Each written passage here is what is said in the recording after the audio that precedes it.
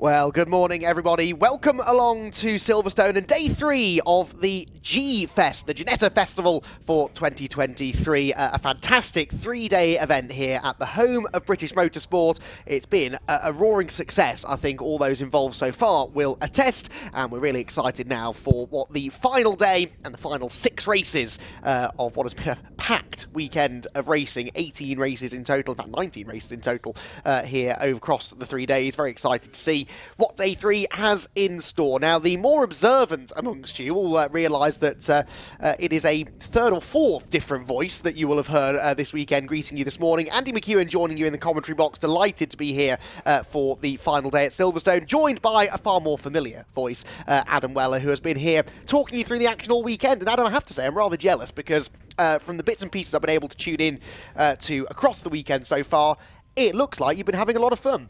We have been having a lot of fun. Thank you, Andy. It's been certainly amazing racing. The Juniors Championship, of course, always a highlight, and we've seen pack racing, whether it was the GP circuit on Friday or yesterday at the National Circuit. Out of them, of course, the Protyre Ginetta GT Championship with the multi-class format, particularly yesterday on the National Circuit. That became a little bit harem-scarum at times, and the GT Academy cars that we expect out there on circuit momentarily for their qualifying session. Also a lot of fun too.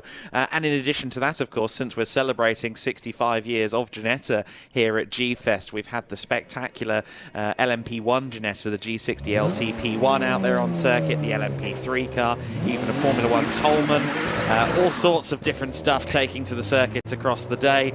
And yes, one more time, I suppose. Indeed so. For those of you who have been tuning in over the last 2 days, it's a very familiar format. We're going to have qualifying in the morning, followed by 2 races for each of the 3 Ginetta Championships across the rest of the day. So it is pretty much non-stop action. 3 qualifying sessions to get through, the first of which is getting underway now, and it's for the Ginetta GT Academy, which has been rather one-sided, it must be said, so far this weekend, because Ravi Ramid, who has been sort of threatening to do this all year long, he has had the pace to win almost every race in the 2023 campaign so far. He's arrived here at Silverstone, I think really riding a wave of confidence after a strong weekend at Donington Park last weekend. And he's arrived now at Silverstone and has proven so far, Adam, to be pretty unstoppable. He's the only driver so far this weekend that has won every race he has competed in. I jokingly said on Friday morning that if anybody takes 6 from 6, they should get a go in the LMP1 car at the end of the weekend. I think Ravi Rami might have been listening and taken that to heart. I will say that anything that comes out of my mouth doesn't necessarily represent Lawrence Tomlinson's wishes. But Ravi Rami, yes, he has been exemplary so far this weekend. When they moved on to the National Circuit yesterday, I believe they made a few changes to the setup, and he said in his winning interview after the first race yesterday, you know what, those changes didn't work. Clearly worked just enough, because he still took the win. Nick White, though, who was leading the championship coming into this G-Fest weekend, has been getting closer and closer, so I think that Nick is going to be looking to finally try and steal that pole position away and try and break the streak of Ravi Ramid here at G-Fest. Yeah, I mean, you might be onto something, honestly, about Ravi being deserving of some sort of prize for this winning streak he's on, because he's on the cusp of breaking some very interesting Ginetta records. And I must thank Simon Pace for sending me these stats overnight.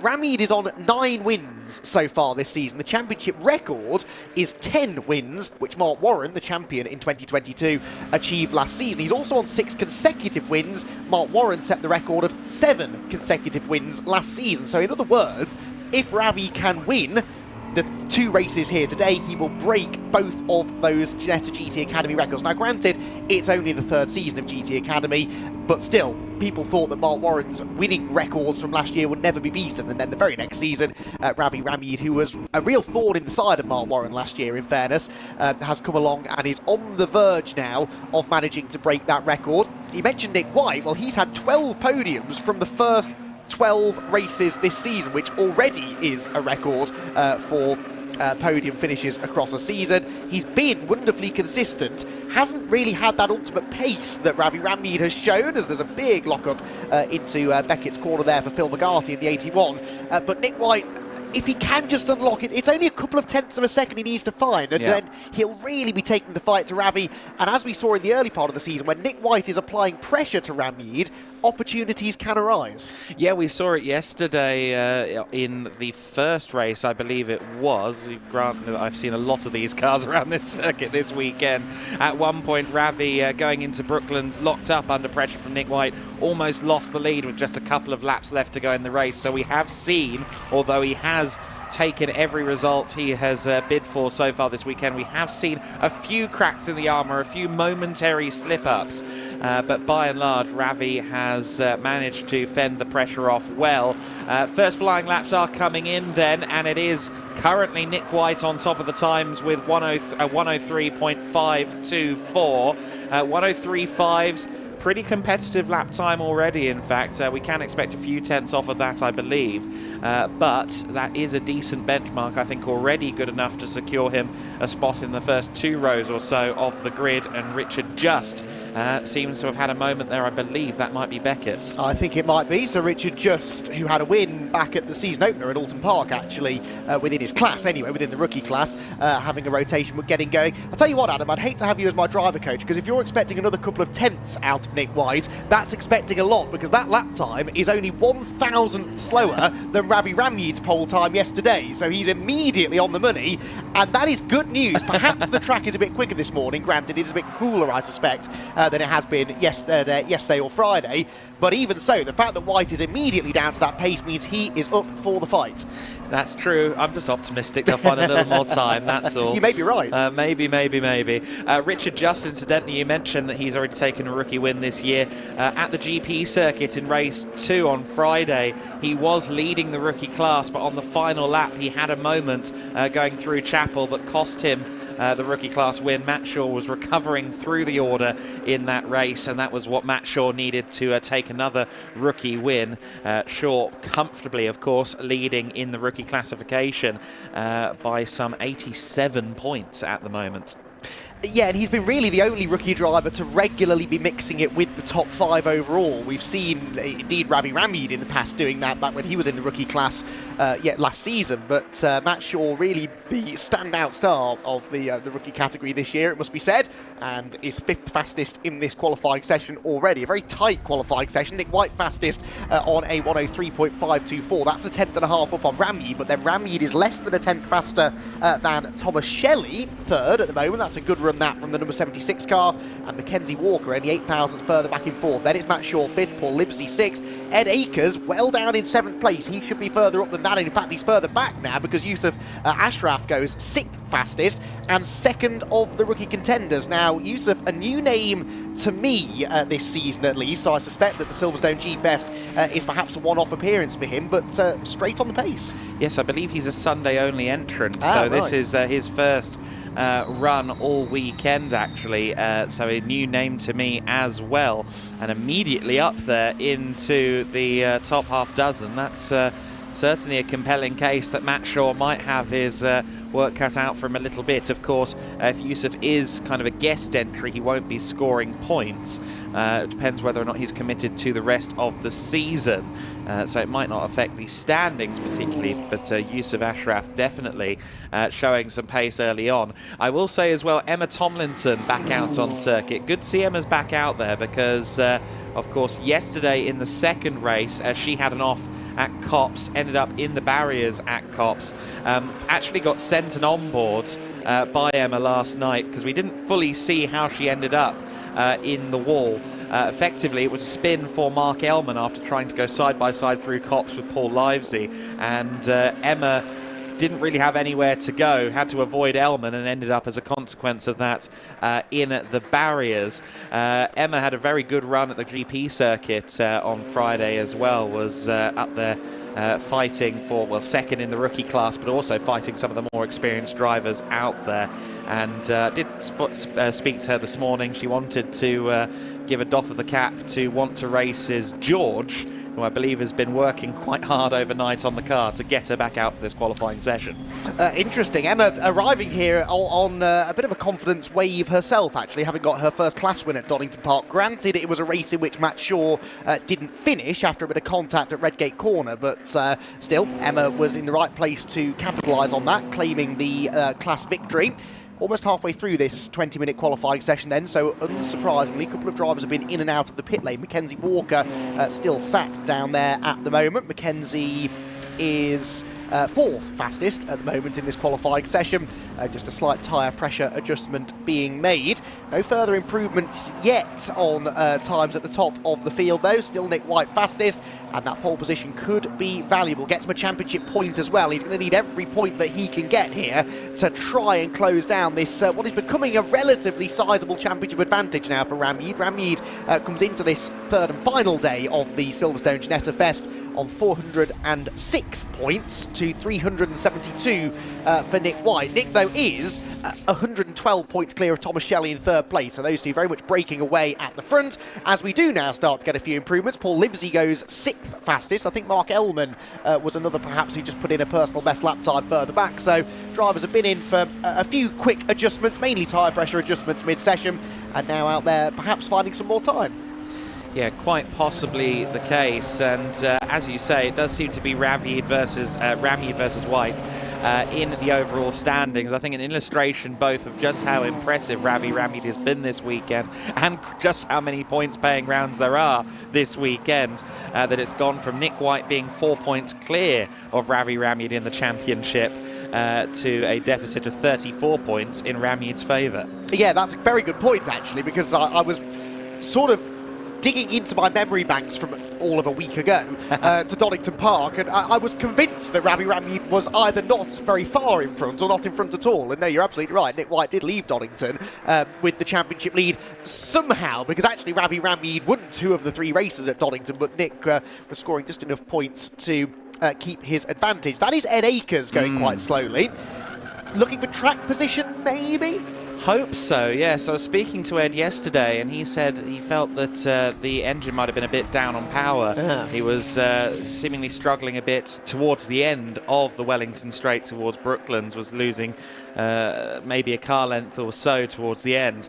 So hopefully that's not a worsening issue. It does look as though he might have got back up to speed, because he's no longer anywhere in the general vicinity. So hopefully, yes, just looking for track space, but based on his form this weekend, you'd expect Ed Akers to be a little further up than the 4th row. I dubbed Ed back in season 1 of this championship Mr. Excitement of the Ginetta GT Academy. He is always up there. Mackenzie Walker, meanwhile, onto the front row, just 51 thousandths of a second away from Nick White's pole position time. That's more like it for the man who is only 5th in the championship, Mackenzie Walker. 5 podium finishes so far this season, but he's been a bit hit and miss. Year didn't get off to the best of starts, with 2 non-finishes from the 3 races at Alton Park over Easter weekend. But Mackenzie Walker up onto the front row of the grid now, and taking advantage of a slightly quieter track, perhaps, because Ramyeed, Thomas Shelley and Matt Shaw, as you can see, along with Mark Ellman, all in the pit lane right now. As Nick White there pulls to the left-hand side of the road down the Wellington Straight, ducks back in behind Mackenzie Walker, looking for that all-important slipstream. Now, we'll be talking about slipstreaming a lot more once our teenagers get out on the track later on in Ginetta Junior qualifying and races, but in any car, quite frankly, around a circuit that is essentially 3 long straights with a couple of hairpins at the end of them, that slipstream is key, and it can be worth a good few tenths of a second, even over a 60-odd second lap. Yeah, absolutely can. This is a circuit where slipstream is key. I mean, the end of season tradition that is the Walter Hayes Trophy Formula Ford race, that is all about the slipstream. The Ginetta Juniors, obviously, this weekend, that is a slipstream category. I liken it to the Moto3 racing on a MotoGP weekend. But yes, in all categories here at the National Circuit, slipstream plays a key part. Yusuf Ashraf, I want to cover him a little bit because the name was ringing a bell And I've realised he is also, much like James Taylor, who was racing yesterday, a part of the Evo writing staff. So we had deputy editor James Taylor racing yesterday. Yusuf Ashraf, who I believe is just a staff writer. I used to be a staff writer at Car Magazine. I never got to race a Ginetta. But Yusuf Ashraf is another member of the Evo team. I believe he'll be driving the Evo branded car that was in Taylor's hands yesterday. Excellent. Some excellent detective work there, and internet search engines can be a commentator's best friend sometimes, so thank you for digging that information out, Adam, as the qualifying session continues here for the GT Academy, and right on cue, excellent directive. We're all on form this morning. I'm enjoying this. Yusuf Ashraf down the Wellington Straight is indeed in the Evo liveried car and running well, second within the class and 7th overall on what we believe is his racing debut in this car. That is not bad going around a circuit that I always find, Adam, is quite deceptively challenging. People look at the Silverstone National circuit as the easiest of the 3 layouts here at Silverstone, perhaps the easiest circuit actually in the country, because it's short, because it's simple, but precisely because of that, there are only really, 4 corners around this place. You have to be perfect everywhere. It's not a circuit like the Grand Prix layout where you can maybe have a suboptimal run through 1 or 2 corners and still put together a good lap time. Here, you've got to be on it from the very start of the lap to the very end. The slightest mistake will cost you 2 or 3 positions. It's NASCAR syndrome in a sense. People go, well, they're just turning left, aren't they? And it's the same. It's the same direction every weekend. No, there are different complexities to each and every oval circuit around the country in the United States. And definitely here, I mean, there are so many challenges. Copse Corner is a fearsome bend to start your lap. Then, of course, you've got that braking zone into what would normally be Maggots Beckett's. You've got to arc yourself out to the left before turning right for that one. And doing any form of steering input going into a corner can be tricky. And that is also the case at Brooklands. You really have to trail brake at the end of the long Wellington Straight to get your car turned into Brooklands properly. And, of course, when you're in a race, you can often be 2, if you're in a junior, sometimes 3 or 4 wide going through that corner. And as we had an illustration of there just a few seconds ago, so easy to drift a bit too wide going through Luffield and out through Woodcote, because you do want to go a bit wide mid-corner at Luffield to get a good run out of the turn, but equally, if you have any break-in traction, you lose half a second having to catch a slide. You sure you've not driven one of these cars around here, Adam? That was a very... Project cars, yes. Well, likewise. And that is as good as the real thing, I've been reliably informed.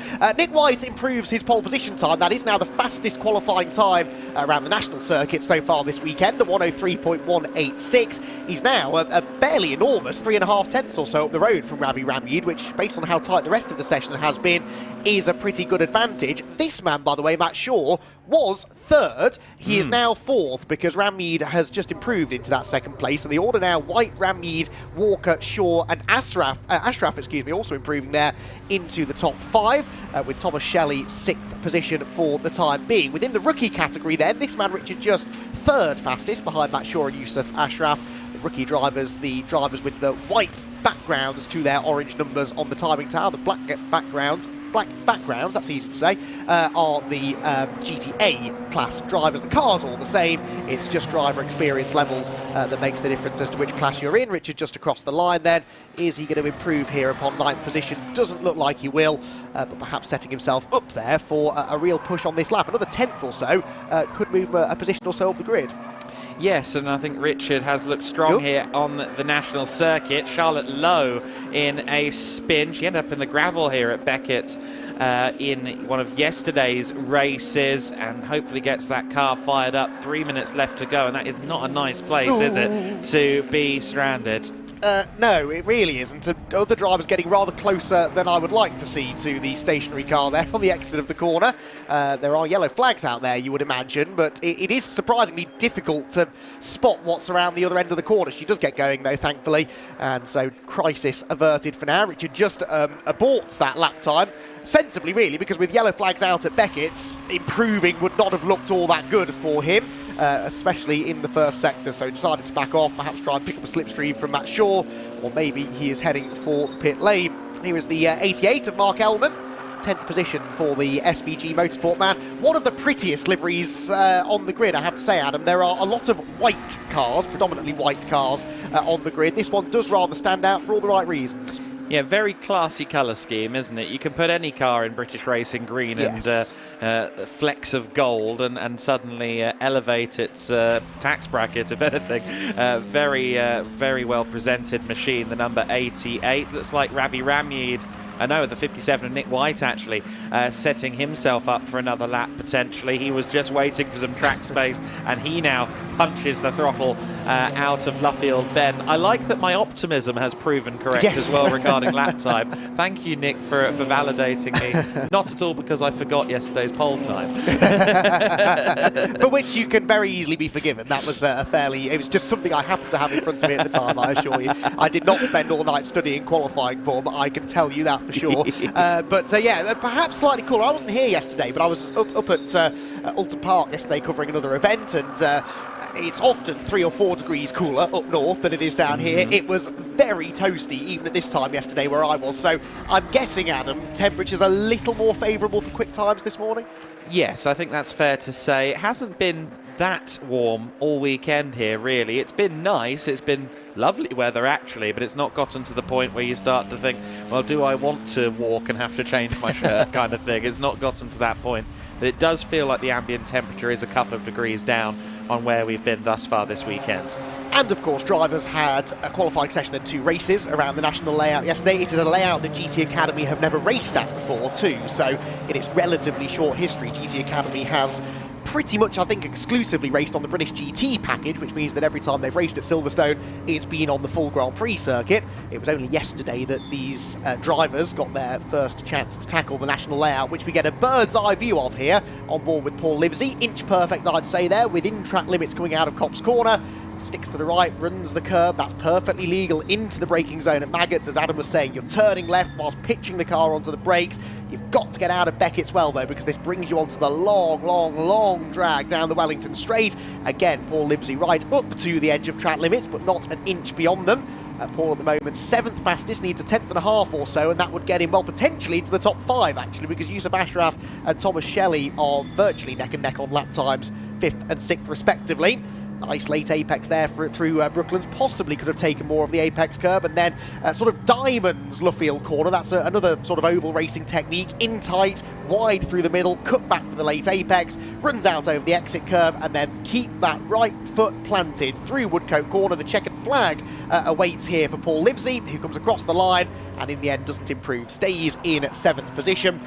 We did have a couple of improvements towards the top of the times though, I noticed. Mackenzie Walker into 2nd place, actually pipping Ravi Ramyeed, but it is Nick White at the end of the session, Adam, who it would appear is going to line up on pole position, and that could be significant, not only because it's good track position for the start of the race, not only because it's worth an extra point in the championship, but it's worth something far more, I think, in confidence for Nick White, because he's proven, at least in that session, he is as quick. In fact, he's 3.5 tenths quicker than Ravi Ramyeed, who really has been the pace setter so far. Yeah, absolutely. And for Mackenzie Walker, who has really been in the conversation all weekend for podiums, great to have him on the front row as well. For Ravi Ramyeed, he's got his toughest challenge so far this weekend now, starting from the 2nd row of the grid. We had a couple of improvements there on the last flying laps. Ramyeed did actually get a quicker time on the final lap, is 103.538, of course, but not enough to leapfrog Mackenzie Walker. Mark Elman also improved to 104.116. I don't think he gained a position for that.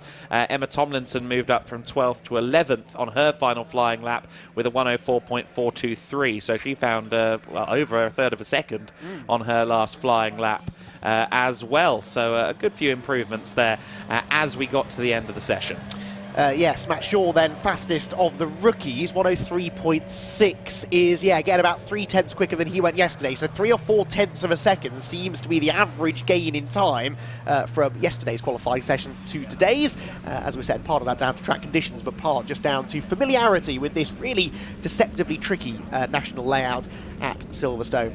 So the home of British Motorsport then, providing us with an entertaining qualifying session already. 2 more to go later on, but it is Nick White, second in the championship with a points deficit to try and reduce over the course of today's 2 races, who will line up from the best position possible. He gets pole position then for race number 5 of the weekend for the Ginetta GT Academy, with Mackenzie Walker for Assetto Racing lining up alongside him, then Ravi Ramyud for Century Motorsport, and Matt Shaw makes it 4 different teams represented across the top 2 rows.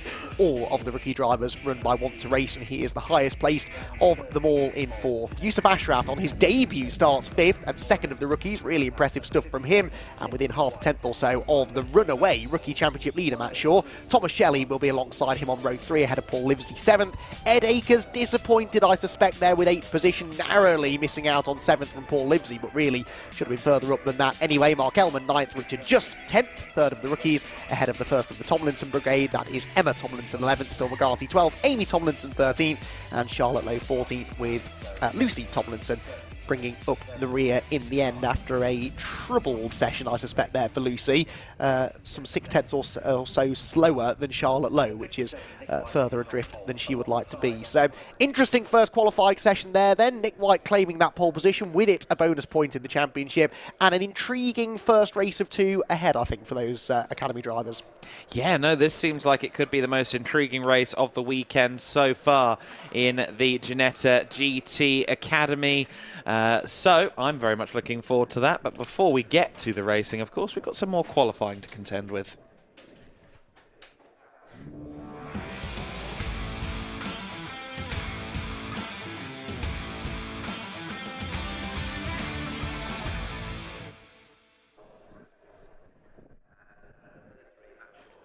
So, first qualifying session of the day complete, second one about to get underway, and it is for the Protyre Motorsport Ginetta GT Championship then. The cars about to head out onto the circuit next. These are essentially the fastest of the cars that we'll see racing here this weekend, and it's another championship that has taken a few twists and turns this weekend, unexpectedly so, I would say.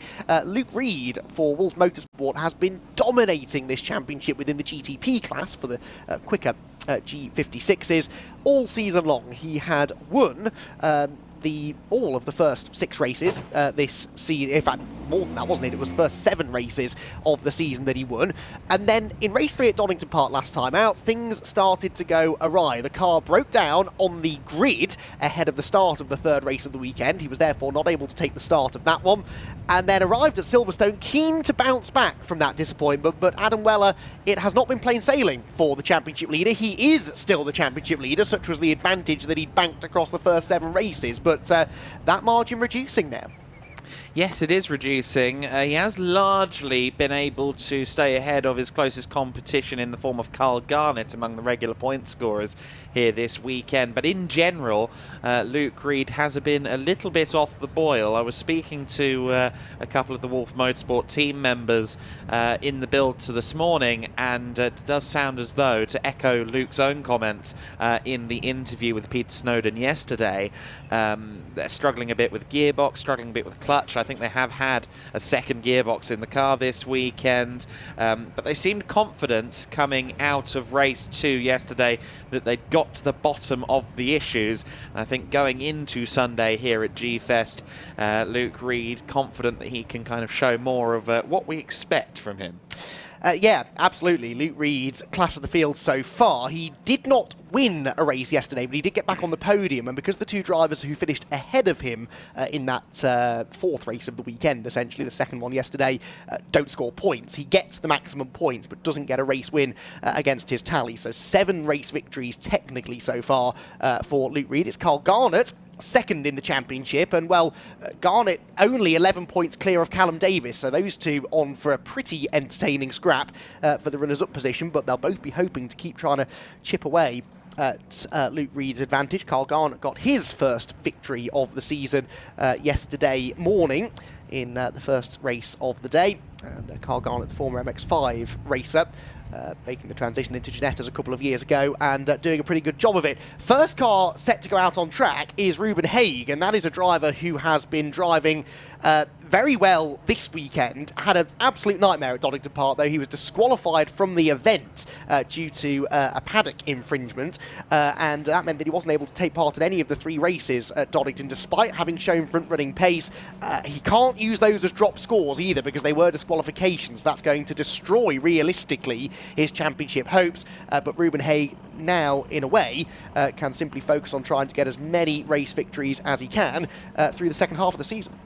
Yeah, we get a look there at Will Rochford, who, of course, was very strong yesterday at the National Circuit, had some brilliant scraps with several of the drivers in that GT5 Pro class in the running on Saturday. Of course, Ella Lloyd has been one of his regular combatants so far this weekend. Ella still second in the championship as it stands as well. Luke Garlick still our championship leader in the GT5 Pro category, coming into this Sunday at the G-Fest. It feels so weird to say that we've got 6 races on one weekend for all of these championships. 7, of course, in the case of the Protyre Motorsport Ginetta GT Championship. And I think that did unsettle a few people at the start of Friday, because obviously there was no qualifying for the race at 9 o'clock on Friday morning, because they'd done the qualifying in May at the Silverstone 500, and almost a month later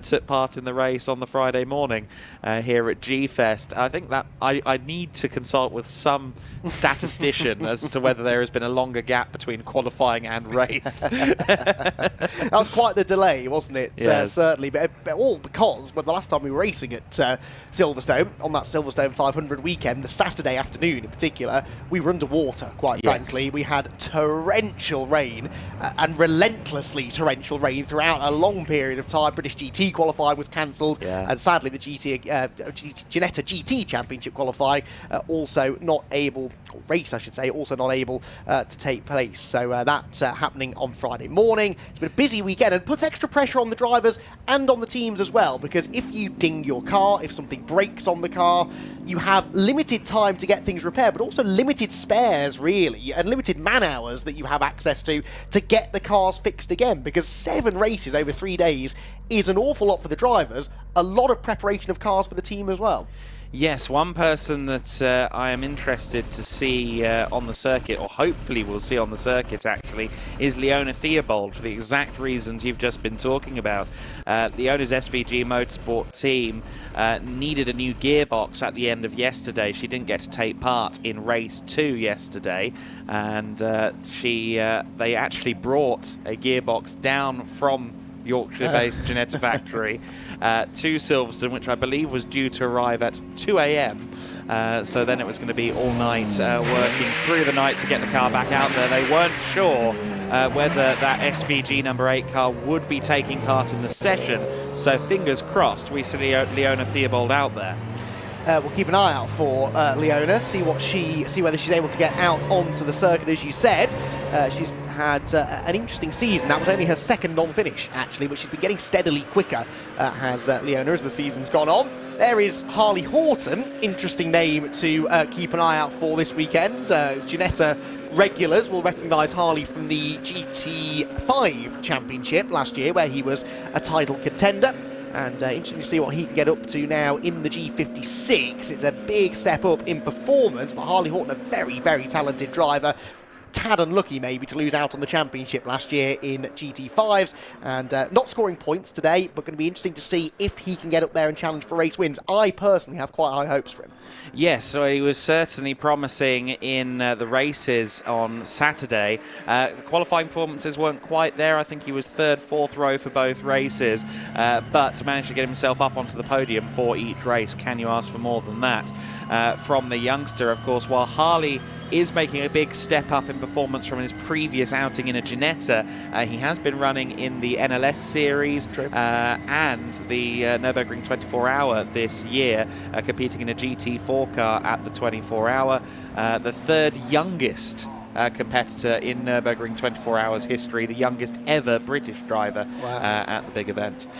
Well, that should prepare him well, because these are sort of mini GT4 cars, aren't they, really? The G56 is used these days very successfully in GT4 racing in the UK by Ginetta. and these cars essentially just a small step down from them. There is Callum Davis turning his way into Beckett's corner. He's another driver I expect to be going well this weekend. Callum third in the championship, still hunting his first victory. He's had 9 podium finishes so far this season. Perhaps the Silverstone National circuit could be the venue for him to get that first W of the season. Looks like he's on a push lap already. Look at the way the car dips down aggressively under braking into Brooklands corner. Takes a big chunk of the curb on the inside and then tries to get the car set up for Lovefield. The front sort of bouncing up and down there as he tried to get the car settled into the corner. Callum, another who was getting well and truly involved in some of the scraps at Donington last time out. Donington Park produced 3 spectacularly good GT Championship races, and we're hoping for more of the same here today.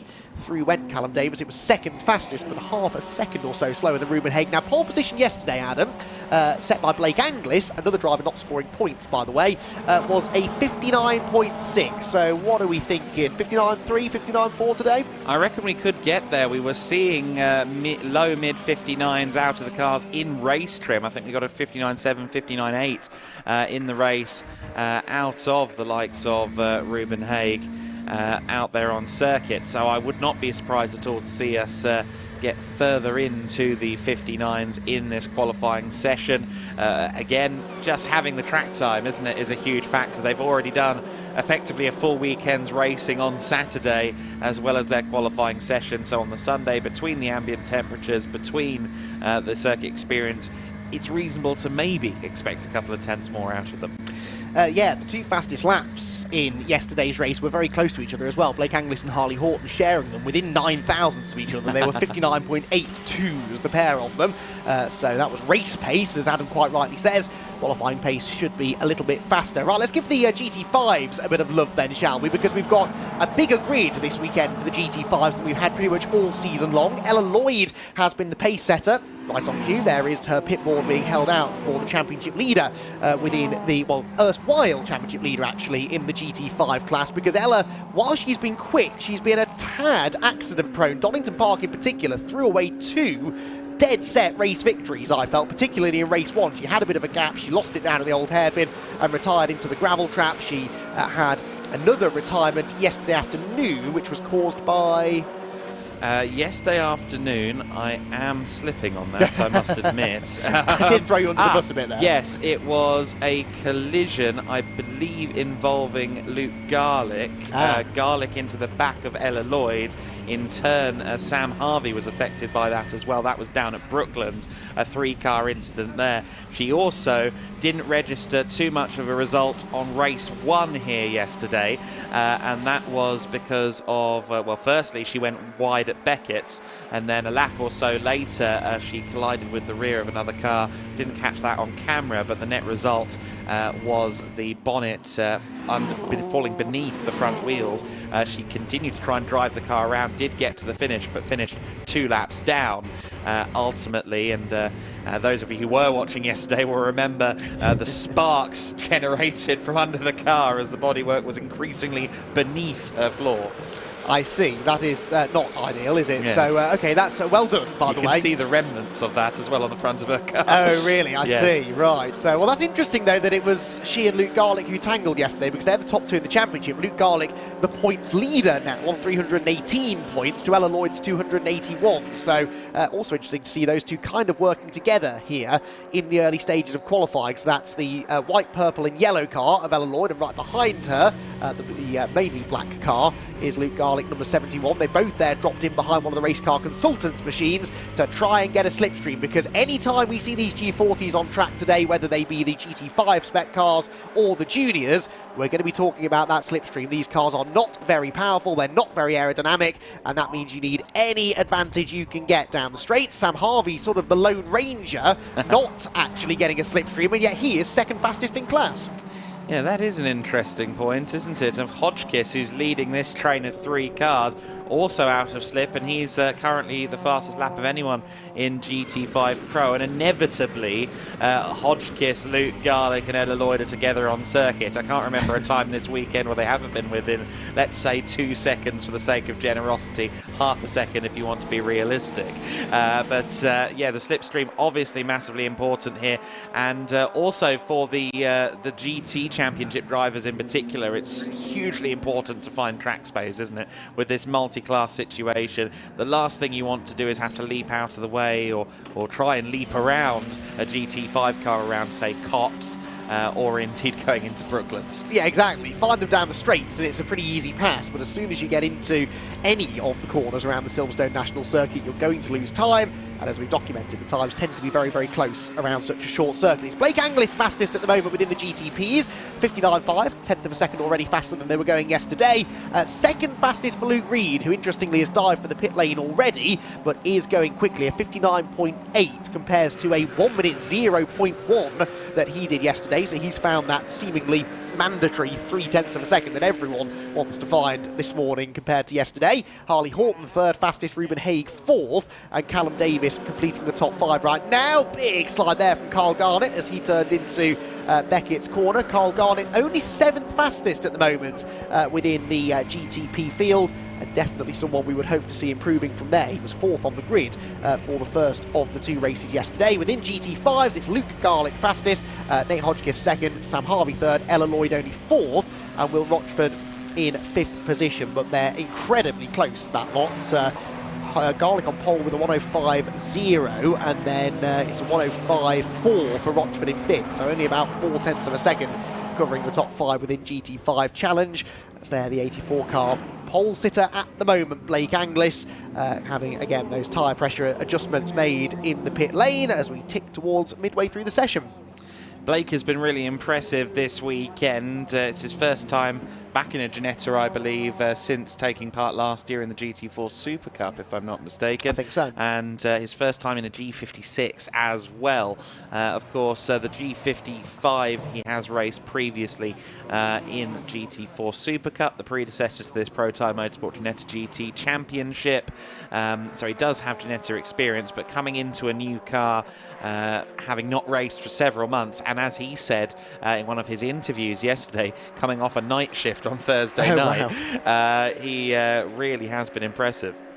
Yeah, absolutely. Wednesday night, I should say, his night shift. Okay. So I was going to say he had a day off on Thursday, but they're probably testing on Thursday, weren't they, most of the team? So actually, no, that has been a very full-on week of activity for him. Back on board with Ella Lloyd then as we head through Woodcote Corner and up towards Copse to start another lap. Ella Lloyd up to 2nd now in class with that lap, actually. That was an improvement to 105.0.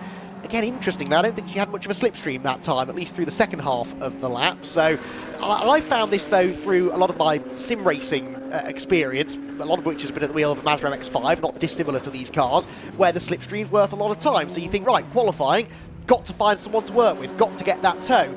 You spend so much time then messing around trying to get that slipstream that you end up not really putting in a representative lap. So sometimes going it alone, just get some laps in early. It's not a bad shout, because then you've got some banker laps in. As we're seeing, they're often pretty competitive anyway. And then if you can hook up that perfect lap in the toe later on in the session, that's all the better.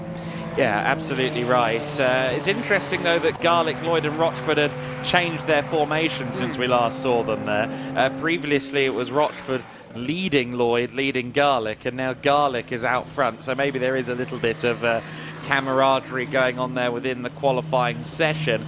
We just saw, starting a first flying lap after an out lap, Colin White, who of course has passed his 300th race in Ginetta's at Donington Park. I believe 144 podiums over the time that he's been racing Ginetta's.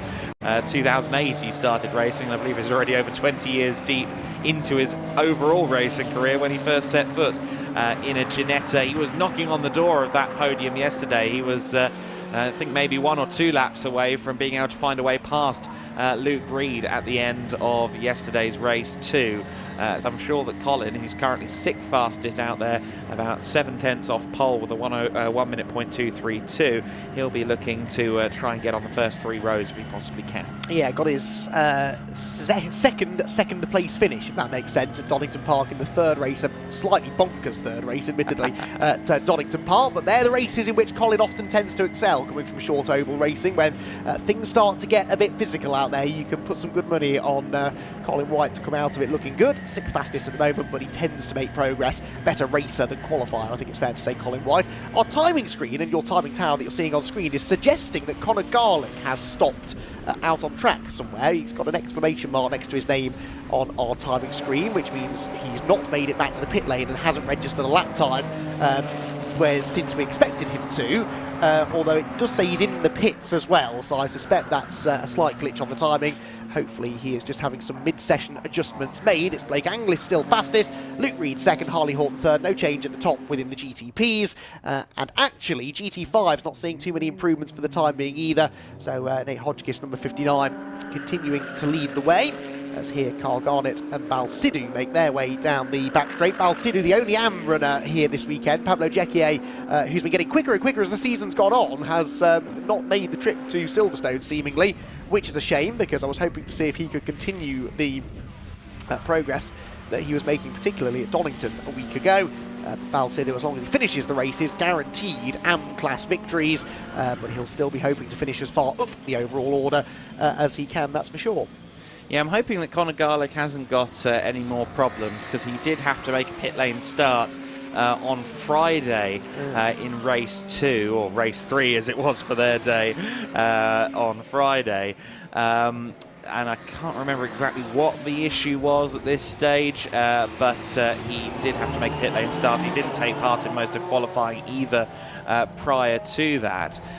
So Friday was a day of getting the cobwebs out of the car, I think, a bit for Conor Garlick, as we can see that they've somehow all converged on the same spot in pit lane, and looked a bit endurance racing for a moment there. Which I'm sure Harley Horton will use as an excuse. I mean, a very valid reason for stalling the car there as he left his pit box. In fairness, not all that experienced at starting these G56s, I guess, but he gets underway and rejoins right in front of Ruben Haig. 4th fastest Ruben Haig at the moment. He was, I believe, the pace setter in qualifying on Friday, was he not? Yes, double pole position around the Grand Prix circuit by an enormous margin as well. 3/4 of a second he was up on second place in both of those sessions, admittedly on a much longer lap. But interesting then that coming onto the national circuit, he wasn't quite able to retain that performance. 2 second place finishes, though, were not bad for the number 6 car. So 4th place is certainly something to try and improve upon, but doesn't have to find a lot to get onto the front row. He's within 1/10 of a second of Luke Reed right now, and that's 4th place. Yeah, he had a bit of a disrupted day yesterday here at the National Circuit. Came into the pits in the first race. We understand with a puncture, ended up losing a lap. So a bit of a bump in the road is the word I'm looking for, phrase I'm looking for, on the Saturday. But yes, Ruben, I think, will want better than a second row start. We'll see whether he can do anything in the final quarter of the session. Of course, a lot of these cars are now just coming back up to temperature again after some tyre pressure adjustments and the like in the pit lane. So I think in this final few moments we might see a late flourish from a few of our drivers. Colin White, incidentally, he's just moved up to 5th place. He was 6th previously, so in the last couple of laps Colin White has found a little more pace as well. Ruben Haig improved on the previous lap and is improving again on this one with a personal best in Sector 1. The Silverstone National Circuit, because of its short length, is split into only 2 sectors as opposed to the 3 or even 4 that we see sometimes around other circuits. So Ruben Haig should be in the next wave of cars, I think, to come through. Here he comes, the white, blue and red machine. Across the line he goes, and it's 2nd place. So he's back now to the position from which he started yesterday's races, and it's again Blake Anglis that he's chasing. Now, yesterday he was able to get within 1/2 tenth or so of Anglis. He is 3.5 tenths away from pole position at the moment as he slices his way past some of the GT5 traffic. That was Ella Lloyd that he negotiated into Beckett's corner. What's he doing on this lap then? The first sector will come in momentarily. In fact, it already has, and it's not an improvement. It is, though, an improved first sector for Harley Horton, who is only 15 thousandths adrift of Ruben Haig. So Ruben's 2nd place on the grid is not secure.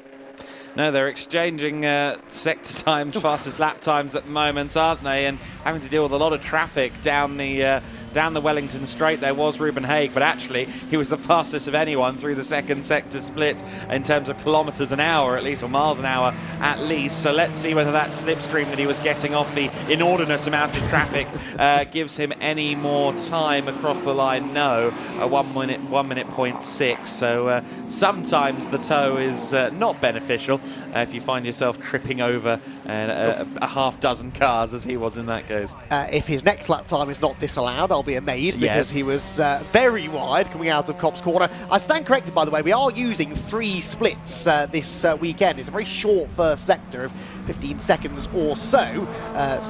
3 sectors to watch out for. Personal bests coming in for a few drivers a bit further down the order. Carl Garnett we're following here, moved into 19th place on the previous 19th place, 7th place in car 19 on the previous lap, which is where he stays this time around, as well as a number of cars are having lap times disallowed for exceeding track limits. No mention yet of Ruben Haig, but the likes of Conor Garlick, for example, being shown the black and white flag, I believe not for the first time this weekend. No, not the first time this weekend that Conor Garlick will have received track limits penalty. I think he's had at least 2 races with a 5-second pen by the end.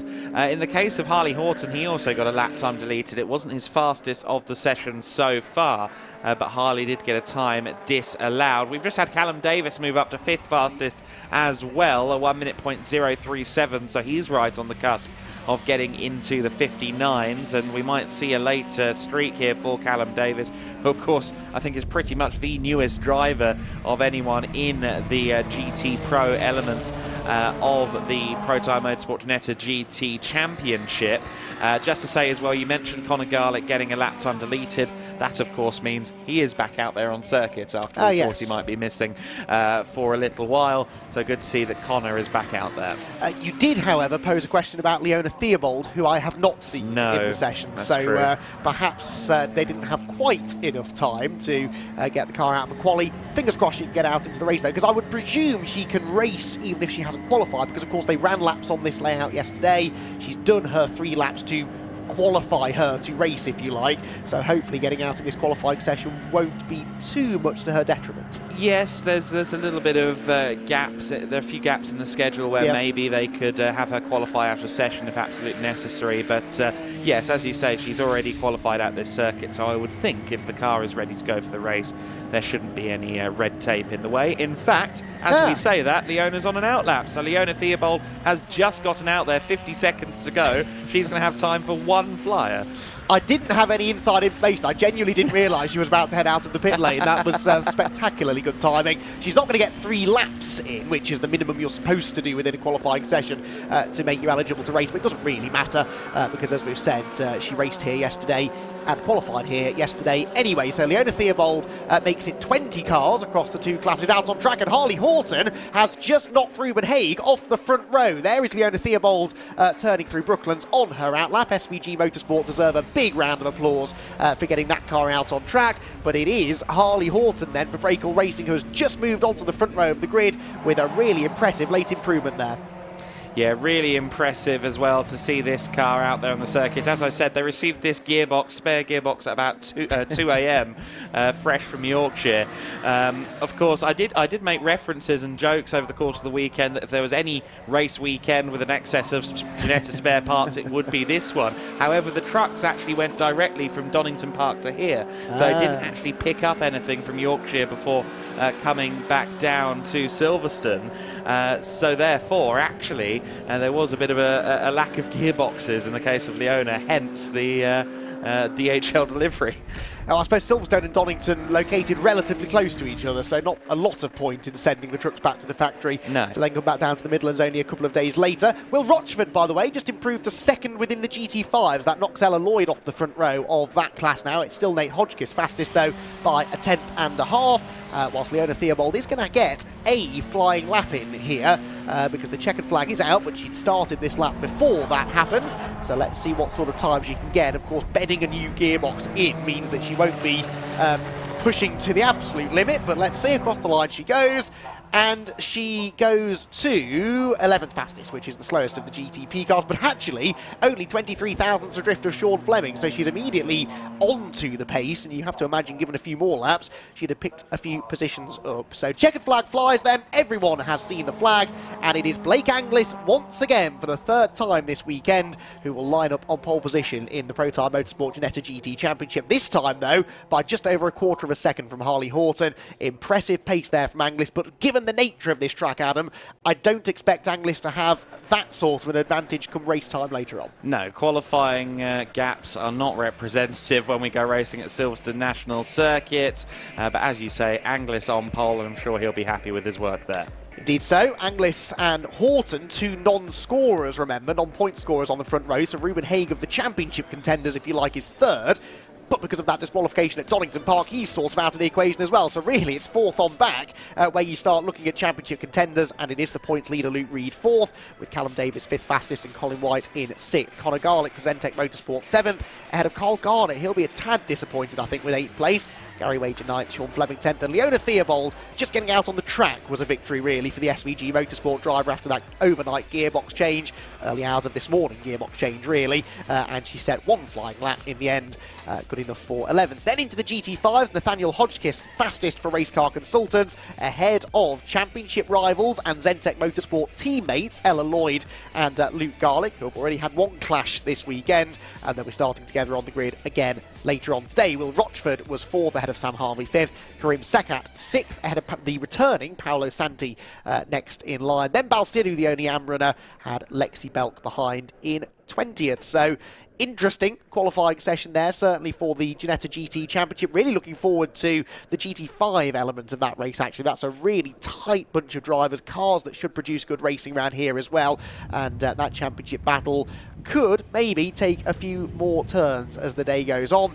It will, though, be Blake Anglis on pole position within the GTP class. And going to be interesting as well to see whether he can retain that advantage. Looks cool as the proverbial cucumber as he gets out of the car down in Parc Ferme.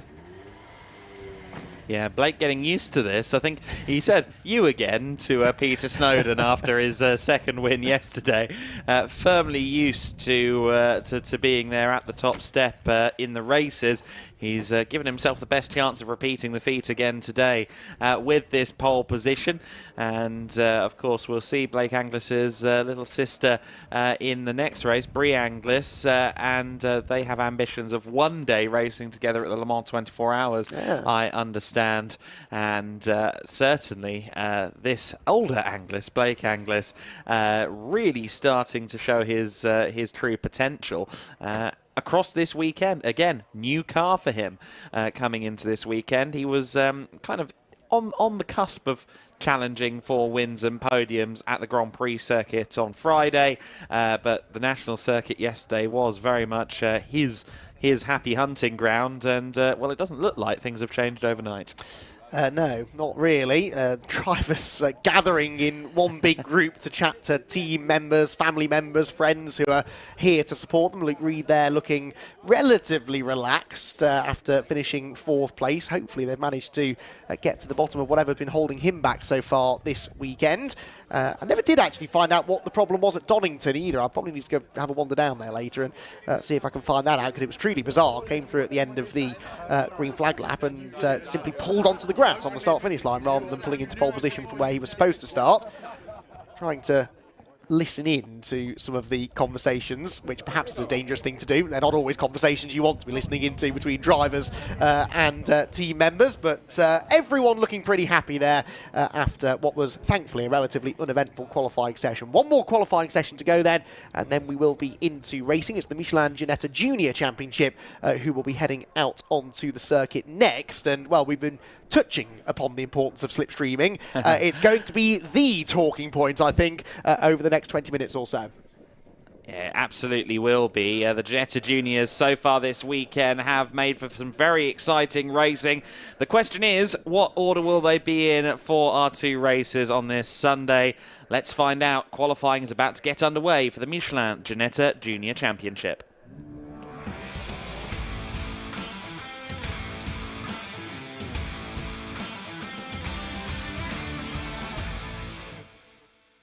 Well, Ginetta Juniors, the Silverstone National Circuit, a match made in heaven. Some of the very greatest Ginetta Junior races in its fairly lengthy history these days have taken place around the short Silverstone National Circuit. In fact, whether it be the National or the Grand Prix circuit, Ginetta Junior action this year has been phenomenal. Rather dominated by Freddie Slater, it must be said, but he doesn't seem to be winning these races by a significant margin. He's always got a fight on his hands, and that's certainly been true so far this weekend. He has won 3 of the 4 races. But, Adam, here's a stat for you. If you take the winning margin from all 4 races so far this weekend in Ginetta Juniors, you get to half a second combined winning margin across the 4 races. It looks as though you've had some real fun with the juniors this weekend. That really doesn't surprise me, that statistic. Yeah, we've had some very, very exciting motor races. There's been something of a formula. 2 or 3 cars, usually including Freddie Slater, often including Alicia Palmovsky, have disappeared off to the front at the start of the race, and then slowly, as those fighting for 3rd or 4th place back start to galvanise, maybe realise that all fighting each other isn't the best solution, then slowly they close up to the leading pack. And by the end of the race, you then end up with a 7, 8, sometimes dozen car melee for the lead at the very end. And we saw one of the most amazing feats of the weekend in Junior Championship Race 2 yesterday. That was Freddie Slater going from 12th to 1st in about 2.5 laps, which is a very Freddie Slater thing to do, but very impressive nonetheless. And I believe on course to that remarkable run from towards the back to the front, he made a particularly good overtake into Copse Corner. I believe went from 4th to 1st in one fell swoop. 2 or 3 people have told me about this. It was the first thing they said that, oh, you need to go back and watch that move that he made. Was it as good as they're making out?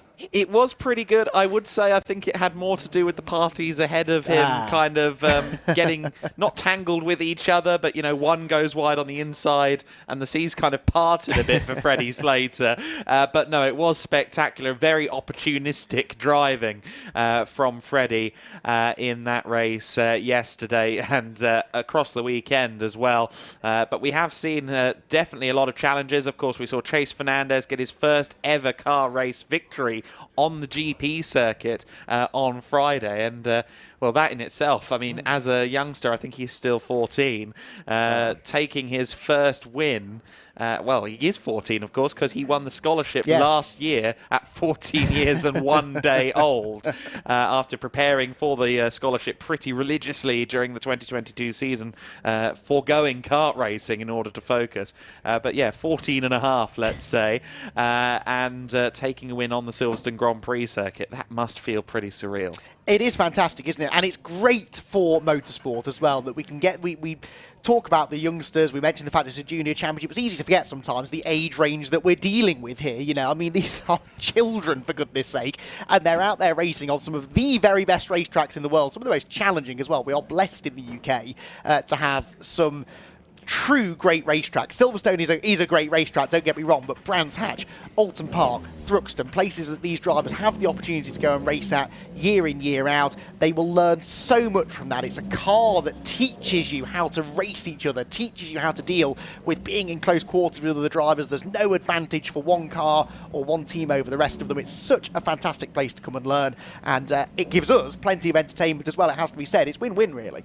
Yeah, and it gives you, it's an interesting situation where we might look back at this in 10 years' time and go, oh, wow, this driver in Formula 1 or IndyCar actually raced this driver who's currently winning the Le Mans 24 Hours back in 2023 in the Ginetta Junior Championship. You speak to people like Hugo Schwarzer, who did just 1 year of go-karting in Germany before coming over here for the Ginetta Junior season. I think he's got his eyes more firmly set on the world of endurance racing. He's itching for the opportunity to finally get his Nordschleife permit when he turns 18, given he lives an hour away from the track. in Cologne. And then Freddie Slater, who comes in as a world and European champion karter, he's very much looking to emulate Lando Norris in using this as the first step in a car before moving up to Formula 4. Of course, you have to be 15 to compete in Formula 4 competition, as that's why you see a lot of the 14-year-old drivers from the world of top-level karting transferring over to Ginetta Juniors to get some experience on the tracks in a car before moving into single-seater ladder. Or indeed touring cars or sports cars, GT racing. It's a great kind of middle ground, because a lot of drivers who drive these Ginetta Junior cars, or the G40 actually in any of its guises, say that it feels a lot like a slightly bigger, slightly heavier go-kart. It looks like a mini GT car. The racing is a bit touring car-esque, and yet we also see drivers going on to do good things in single-seaters. I mean, you look at the list of alumni to come through the championship, it is really a who's who of motorsport these days. I mean, we all know about Lando Norris. What did he ever achieve over the years? Tom Ingram was a former champion in Ginetta Juniors, so was Jake Hill. People like Louis Foster now forging a career over in American single-seater racing. Harry King, one of the most exciting GT racing prospects, I think, in the world as well. If you want to make a name for yourself in motorsport, you can do an awful lot worse than coming and racing in the Ginetta Junior Championship, as long as you're within that age bracket with which you're allowed to do so. And I think it can be no coincidence that such talented drivers forge their career in a championship like this. It really kind of sells itself, doesn't it? We can sit here and tell you all of the things that this championship teaches you as a driver. Just go and look at what drivers who have had success in this championship have gone on to achieve. They learnt that stuff somewhere. They did, and you can see their racecraft improving and improving, meeting to meeting in the case of some of these youngsters. Of course, this year, probably an all-time percentage record for the level of rookies we've got in the series. Only 3 drivers competed in last year's Ginetta Junior Championship. A majority of the field are in their first season. But, you know, speaking to one of the driving standards officers, Tom Onslow Cole, yesterday, he was saying, you know what, they've been remarkably tidy. The racecraft is there. The awareness is there. My counter was, well, yes, but they don't have to use the car again after Sunday. You know, it is definitely been clean, exciting racing all weekend long so far. I do wonder if the gloves will be off, particularly by the time we get to race 2 at the end of G-Fest. What a way to close out G-Fest this afternoon. Yeah, they've been really impressive this weekend. It does always make me chuckle to myself when I come across ex-touring car drivers now making a career as driving standards officers. Although Tom Onslow Cole, I should say, after his touring car career, went on to do good things in GT racing, where clean racing is rather more common. But I will never quite get over the fact that I see Phil Bennett at every British GT race meeting as the driving standards officer. Phil, great guy, but in touring cars, he wasn't out there to make friends, I think it's fair to say. But hey, that's not what motorsport's about at the end of the day. You're out there to win and to do what it takes to do so. It's something Freddie Slater has done an awful lot of this year. 10 race wins so far this season, only the 5th driver ever to reach 10 wins within a season, and the championship record for most wins in a season is 11. Now, without looking at my laptop screen, Adam, can you tell me the 2 drivers who have achieved 11 wins in a season of Ginetta Juniors? No. I'd be amazed if you could. No, I can't. I'm just going to say no. What I will say, though, before we go any further into stats and something of preamble, what we have to remember here is there are only 3 flying laps for these cars in the qualifying session, of which they're already on the second. So these times are, of course, critical, because fastest lap sets race 1 grid, second fastest lap of the 3 sets race 2 grid. So Hugo Schwarzer currently with that 1:11.278 benchmark. He could well be on for a pole position here in one of the 2 races. Let's see if anyone can best that on what will be the 3rd and final flying laps they're currently out there on. A very good point. On board with Hugo Schwarzer, Harry Woodhead and Seb Morris, by the way, with the answers to that particular pub quiz question. I would have guessed Seb if I'd really thought about it. Yes, I'm sure. But you're absolutely right. We don't have as much time in this session to talk about things like that. So let's focus on what Hugo Schwarzer's doing. Hard on the brakes down through Brooklands, a bit sideways over the curbs there. But that's the way you've got to drive these cars. They are less powerful even than their GT5 counterparts, restricted in horsepower as they must be, because they are junior category cars, and that means you've got to keep that momentum up through the corners, pick up that slipstream. Can he use that to his benefit now? We've got Chase Fernandez going 3rd, Alicia Palmovsky 8th, Finn Harrison onto the front row now as well, but Hugo Schwarzer actually not improving that time, despite an outright fastest final sector, only 49 thousandths to the good. Not improving, but critically both times would have been good enough for the top of the TSL timing screen. So unless anyone beats him here, and it's looking increasingly unlikely as people complete their third flying laps, I think it's going to be Hugo Schwarzer for both pole positions. Okay, then we've got one driver who's only done 2 laps, of which one will be a flying lap. That was Tom Spragg, number 16. But yes, pole position time yesterday, by the way, by Freddie Slater, 1:11.485. So he's a tenth or so up on that, or Hugo Schwarzer is, I should say, at the moment. Freddie Slater only 6th. The 1:11.69 is 2/10 slower than he went in qualifying yesterday. He does, though, owe us a third lap, although he isn't improving on this particular lap as Hugo Schwarzer turns his way out through Luffield Corner and wriggles his way out onto the pit straight before bailing for the pit lane as we anticipated. So short, sharp qualifying action there, and Hugo Schwarzer, it looks like, is going to claim what could be a very important pole position. He is 99 points adrift of Freddie Slater. Granted, that is before we start applying drop scores, which we only really start worrying about in the second half of the season, which will be, well, essentially, we're about halfway through now. This is round 14 we're qualifying for of 27. So we're getting to the point maybe where those drops need to be calculated, and that may well bring Hugo Schwarzer a little more into contention. But if he could grab a couple of race wins today, that would do him no harm at all. Yeah, that would be the ideal situation, wouldn't it? As we've alluded to, as we've seen proven, Finn Harrison 20th to 2nd at the Grand Prix circuit on Friday. Slater 12th to 1st in 3 laps of the national circuit on Saturday. The qualifying positions don't mean everything. They don't mean nothing, but they certainly don't mean everything. But yes, Hugo Schwarzer in prime position to maybe get some points back in the battle against Freddie Slater. Drivers, I would argue, out of position. Riza Sarurathan, 8th. Alicia Palmowski, 9th. They've both been front runners so far this season, are a little bit further back than I would have anticipated. Sarurathan yesterday was largely outside of the top 10. Didn't seem to gel with this national circuit quite as well as the GP track. He did decently at the GP circuit on Friday, but really didn't get the best out of it on Saturday. Interesting you say that, actually, because he had exactly the same problem at Donington last time. Suddenly seemed to be 3 or 4 places further back from where we're used to seeing him. At the start of the year, he was up there contesting race victories and podiums with some regularity, but does seem to have faded a little bit over the sort of back end of the first half of the season, if you like. But the joy of racing at Silverstone, particularly on the national circuit, is that you can make progress. The top 11 cars in that session, despite only having 3 pops at a flying lap, were separated by only 7/10 of a second, and it was only about a couple of tenths separating the next 4 or 5 drivers as well. So Hugo Schwarzer then gets the pole position for the 51st Ginetta Junior race at the home of British Motor Racing, I'm reliably informed. The 50th having taken place yesterday afternoon, and it's Elite Motorsport on pole position. Finn Harrison alongside him, Elite and Assetto sharing row 1, whilst it's Elite and R Racing sharing row 2. And that's the big teams championship battle we've been documenting all season, with R Racing having a small advantage right now, but actually Mikey Porter 4th, the highest placed of their drivers, just behind Charlie Hart on the 2nd row. Chase Fernandez 5th, ahead of Freddie Slater, the points leader 6th. Henry Jocelyn's been really impressive these last couple of rounds. He will start 7th, ahead of Riza Sarurathan 8th.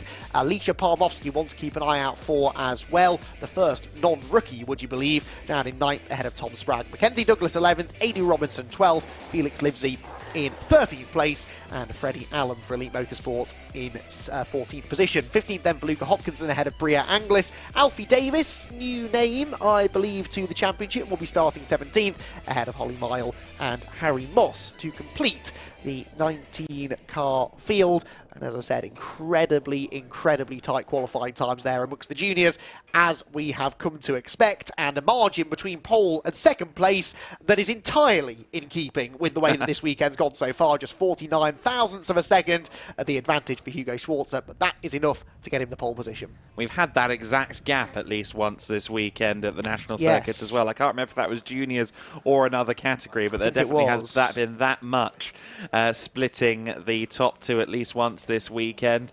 We just saw there Finn Harrison. He's rehydrating after that qualifying session, and all the drivers at the fence talking to family, in some cases talking to driver coaches as well. But Hugo Schwarzer, who I spoke to yesterday, he's like, you know what, I grew up an hour from the Nürburgring. I much prefer my Alton Parks and my Cadwell Parks compared to circuits like this where a lot of the game is slipstreaming. But clearly he's taken to it on day 2 with what should be 2 pole positions. See, the NASCAR fan within me adores coming to Silverstone National Circuit, especially with one-mate racing such as this, because it's tactical.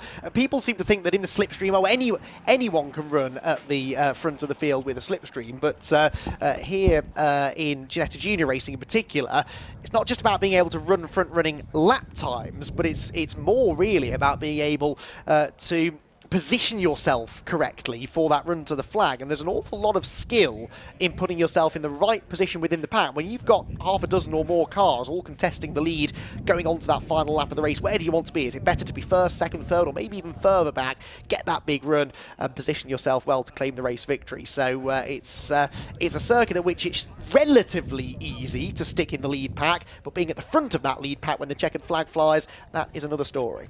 Yes, indeed. It's a bit of a battle, isn't it, to just stay there at the sharp end. Freddie Slater seems to be able to ride that rocket and stay clear of everybody very well indeed. It's not a matter of him driving away from the field, it's a matter of him managing to stay clear. Very good defensive driving, some very extreme defensive lines we've seen deployed by Freddie Slater at times. We also see there Bria Anglis speaking next to Harry Moss there at the fence. Of course, we saw Blake Anglis in the previous session. That's his little sister Bria, and Harry Moss, one of a few drivers from a racing family. Of course, Nick Moss, who you'll be familiar with from the British GT Championship at last year's Silverstone 500, for example. His dad runner-up in last year's Pro Class in International GT Open, so I'm sure there'll one day be a father-son GT3 car between Harry and Nick. Looking forward to that day, as I'm sure are they. Ginetta Juniors then heading back to the paddock. We've got racing coming up a bit later on, 11:20, our first race due to get underway, and that will be for the Ginetta GT Academy. Before that, there is a Ginetta Owners Club parade, but that doesn't get underway for another 15 or 20 minutes or so. So what we're going to do is take a very short break here from Silverstone. We'll be back at 10:30 to bring you the next on-track action here at the Ginetta Fest. That is the Ginetta Owners Club parade, and then we'll be into racing a little bit after that. So we'll leave you in peace. Go and get yourself a cup of tea or coffee, some nice digestive biscuits. All that sounds like a good idea. And we'll be back for the next on-track action at around about 10:30.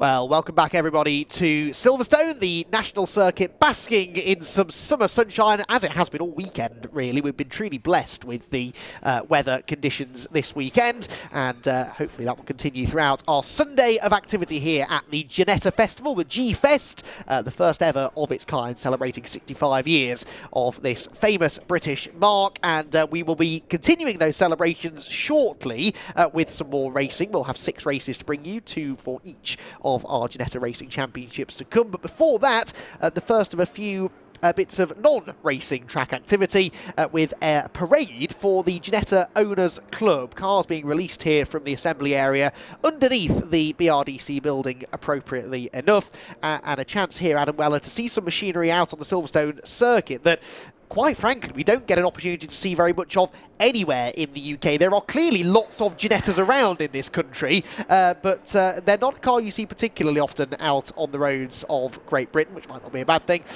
because we get to see them here in all of their splendour as they make their way, hopefully rather sedately, around the Silverstone National Circuit.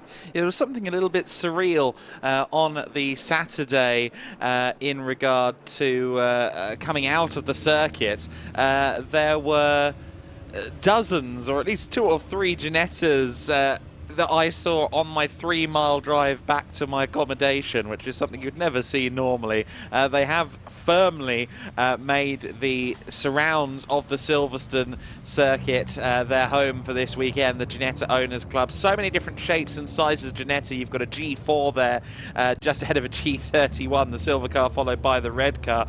Of course, the little G4 is probably one of the more familiar classic Ginetta shapes to younger audiences, because it was in Gran Turismo's 4 through 6, so familiar to those who play racing games, but a great guide to the different shapes and sizes of Ginetta that have existed over the years.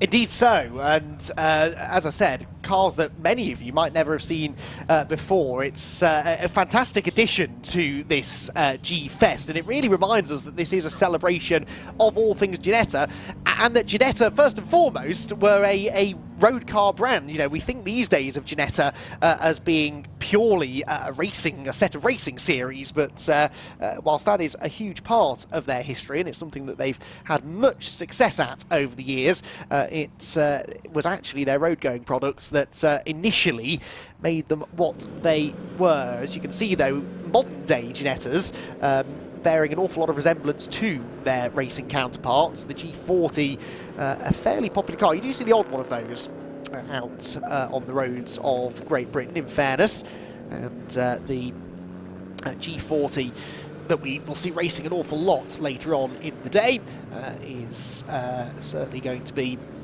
a car that in 30 or 40 years' time I think we're referring to as a genuine classic. Got a handful, a couple of the G40s out there. We've got a list of drivers who in theory are taking part in the parade as well. Alan Slater and Robert Rolls, the 2 who have brought G40s out to play. And the one at the front of the field, I believe there, Robert Rolls being led around by the pace car. The G4, the oldest, I believe, of the cars that we've got out there. 4 of them in total, I think, that have made the trip down to Silverstone for this celebration of all things Ginetta. And the national circuit here, which may be the shortest of the 3 racing layouts, as we've seen already, produces some fantastic racing action, and also sort of centres around the BRDC building.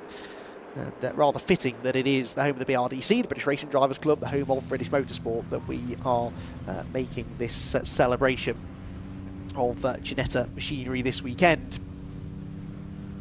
Decent crowd on hand as well. They hide themselves around various parts of the Silverstone National layout, but lots of them, I'm sure, turning out to enjoy the day's activities.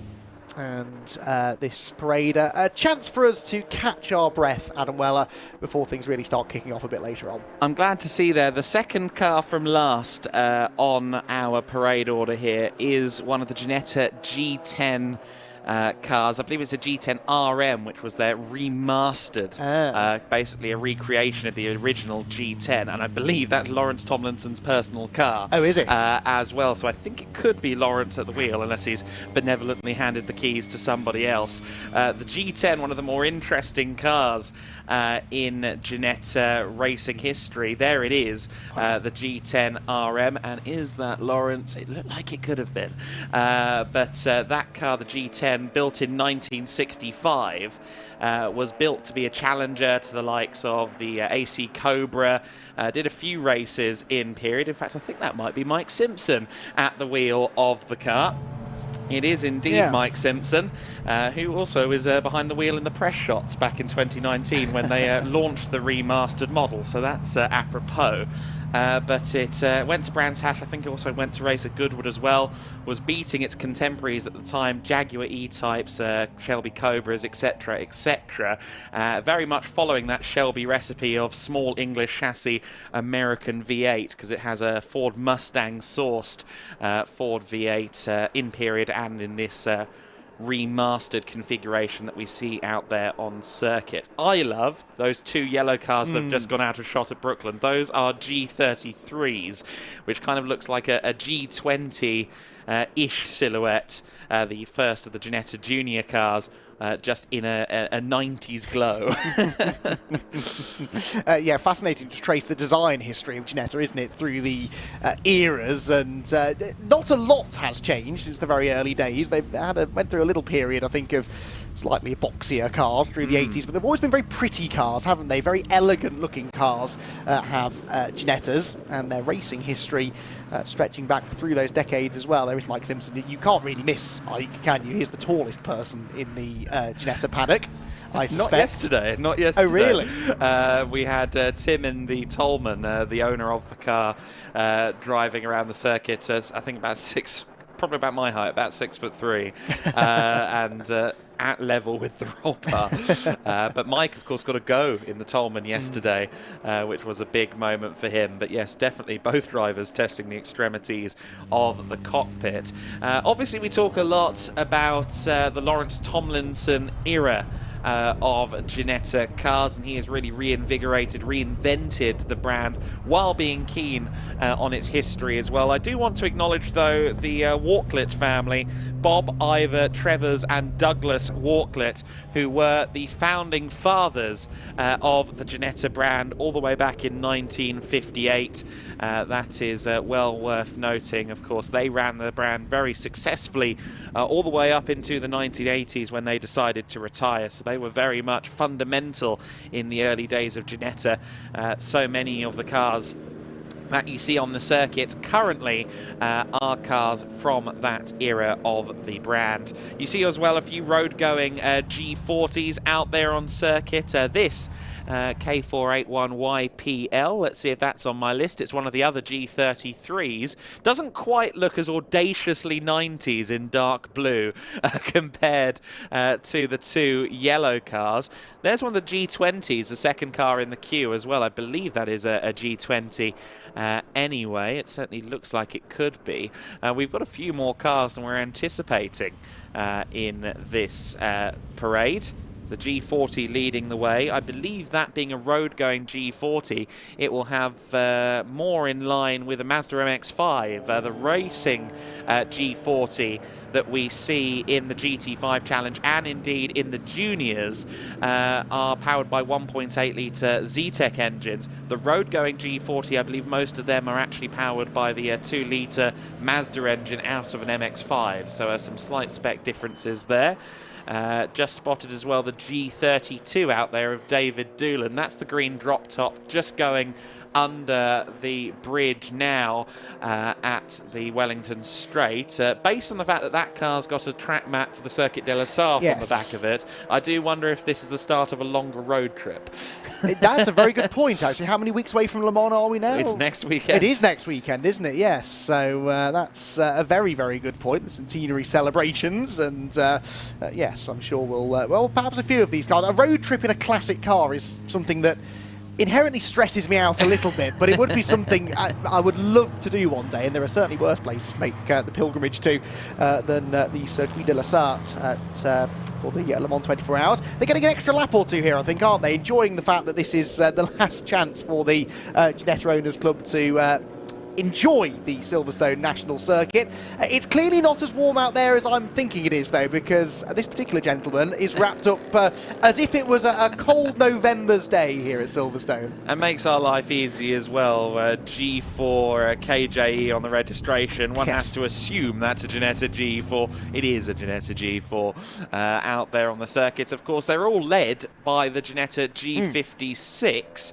That is one of the V8 variants. Of course, we talked about the fact that the car in the Ginetta GT Championship is almost like a slightly detuned GT4. That car is running 3.7 litre Duratec engine, as we now see the cars being ushered back into the pits. But a 3.7 litre V6 in the Ginetta GT Championship car. Of course, the GT4 that you'll see Freddie Tomlinson driving in the British GT Championship on a regular basis, nowadays powered by 6.2 litre V8. They went up in capacity by over 2 litres between the G55 and G56 GT4 cars, and that safety car also powered by a 6.2 litre V8, as confirmed by me on Friday morning when it scared the jeebus out of me as it came past me in the paddock. But what a sight it is to see all of these classics out there. I'm sure a portion, if not a majority, of the Ginetta Owners Club are about to cross the border on the Channel Tunnel, but getting to take in these celebrations at G-Fest, celebrating 65 years of the brand. Indeed so, and one of the really nice things about the G-Fest as well, that Ginetta very much takes centre stage. The Ginetta Racing Championships very often are support categories on other racing bills. They are absolutely the main course here, so to speak, and the Ginetta Owners Club, I can't recall the last time that I saw a parade of their machines at a race event, so fantastic to have them out on track, and they have behaved themselves exceptionally well. I've seen many of these similar parades for other kinds of cars, often more modern sports cars in particular, where they've not been as well behaved, but there's something very sort of British about the way that parade went about. Everyone stayed in line, everyone nice and orderly, everyone at a safe speed, and it means that we were properly able to take in the splendour that was an eclectic mix of cars. So the last couple of cars, they're filtering their way out onto the circuit. A chance to remind you that we are going racing very shortly here at Silverstone. 11:20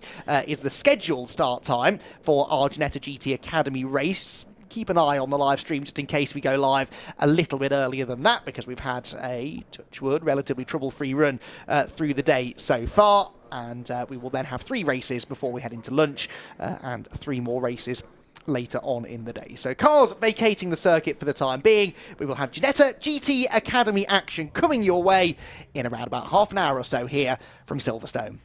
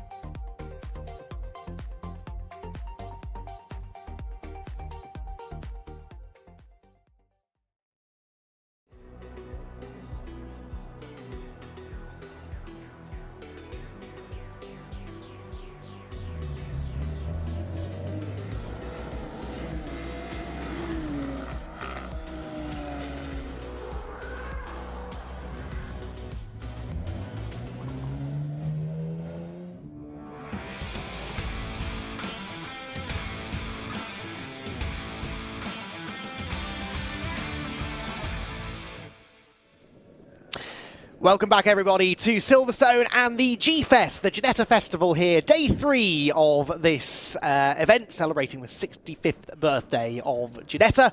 And we are ready to get our day, not quite afternoon yet, our day of racing underway with our first of 2 races today for the Ginetta GT Academy. If you joined us earlier on today, you'll have seen the qualifying session for these drivers, which was at 9 o'clock, bright and early on a sunny day here at Silverstone. The temperature is now starting to climb and climb as the day goes on.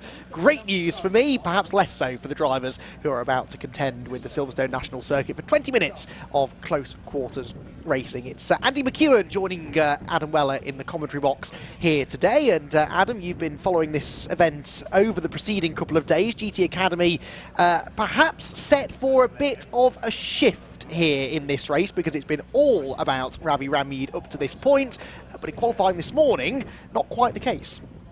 No, Ravi Ramid on the second row of the grid, much to the ruffled eyebrows of the collective paddock.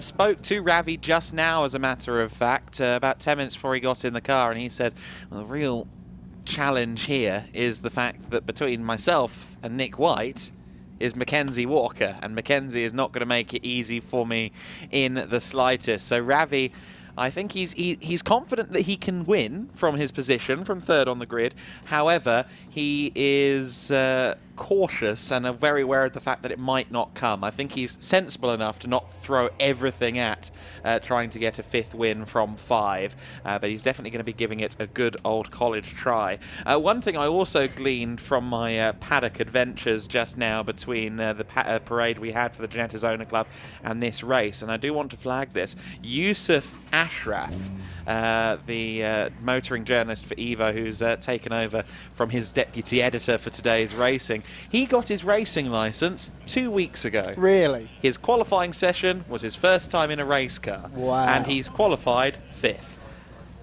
Blimey, I think, well, I'm expecting big things now as the day goes on, even bigger than I perhaps was after qualifying, because, yeah, 5th overall, 2nd of the rookies, and within a Nats What's-It of pole position within the class. He was almost exactly a 10th of a second slower than Matt Shaw, who has been a bit of a revelation himself amongst the rookies this year. So if Yusuf's able to match him within just one 20-minute qualifying session, what is he going to achieve over a race distance? The first thing he has to figure out is a race start. That can be a challenge, particularly in these GT Academy cars. Not the easiest things by all accounts to get off the line, but if he can get away with Matt Shaw, whisper it, but a class win, I mean, I wouldn't bet against it. No, of course, you mentioned difficult to get off the line. It's treaded tyres, 270 brake horsepower, but here's the grid. Yes, with Nick White, 2nd in the championship, but 1st on the grid after a good effort in qualifying earlier on with Mackenzie Walker, as we were just hearing, starting alongside him. Points leader, Ravi Ramid, came into the weekend slightly adrift of Nick White, but has won all of the races so far this weekend, looking to try and complete the clean sweep. He will have the rookie pole sitter Matt Shaw for company on row number 2. Row 3 of the grid then for Yusuf Ashraf, who we were just documenting. What a fantastic effort that was, top 5 overall, 2nd rookie on the grid. He's got Thomas Shelley alongside him on the 3rd row. Across row 4 sees Paul Livesey and Ed Akers together. Now, Ed Akers not renowned for being the best starter, but he normally starts a bit further up the grid than that, so he'll be hoping that he can turn that around a bit in this race. Mark Ellman and Richard Just are next. Richard Just, a rookie winner at Alton earlier on this season, ahead of Emma Tomlinson, and then Phil McGarty. Emma Tomlinson, a rookie winner last time at Donington. Amy Tomlinson and Charlotte Lowe are together then on row number 7, and the 8th and final row is where you find Lucy Tomlinson on her own, I believe, in what is a 15-car grid. So, a few interesting storylines to follow here, I think, when this 20-minute race gets underway. Nick White, I'm not going to say a must-win race, because we are only halfway through the season, Adam, but a win would do him the world of good, wouldn't it?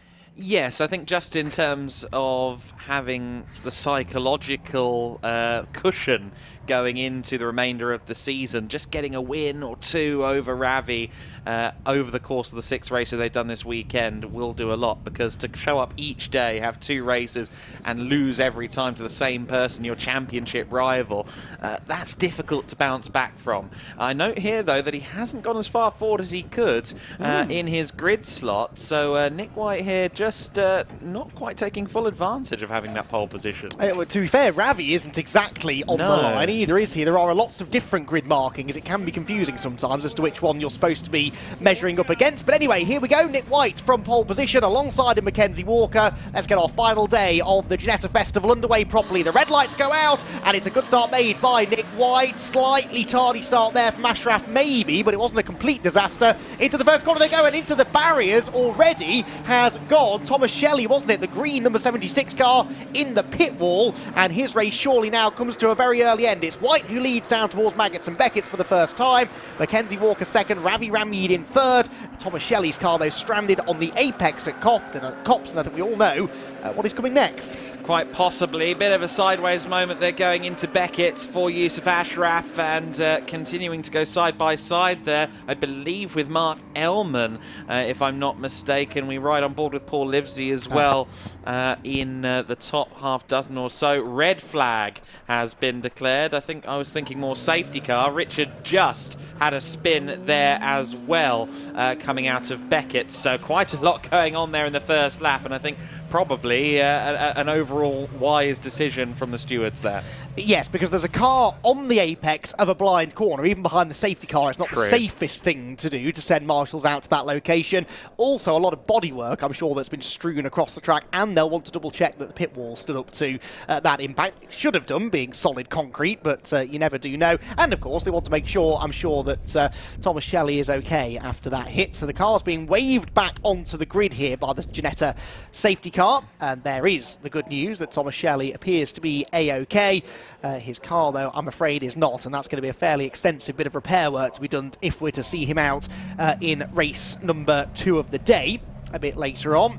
And, well, it means that good start made by Nick White has to be repeated now. They will, of course, go back to their original grid positions, and that won't affect Nick. In fact, it won't affect any of the top 3 because they all will line up exactly where they were running. Richard Just will benefit from this slightly. He qualified 10th, but that rotation down at Beckett's saw him drop a few positions down towards the back. But Nick White had a pretty perfect start. The lead he had exiting Copse Corner, Adam, was a significant one.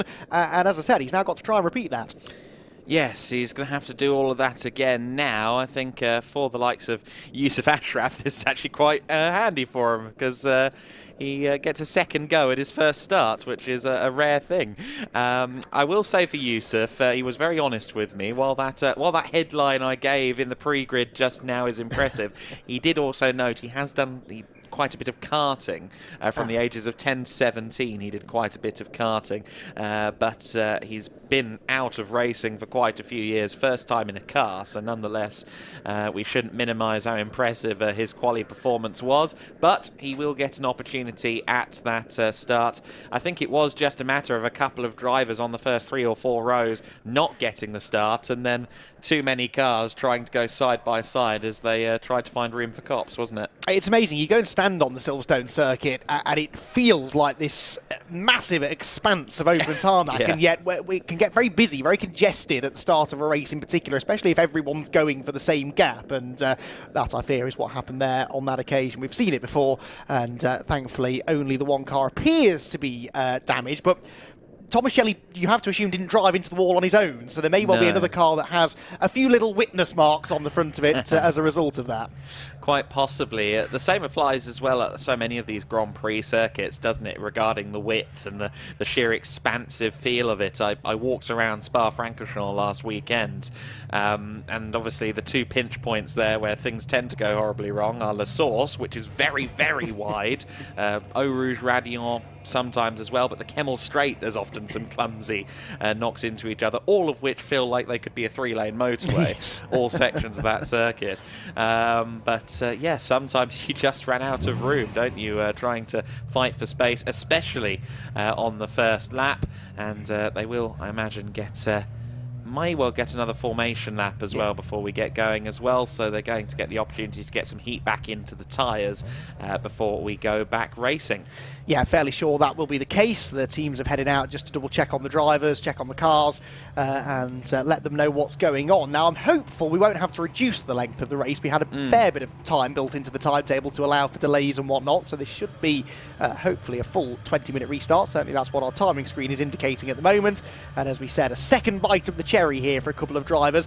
To be fair, I was keeping a close eye on Yusuf Ashraf's start. It wasn't a bad reaction. He seemed to pick up a bit of wheel spin once he got going, and that's something that hopefully now he can work on improving. I think he only lost one place, though, looking at where he came round at the completion of that opening lap. So it wasn't a bad start, and if he can stay within a position or so of Matt Shaw, I do think there's a chance that he can perhaps take the fight to him. Ravi Ramid chatting away to the Century Motorsport, or a Century Motorsport team member.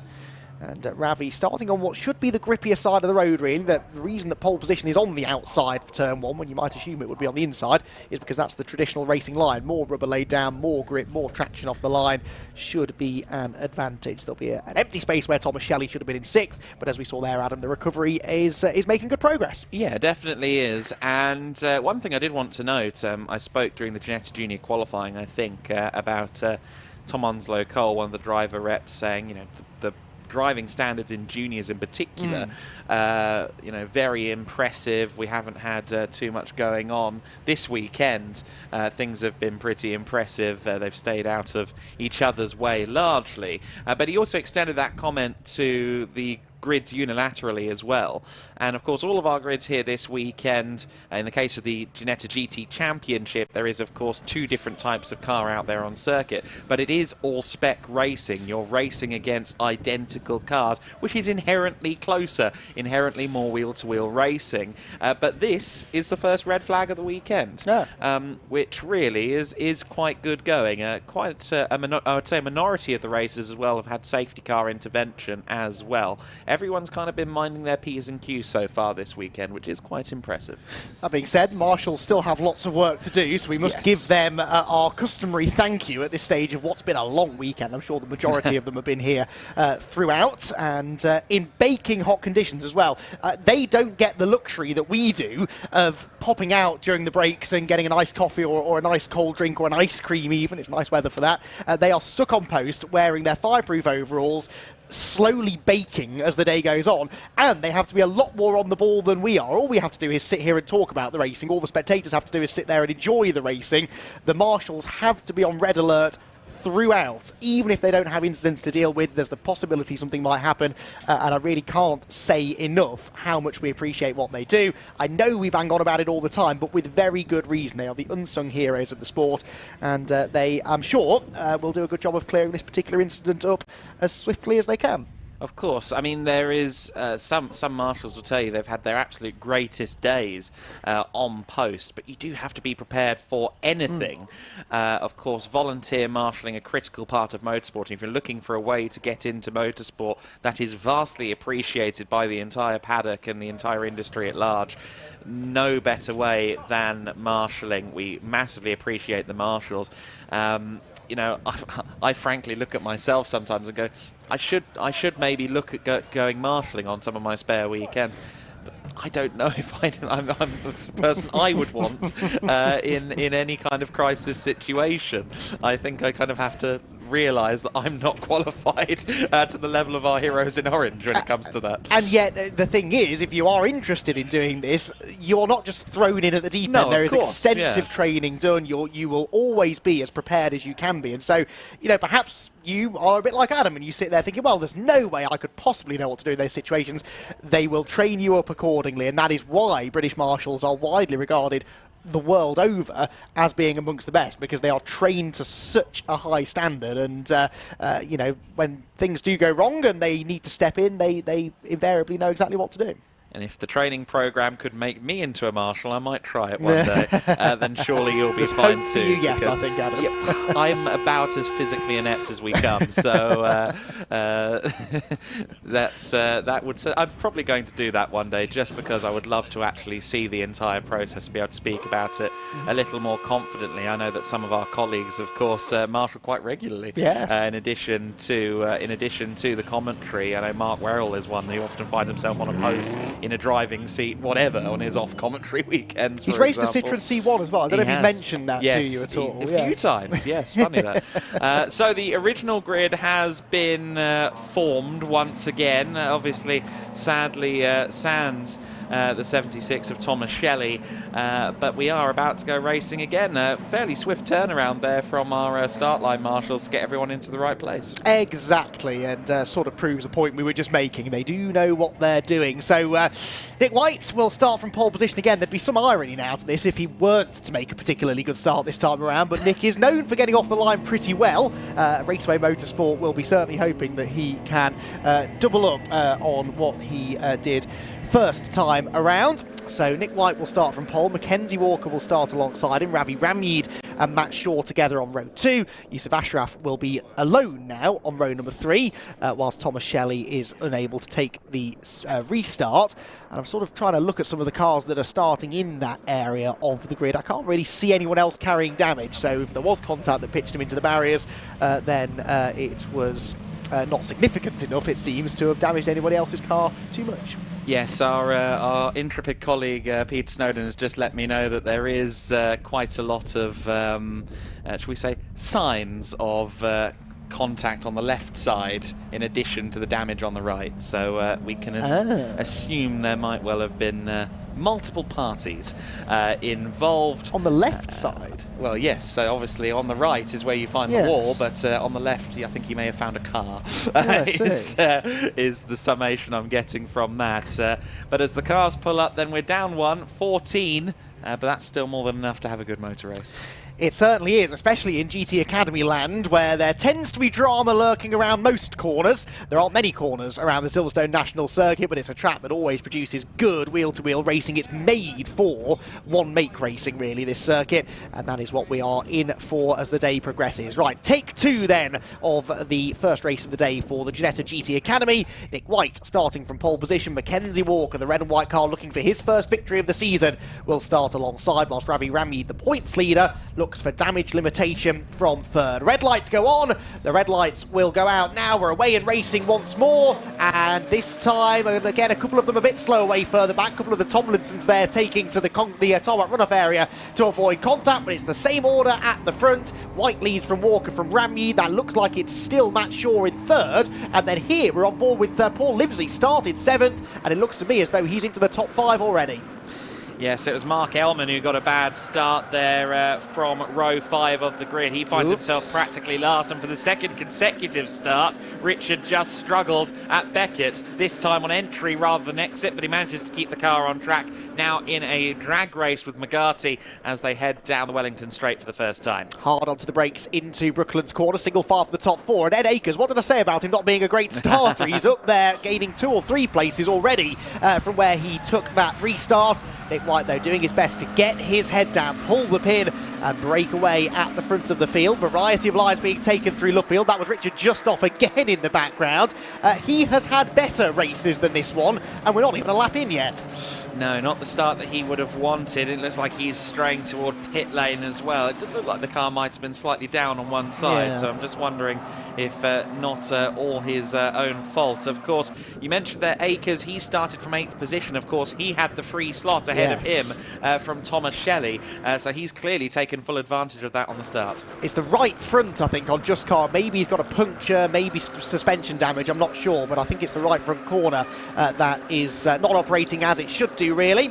Through Beckett's we go there for the second time, and that's Matt Shaw drifting a bit wide, coming out of the tight right-hander. The orange car of Ed Akers in behind him, and with a grandstand view of that battle is Paul Livesey. You ride on board with the 31 car in 6th position. The battle for 4th ahead, and Matt Shaw, the rookie leader, defending there from Ed Akers, as he's entitled to do. He's scoring points within the rookie class, but he wants to try and get as many overall podium finishes as he can this year, and that's often been the way in GT Academy through the years. Mark Ellman is up as far as 9th place. He was side by side, I think, with Emma Tomlinson down the Wellington Straight. I know that Ellman got past Emma. Whether or not those two scenes are connected, we'll have to see. But Emma down to the back of the order. Big dive there from Ed Akers into Cops Corner. It didn't work, though. He scrubs off speed through the apex, and so Paul Livesey gets the run.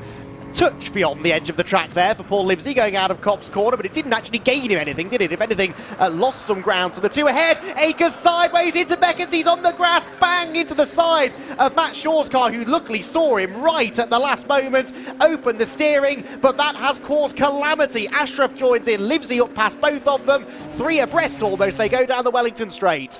Very well managed by both parties there. Ed Akers did absolutely everything he could to minimise the contact between himself and Matt Shaw. Matt Shaw, in turn, as you said, spotted the situation. Massive profiting, though, from Paul Livesey in the 31. He moves up all the way to 4th position, and Yusuf Ashraf, all of 3.5 minutes into his racing career, is fighting for a top 5 place. And is leading the rookie class because he's ahead of Matt Shaw, who really was the big loser there, and it was nothing to do with him the initial moment at Beckett's corner, and he falls down a few positions and is being warned about track limits just to make his life even worse. So Matt Shaw not having a great day. On board again with Livesey, who now doesn't have much to see in front of him because that little schmozzle at Beckett has lost this group a good 4 seconds or so to the leading trio, who themselves are separated by only 1 second. Hard onto the brakes into Beckett's again, and this time Ed Akers keeps it under control. Are you beginning to realise why I dubbed him Mr. Excitement now? Oh no, I realised it on Friday morning, if I'm being completely honest. I 100% co-sign it. Of course,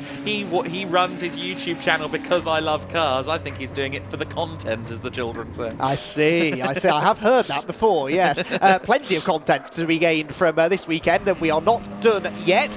Not even 5 minutes into this penultimate race of the weekend for the Ginetta GT Academy, and this the fight for 4th. Paul Livesey and Ed Akers behind them, the fight for the rookie class lead between Yusuf Ashraf in his car racing debut, and Matt Shaw in behind. New fastest lap of the race goes to Nick White, nearly a second clear now all of a sudden of what looks like an increasingly intense battle between Mackenzie Walker and Ravi Ramneed for second. This is the race leader, but he's now starting to stretch the advantage. Yes, and Ravi Ramneed, one of a couple of drivers who have already received a track limits warning, black and white flag for Ravi Ramneed, also for Matt Shaw. So 2 drivers both pushing in the midst of battle, unsurprisingly, maybe straying a bit beyond the limits. Who'd have thought? Down into Brooklands they will go again. Race leader, you can see there the advantage that he's pulled out, although it's a personal best in the first sector this time for Mackenzie Walker, who's not yet given up hope of claiming his first race victory of the season.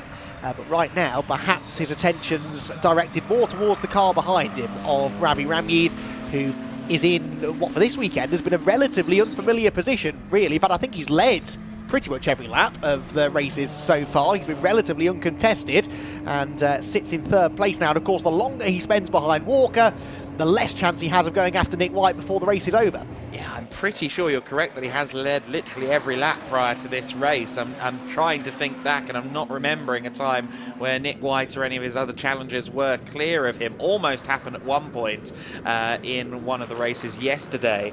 But by and large, it has been the Ramneed show. Ed Akers, meanwhile, the consummate showman with Yusuf Ashraf going very deep into Beckett's behind him. And this may open up the opportunity for Matt Shaw to claim that rookie class lead that he has been having a stronghold over all weekend long. It's fascinating to watch this because Yusuf is discovering the limits as he goes. He's learning with every lap that he does, and perhaps just learned there exactly how late it is possible to break into Beckett. Drifts a bit wide again of the apex there at Brooklands. That might allow Matt Shaw up alongside. It does, but Matt Shaw forced to go the long way round through Luffield now to try and get the class lead, and that ultimately doesn't work, although sideways on the exit was Ashraf, and now Matt Shaw is up alongside him, so Livesey and Akers start to stretch away from this, the battle for the rookie class lead, and just a couple of little mistakes creeping in now for Yusuf. He gets a bit overexcited, and Matt Shaw pounces. Mark Ellman also to the inside, but can't quite find a way past Yusuf Ashraf. Of course, Ashraf following in the footsteps here of one Freddie Flintoff, who dived in at the deep end, I believe in a G55 Ginetta rather than G56 at Snetterton GT Cup a couple of years ago. And Yusuf really is experimenting with that brake pedal. Unfortunately, also the outer limits of Beckett's. Yes, you'd think having outbraked himself a lap ago, he'd brake earlier, not later on the next lap, although in fairness, he was slightly unsighted. So close behind Matt Shaw was he? Having worked on a motoring journalism desk before, I can guarantee you that exact clip that you just said will be played on Monday morning in the office. He'll thank you for that. There we go. See, I make friends wherever I go, Adam. I really do. Out of Luffield comes the fight for 4th place, and Ed Akers, I get the impression, would quite like to get 4th place back away from Paul Livesey, if at all possible. There are the top 3. And already we're getting track limits penalties. Ed Akers, who I just mentioned, is being given a 5-second track limits penalty. We are not even halfway through the race. Yeah, he's going to have to walk on eggshells from this point onwards, isn't he? Behind Paul Livesey as it stands. We ride on board with Livesey briefly there in the Zentech number 31 car. Ed Akers, you have to be so careful, of course, and it's so easy to do. Yes, this is not a single-seater, but there will still be some aero wash, and at a corner like Copse, it's so difficult to not drift wide sometimes in those situations, but you have to stay within the limits of the circuit, and that is what he's going to need to do henceforth to avoid a 10-second penalty, which would be the next step up. Word to Mark Ellman as well. He is up from pretty much the back of the grid to 7th place, having started in at 9th, but of course he dropped right down at the beginning. He's had a very good race. He has indeed, actually. Oh, Ed Akers up the inside there of a very wide Paul Livesey. Paul Livesey with a big moment there coming out of Luffield corner. Just seemed to pick up a bit of understeer, and we see this a lot in these GT Academy cars. They've got an awful lot of power, decent amount of aero. They're on road tyres, so they do not have the mechanical grip that we'll see from the G56s in the GT Championship a bit later on today, which run on full racing slicks, and that means you've got to be very gentle on the steering application, the throttle application, the brake application, as we've seen, because those tyres will lock up or lose traction at a moment's notice. It sounds awful, doesn't it? But actually, that will, again, teach the drivers how to handle a car that doesn't have a huge amount of grip, and that's really rather the point. Yeah, absolutely. The design behind it, they're running Michelin Pilot Sport 4S tyres. That particular sequence of words, letters and numbers, well regarded in the track day sphere. So very much performance-oriented tyres, but road legal ones, as we see there. Amy Tomlinson having a spin, the managing director of Ginetta, with all 3 sisters in their first season of racing. It's been quite interesting watching the 3 of them in the thick of it. And they often seem to find each other out on track as well. And it's happened already this weekend. Yes, quite, but I suppose keeping it in the family, and they should be able to chat over it over a nice dinner at home later on in the day. Right, out of Copse corner comes the Ed Akers Paul Livesey train. Matt Shaw still in line behind, then Mark Ellman, and Yusuf Ashraf dropping back now by a couple of seconds after that wobble that he had, or a couple of wobbles that he had up at this part of the circuit. His previous lap though, Ashraf, was a 1:04.1, which was faster than everybody in the train ahead, so he's starting already to reel them back in. Yes, see, I thought Ed Akers, once he'd gotten to the front of this queue, might actually be able to work on building that 5-second buffer that he's going to need to retain that 4th position.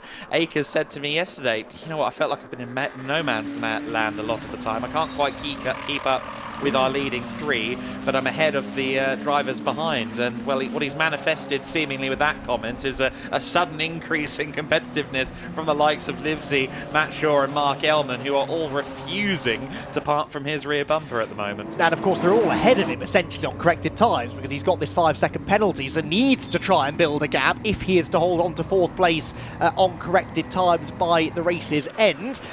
Within the rookie class, by the way, Matt Shaw there, the turquoise and black car still leads, Ashraf 2nd, and it is Lucy Tomlinson now who moves up into 3rd, although she's engaged in a pretty good battle with Charlotte Lowe for 10th place overall, but 3rd within the rookie contingent, who are marked by the white backgrounds on the numbers on the timing tower down the left-hand side of your screen. Down the Wellington Straight we go again, and yeah, this group refusing to detach themselves from each other, and a spin in the background, and that is Phil McGarty. Yeah, McGarty having a spin. Of course, he was caught out in the first lap collision, as you mentioned, between the Tomlinson sisters, Emma and Amy, in one of the races on Friday.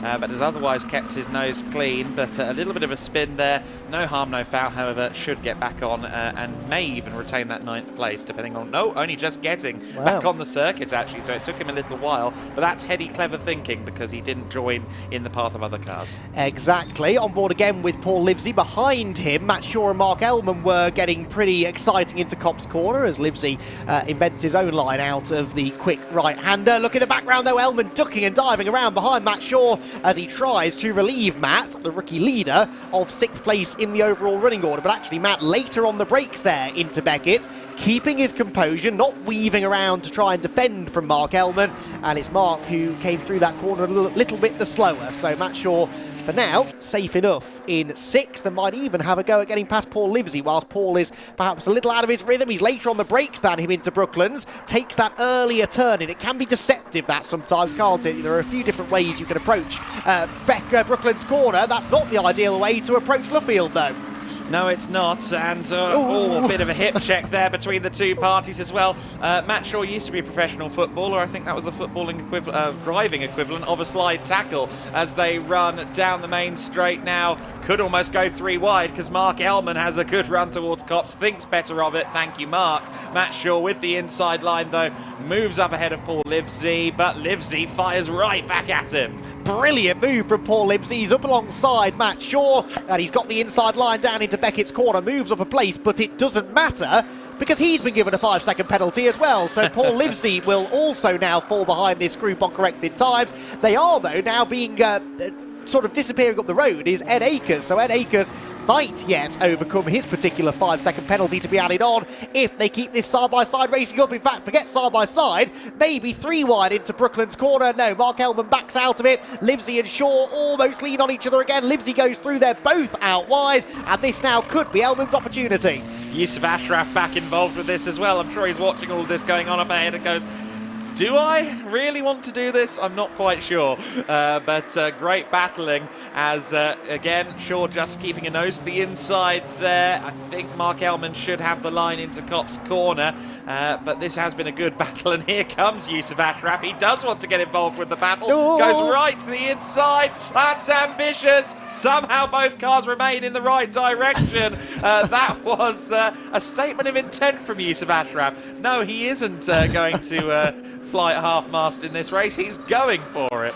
He doesn't really need to, as entertaining as it is, because Matt Shaw ahead... off goes Ellman. That's a very interesting interpretation of the line through Beckett's corner. Around goes the 88 car, and Mark Ellman, who was the only car in that battle who didn't have a 5-second penalty, because Matt Shaw's been given one now, by the way, has just had a spin up at Beckett's corner. So I was about to make the point that this battle was becoming increasingly less relevant as different cars within it were picking up penalties. Actually, they are all now fighting for position again, albeit they will have 5 seconds each added onto their time at the end of the race. That's Akers, Livesey and Shaw, well, it's really the latter two now. Shaw, in fact, no, Shaw and Ashraf, isn't it, that we've got battling together. As long as Yusuf stays within 5 seconds of Matt Shaw and doesn't exceed track limits himself, he will inherit the class win. And the canny marketing minds at Evo have actually put Yusuf Ashraf's Evo logo backwards, much like an ambulance or police sticker on the front, on the bonnet of that car. So Matt Shaw will be able to read exactly who's coming for him. Homemade as well, I believe, by Yusuf's deputy editor, James Taylor, those stickers. He said, yeah, with the 4th emergency service. I think the Coast Guard might have an argument with you about that. But there's our leader while all this excitement has been going on. Nick White has just been quietly building that lead over Mackenzie Walker.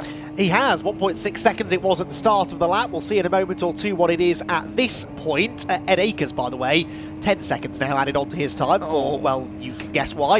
And that will now drop him back behind Livesey and Shaw and Ashraf, although Mark Ellman's spin means that he is more than 10 seconds behind. Nick White's advantage, 1.6 seconds, just sort of steadily taking a tenth or so out of Mackenzie Walker, who in turn is 4.4 seconds ahead of Ravi Rami. So really, the best of the battling very much happening further back. And Lucy Tomlinson in a spin there in the 13 was just trying to chase down Emma, although I think Emma's actually on a bit of a recovery drive, of course, after the spin or a collision, whatever it may have been, with, after going side by side with Mark Elman earlier on. She's right on the back of Charlotte Lowe at the moment. I think there's quite a friendship between the three Tomlinson sisters and Charlotte Lowe, who of course is also sibling to Will Moore, the British GT driver. The four of them, I think, are pretty close-knit, but Emma, I think, also has referred to the starts of races as a game of chicken. Therefore, I can't imagine she's that compromising with overtaking. I see where you're going with that. Mackenzie Walker is about to put in a very good lap time, I think. Yes, a 1:03.541 is his personal best of the race. He went faster than anyone in Sector 1, personal best in Sector 2. Disappointingly, though, that's only 3 thousandths quicker than the race leader Nick White, who matched him almost 10th for 10th through that lap. So the gap remains at 1.6 seconds between the two of them. As you ride on board once again with Paul Livesey, he is 5th position at the moment. That will become 6th once his 5-second penalty is applied at the end of the race. And Yusuf Ashraf is staring down the barrel here of a 4th place finish overall if he can keep this between the white lines. Well, I said yesterday that James Taylor would be writing a column about this. I was, and off for wide has gone Paul Livesey there. Livesey then losing out to Matt Shaw. Of course, that does matter because they've both got those penalties. So the penalties kind of cancelling each other out there. We've seen Yusuf Ashraf make a couple of interesting moves. Does he go for Brooklands? No. I asked Yusuf in the paddock earlier on, so he writing about this afterwards. He said, well, I don't know. If he does well, he's definitely writing about it. That's how this works. I figured as much, yes. I figured as much. Oh, brilliant slide. Brilliant car control, actually, there from Yusuf as he came sideways out of Luffield corner. And there, the number 55 car, only a couple of laps away now from perhaps claiming a particularly impressive result. So already on course for a rookie class win. And if he's sensible, he'll have been keeping an eye on the time, the start gantry, and spotting these penalties being given out for other drivers ahead of him. And he might have figured out that he can just afford to sort of hold station now. So up into Beckett's corner they go again. And again, a little bit wide under braking there for Paul Livesey. Not quite as wayward as he was a lap ago, but that will give a little incentive maybe to Yusuf to try and put the attack in down at Brooklands corner. Across the line there goes Richard Just, who is nearly a minute adrift now. He's been in the pits at some point, I believe, which explains it. Whilst this battle here for 11th position, excuse me. No, hang on, what's gone on here? That's 47 Emma Tomlinson, yes, who's ahead of Charlotte Lowe now for 9th. Yes, so I was just thinking that it wasn't going to be too long before an overtake was made there, because I noted Emma was on some of her best sectors in the race so far. Sure enough, gets past Charlotte Lowe for 9th position, but Charlotte has a bit of a look. I'm sure has been told you always have to immediately fire back by Will Moore. I'm sure the sibling driver coaching has dominated the dinner table this year, given this is her first season in racing. It's so true that I think I past that comment about Colin White at Donington a week ago. He, as soon as he's overtaken, bang, straight back up the inside again, because that could be your last chance to try and get that position back. If you let the other driver settle into a rhythm, they're very likely to pull the pin and escape, which is exactly what Nick White has done in this race. Converts pole position, hopefully, into a race win. Just has to negotiate Phil McGarty's number 81 car as he puts a lap on it, but it will be for Nick White a 4th victory of the season, and perhaps the most important one so far, because it puts a stop to the run of victories that were going the way of Ravi Rammeed. It's not even 2nd place for Rammeed, it's Mackenzie Walker P2, and Rammeed a very leisurely run, it has to be said, to 3rd position, 8.7 seconds off the race lead, and really never was a factor in that. Then it's Ed Akers, who swerves almost in celebratory fashion towards the pit wall, but he won't have much to celebrate once the 10-second track limits penalty is applied, because he will fall down into 7th place overall. Matt Shaw loses out because of a 5-second penalty, so does Paul Livesey, so Yusuf Ashraf will move into 4th place overall. What about the Tomlinson-Lowe battle meanwhile? This is all going on for 9th place overall, but for a podium within the rookie class, and it looks as though number 47 Emma Tomlinson will, by a car length or so, hang on to the checkered flag. So Emma Tomlinson gets 9th, Charlotte Lowe in 10th position, and as usual in Ginetta GT Academy Racing, Adam, they gave us plenty to talk about. Yeah, absolutely. When you said a moment ago, they've got about 90 seconds left on the clock, pardon? They did indeed go through that 20 minutes at a rate of knots. Nick White He'll be happy that we didn't talk about him that much, because he was rather unchallenged at the top of the throne, or indeed the top of the podium, a slot he takes for the first time this weekend. Maximum points haul then for Nick White, gets the fastest lap as well. That will really help his championship hopes now, as he takes a good chunk of points actually out of Ravi Rammeed, probably 10 points taken out of him there. Mackenzie Walker second, Rammeed only third, ahead of Yusuf Ashraf. What a debut in car racing that was. Qualified second within his class and ended up the rookie class winner with fourth overall. Matt Shaw fifth after a penalty, Paul Livesey sixth after a penalty, Ed Akers seventh after an even bigger penalty, with Mark Ellman coming home in eighth place. Mark Ellman, perhaps the most disappointed man in the race, could have been in the top five had he not had that spin. Emma Tomlinson ninth is third of the rookie finishers, with Charlotte Lowe right behind after their private tussle just at the back of the top 10. Then it was Lucy Tomlinson 11th, Amy Tomlinson 12th, Phil McGarty a lap down in 11th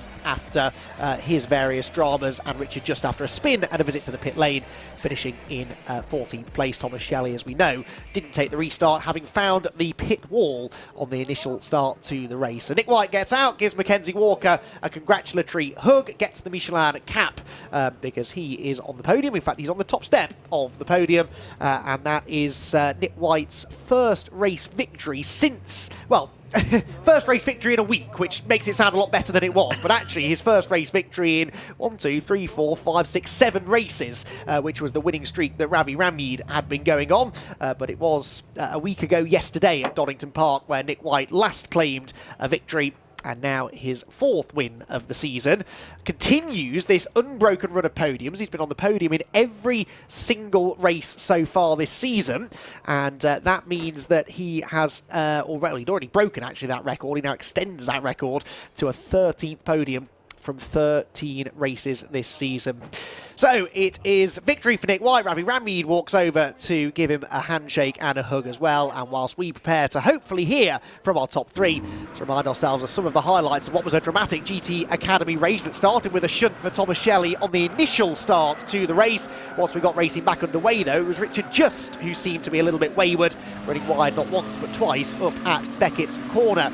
Lively action through the midfield, as is very often the case in GT Academy racing. It was a bit of a jumbled grid too, which led itself to some good overtaking earlier on. A spin for Emma Tomlinson, but she would recover to a class podium. This was one of the hairiest moments of the race. Ed Akers got it all wrong under braking into Beckett, and it was the quick reactions of Matt Shaw that avoided perhaps even any contact down at Beckett. That could have been an awful lot worse. Unfortunately, though, both of those drivers, along with Paul Livesey, would pick up track limits penalties, meaning that Yusuf Ashraf, who was running wide on that occasion at Beckett's, would end up picking up fourth place overall and the rookie class victory after a very entertaining side-by-side scrap with Matt Shaw through the middle portion of the race. Matt Shaw was able to fight his way ahead briefly in track position and was then aided by Ashraf getting it all wrong down at Beckett's. That was a very wide line heading into the tight right hand of the second consecutive lap on which he'd run wide there.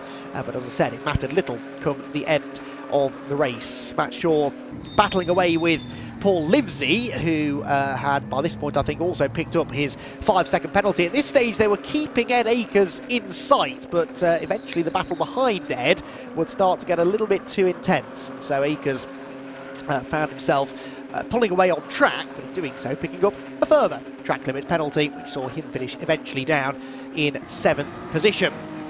Sun shone down on the Silverstone National circuit as the GT Academy battle continued on. Mark Ellman was a part of this battle until he would have a rotation up at Beckett's corner at one point, whilst Paul Livesey did his very best to keep up with Ed Akers, drifting a bit wide a couple of times out of Copse corner. Then Ellman set after Matt Shaw to try and find a way past him. They were ducking and diving, weaving this way and that as Ellman tried to find a way past, but Matt Shaw has proven already this season that he's well up for the fight. He then got up the inside of Paul Livesey, who got it all wrong through Luffield, then Shaw a bit too aggressive on the throttle on corner exit, and the two traded just a tiny little bit of paint.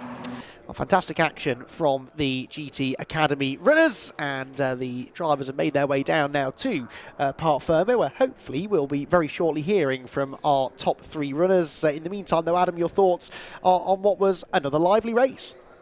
Very lively race, and of course one where once again we had 3 different teams on the podium. We've seen a lot of that this weekend. Yes. Evenly matched teams, evenly matched drivers as well. Let's go down to the top 3 and hear from our podium finishers. So, round 5 of GT Academy this weekend, so the first race off Sunday. Ravi, an unusual step on the podium for you, as in not top, but not even second, but third today. Most unlike you. Well, it was a different race today, I think. I think the red flag was quite strange to start with, and then, we didn't know we were going to have a green flag lap again or go straight from the grid. We got a good start. I got shown the track limits flag quite early on, I think second or third lap, and I was like, how the hell have I done that? So I thought, looked at my rearview mirror, I thought, there's no one attacking me.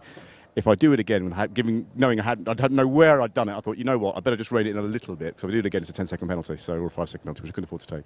So I love the classic driver response. Is that for me? Are you sure? Absolutely, no. I saw a few others, but then I saw one of them. I thought, really, are you? So anyway, we'll have a look at the footage. When it's your number, you know it's you. That's a real, it's you. Absolutely, yeah. But no, it is what it is. So, you live and learn, don't you? So you can't win them all, but hey-ho. So you're not on the top step, but kind of like the naughty step of the podium. I think so, yeah. I think so. We'll smile from there, don't worry. So we'll jump up as well. We did have a pact yesterday that if you won, or you'd won all 4 races so far this weekend, and if you won these 2 today, that on the final race today, we'd have a shoey with you on the podium. Is this your way of getting out of it? Yeah, well, Jim's feet aren't very appealing, so I think I'll give that a miss, yeah. It's a good enough reason. I can understand that. Thank you very much, Ravi. And we've got Mackenzie. So Mackenzie's over here, Harry. So we're going to run over here and grab Mackenzie, who's gone off to talk to Jim Edwards. Mackenzie, so we're busy talking to him. Get your glasses, because you're on TV, mate. Come on. I know. Don't want to talk to him. He won't tell you anything of any use at all. I can promise you that now. Bad advice, to be honest. Well, exactly. Yeah. Well, just get it out of the way. Yeah. Well, he will do. So, second place. Happy with that? Points. Good points haul. Yeah, I'm pretty happy with that. I think it was pretty good pace throughout. I think there was moments where I was catching up to Nick. And it was, I think it's just a nice, clean race. It wasn't particularly entertaining, I'm sure, for the fans, but I quite enjoyed it. Well, the start was quite entertaining. Oh, yeah, it was a bit of a mix-up. Not sure what was happening there, really. We all got going, and then suddenly we all stopped, so... I think we'll just move on from that, literally. Yeah, it just gave us a nice breather, I suppose, round 2, so... A bit of a double conundrum for you now, because we've beaten Ravi now, because he'd won all 4 rounds so far this weekend. He's now third. Yeah. But now I've got this bloke, Nick White, who's obviously... I don't know what he's had for breakfast. Yeah, whatever it is, I'm gonna have to have some of that too. But we've got one more race to go, so another chance at getting him. Yeah. Mac, thank you very much. We'll go on that note. Let's go and find Nick. Nick's right here, also talking to his team. Nick, sorry to drag you away, mate, but you are the winner, so we do need to talk to you. So we need to know. Mac wants to know what you had for breakfast, because he wants the same. Yeah. For lunch, for the second race. Weetabix and banana every time. That's it. How many Weetabix though? That's the key bit. Other brands are available too. Yeah, that's it. That's the secret bit though. Yeah, but no, same routine as always. Just great team. Got Declan with the coaching. Just went through our footage yesterday and you can do it. And so went out in quali and smashed it. So yeah, and I knew once I had some fresh air in front of me, I could just keep doing the laps. Great start to the Sunday, the last day of the fest. Just one more to go. Obviously, same theory. Yeah, absolutely. We're on pole again. So yeah, let's get away and go. Nick, we look forward to talking to you later. Thanks ever so much. Thank you very much, Peter. We'll be hearing more from him as the day goes on. 5 more races to get through, and next up, it is time for the Protyre Motorsport Ginetta GT Championship.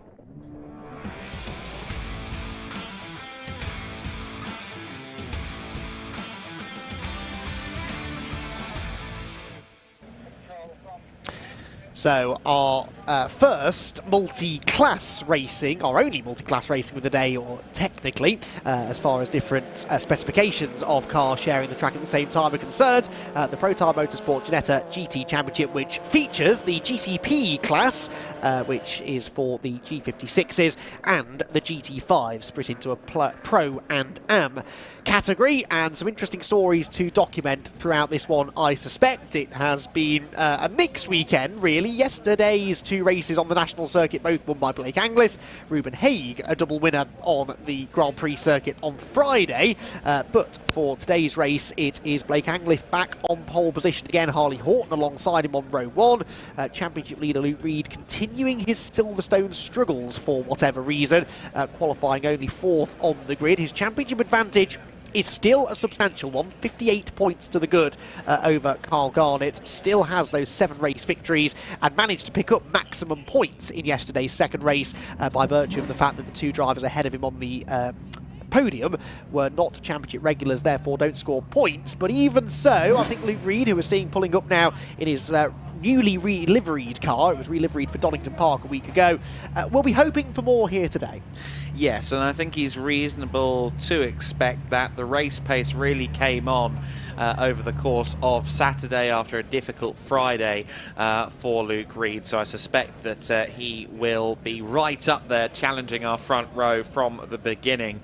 But I'm particularly interested to see what Harley Horton can do in this race, because in yesterday's races he got podiums. He had to get those podiums from the back foot from further down the grid. This time he's on the front row there with Blake Anglis, and I reckon Harley can really have a shot at his first win in a Ginetta G56 here.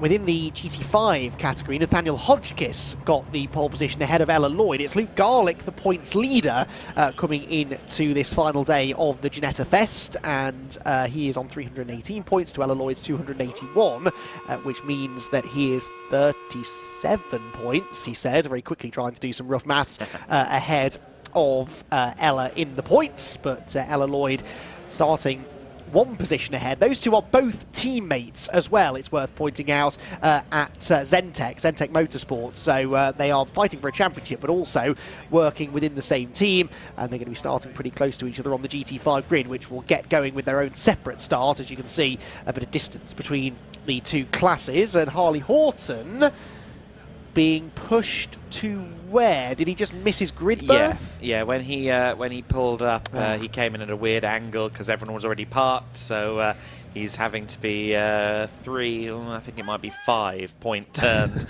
into the slot that he requires. Right, okay. I had me concerned for a moment that they were going to push him through the pit wall there, through the gap in the pit wall, as if he had a problem, because I'm really looking forward to seeing what we can get out of Harley Horton here today. Showed some strong pace yesterday with a pair of podium finishes, 3rd in race 1, 2nd in race 2, and now starting from the front row. Will maybe be angling for his first race victory of the season in this, his first appearance in the GT Championship. Cars then making their way out on the Silverstone National circuit for their green flag lap, which means that we can take a closer look, hopefully, at how they're going to line up on the grid for this penultimate race of the weekend. Blake Anglis and Harley Horton share the front row, neither of them championship regulars though, so for points scoring purposes we ignore them. They're still here for trophies though, and both of them with a good chance of adding to their trophy list. Ruben Haig is the first championship runner, starting 3rd alongside the points leader Luke Reed in the Wolf Motorsport car. Then it's Callum Davis and Colin White, who, as I said, tends to race better than he qualifies and has been on a bit of a run of form of late. Then row number 4 for Conor Garlick, and Carl Garnett, who, coming into today, is 2nd in the championship, but has a bit of progress to be made from 8th on the grid.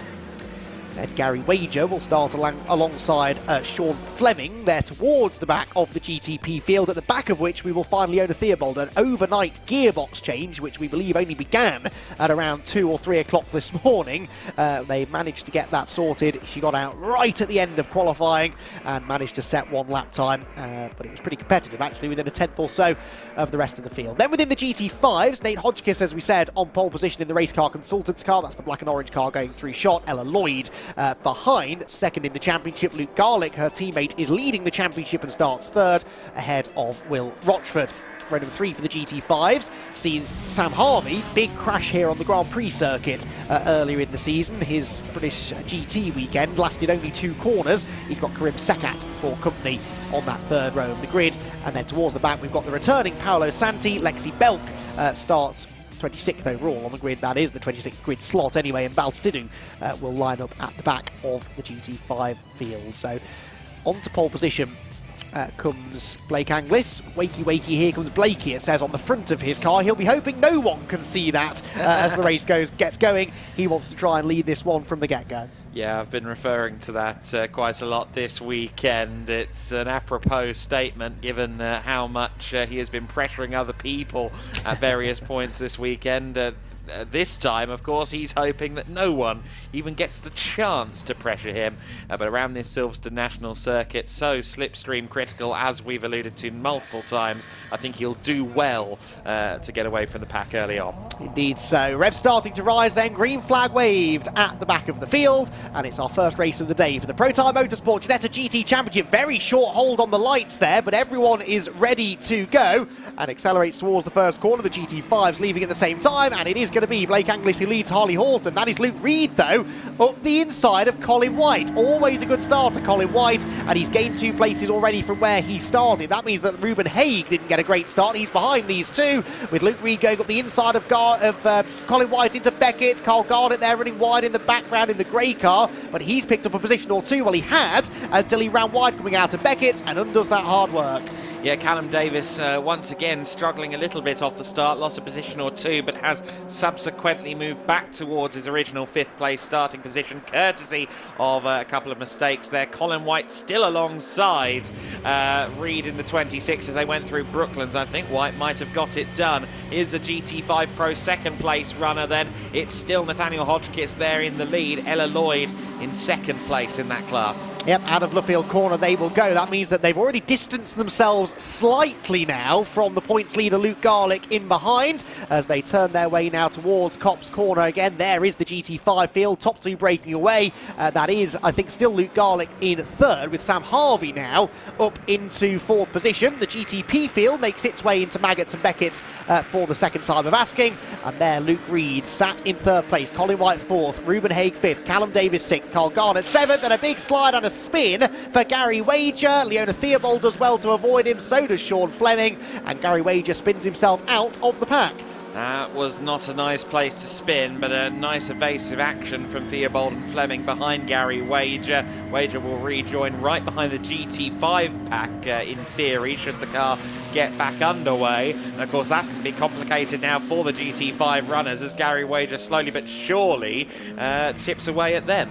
Indeed so. So Gary Wager with it all to do. It only just got going, we saw there at Beckett's corner. Been waiting for a gap in the traffic to resume into. The lead gap 6.5 tenths then between Anglis and Horton. It's a further 1.1 then back to Luke Reed in 3rd position, who at least looks a bit more up for the fight today than he did at times earlier on in the weekend. The real battle, the one for 5th place. Ruben Haig will be disappointed, I think, to be down there as Gary Wager goes round again. The phrase overheated tyres springs to mind there. Having had one spin, the grip levels perhaps reduced by the time he got to the next couple of corners. I think you may have diagnosed that correctly as both Davis and Conor Garlick there kick up a bit of dust, going too wide on the exit onto the Wellington straight, and Conor Garlick looking to the inside there of Callum Davis, who in turn was having a little bit of a speculative look to the inside of Ruben Haig.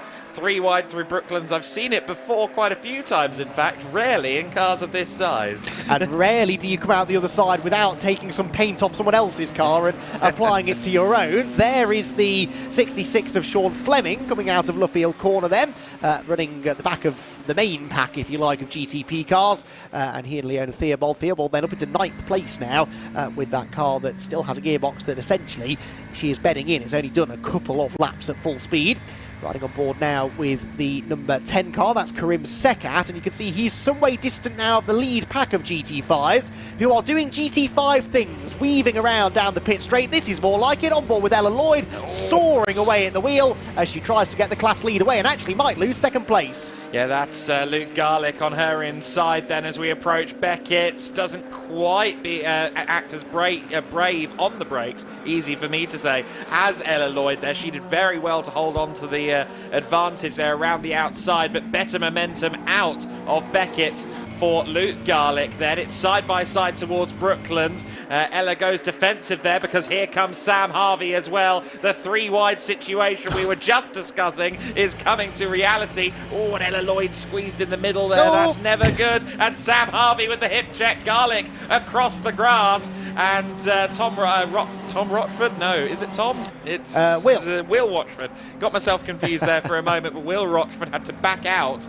in order to avoid Luke Garlick coming back across the grass. And what was that I just said about 3 wide into Brooklands and paint being traded? I think we saw some of that there. Sam Harvey entering stage left and using someone else as a brake a little bit. But anyway, Ella Lloyd pops back up the inside now through Copse, and Nate Hodgkiss loving seeing this in his mirrors because he should now start to build a bit of a lead, which he is, as Ella Lloyd waves furiously at Sam Harvey. Work with me, don't race me. We're in danger of losing touch with the leaders. And that is something that I was kind of touching upon after the Ginetta Junior qualifying session, the importance of understanding the slipstream, understanding the power of the draft, as they would call it in America. If you start racing side by side into every corner, you will slow yourselves up. Once you lose that toe, it's almost impossible to get it back. Sam Harvey perhaps needs to watch some more NASCAR because he's not understanding. He's trying to go around the outside of Ella Lloyd, and they're hemorrhaging time to the leader. Yes, those strategies would get him lapped at the Daytona 500, it must be said, but he's trying to make overtakes on Ella Lloyd there at the moment. Of course, we saw it, on Friday, actually. We had an onboard with Hugo Schwarzer, who was frantically signalling, no, we need to work together on the Hangar Straight. And we also saw Alicia Palmovsky doing the same in the junior race. Certainly, some drivers really do get it. Others maybe not so familiar with the concept, as Conor Garlick once again to the inside, this time on Carl Garnett. So Garnett trying to pick his way back through. Of course, he's down in 8th place, current runner-up in the point standings. Really needs to get as close to Luke Reed as he can. Especially because Luke Reed appears to be struggling now, losing touch with the leading 2 and under pressure from Colin White, who is the next of the point-scoring drivers. At the moment, Reed would be on for maximum points, but Colin White looking to try and get that away. Now, back to the GT5s. Ella Lloyd again being forced to defend here into Brooklands. And Sam Harvey's still intent on trying to get through. Now, at this point, Adam, if I were Ella Lloyd, I might be tempted to say, do you know what? If you're that desperate to go through, on you go, because by defending, she wants to work with him. She wants to try and close in on the race leader. But if Sam Harvey isn't willing to do that from behind her, let him go, and then you can sort of dictate a bit more the behaviour of this pack of cars. And you'd like to think that Sam Harvey may be taking some notes from behind as well, because both Rochford and Garlick have closed in on this pack once again. Of course, they got held up all of 2 laps ago, and by working together, they've closed in on Harvey and Lloyd. They do seem to be a little bit more in step in the last few corners, but we'll have to see whether we get that fanning out moment again on the Wellington Straight towards Brooklands. Oh, I think I know the answer to that already. The slipstream will start to take effect down the back straight, and Sam Harvey more than close enough here, I'm sure, to get alongside into the braking zone. You ride on board with Ella Lloyd. She's got no choice but to defend, as she feels anyway. Doesn't want to let Sam through. Perhaps she's already accepted that second place is as good as it might get. Sam Harvey trying to go right round the outside at Brooklands corner. That might just work. No, Ella Lloyd chops across. Beautifully judged move that from Ella.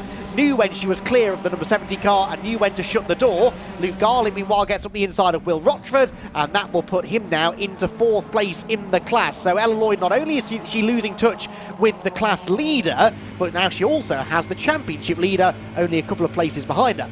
I know that Luke Garlick is maybe costing himself a 1/4 mile an hour on the straights as well by running the windscreen wiper in what is the polar opposite of a windscreen wiper friendly day. Meanwhile, behind Ruben Haig, it all seems to be going a bit GT5 in the battle for 5th position at the moment. Of course, our leaders, it's worth noting, not a million miles away from lap traffic as well. It was the 8-minute mark of the race in each of yesterday's Protyre Motorsport Ginetta GT Championship races, where we started to see some of the lap traffic playing a part in the race. Yes, they are in the process, this group, of lapping Gary Wager, having had his spin down here at Brooklands corner. So on the inside goes Conor Garlick and Carl Garnett. He stays well out of the way of those 2 drivers. Sam Harvey has finally breached the defences of Ella Lloyd. He's into 2nd place now within the GT5 category, and this, I guess, was Ella's concern with letting him go, because now she's banging wing mirrors with her teammate and championship rival Luke Garlick, and she risks getting hung out to dry. They've damaged each other's cars a couple of times already this weekend, so I'm sure the Zentek Motorsport team watching through their fingers at the moment. Garlick to the inside, though, gets the position. Ella Lloyd has no choice there but to stray wide out of Kopp's corner and may well have to give up to Will Rochford here as well, who has the inside line, has the momentum coming out of Kopp's and towards Beckett, moves into third place. Well, I certainly don't think Ella Lloyd intended to end up at the back of the queue, but she's now going to be thinking, well, now are they going to work together? I still think the answer might be no. I suspect you might be right, but Luke Garlick clearly has a bit of pace here. If he can get past Sam Harvey, maybe he might be able to lead the pack to the race leader, who at the start of this lap was 1 3/4 seconds clear of this group. I suspect he's gained a bit more ground with those side-by-side antics that were going on behind him. Ella Lloyd tries to peek back up the inside of Will Rochford there as they turn out of the final corner. And out through, well, second to last corner technically, although Woodcote easily flat out in these cars. Back to the GTP field, the leaders only 3/10 apart at the moment, Blake Anglis and Harley Horton. Then it's Luke Reed in third, now a second clear of Colin White, and then this the fight for fifth as Callum Davis goes up the inside there of Ruben Haig to try and claim that fifth spot, something he may well succeed in doing down at Kopp's corner. Yes, it's side by side then, and Conor Garlick is keeping a watching brief as well. Callum Davis to the inside of Haig, position made. Now Conor Garlick and Carl Garnett get a better run than Haig coming out of Kopp's corner. Haig realises the threat goes towards what will be the inside for Beckett's coming up. They're coming through the G40 traffic as well. Garnett to the inside of Conor Garlick, and they will still be side by side all the way down the Wellington Straight, and I think both of them got a slightly better run than Haig as well, so brace yourselves. Yes, because they're also now getting well and truly into that GT5 traffic. The leaders really are, look, because they're now in the second placed battle for the GT5 class. Still Blake Anglis leads the way, still Harley Horton in second position, but the traffic might now present an opportunity for the latter to make the attack. No, not quite on the inside line down at Kopp's corner, but that was very hairy stuff as they came past the pits. The closing speed between the two classes of cars, pretty remarkable, and that was a graphic indication of it right there. Of course, I don't think there are two drivers that you'd want to face with lap traffic more so than these two. Blake Anglis yesterday was stellar getting his way through the traffic. That's where he built his margin each race. Harley Horton, of course, spent a few weeks ago in the German countryside, yes, relentlessly being lapped and lapping in a GT4 car at the Nürburgring 24-hour race. And now he wants to try and move into the lead of this race. He's really asking all the right questions now, Blake Anglis, who had to defend into Brooklands corner. But that, well, they've got through the traffic now. They may just get to the back of the GT5 field again before the checkered flag falls. There are 8 minutes to go, so they've just gone past half race distance, but we'll see what sort of pace they have got, whether they catch the traffic right at the end of the race again or not. Past the pits they will go. The gap, a quarter of a second, but fairly academic as, here we go, 5-second track limits penalties for cars 16 and 70. 16 Balsidou, 70, significantly, Sam Harvey. So there, the blue and white car just ahead of Ella Lloyd has a 5-second penalty to be taken into account. Don't expect that bulletin to be read out only this one time over the next 7.5 minutes of the race. So then Ella Lloyd with Sam Harvey up ahead, but of course that will all change once the 5-second penalty is applied at the end of the race. Not that Harvey is probably aware of that right now. Of course, for now, this is actually helpful in a sense to Ella Lloyd because she can try and close in on Garlick and potentially Hodgkiss. I noted Hodgkiss was signalling, Garlick was signalling out of the window there. Luke Garlick saying, come on guys, let's go get Nath in the lead of the race. Let's see if they're now willing to finally galvanise. And there's a good idea. Why didn't I think of that? Right, across the line go the top two, and Harley Horton really applying the pressure, but where does he make the move? Kopp's corner isn't really a great place to try and overtake in these kind of cars. A better exit from this corner, though, could yield an opportunity down into Maggots and Beckett's.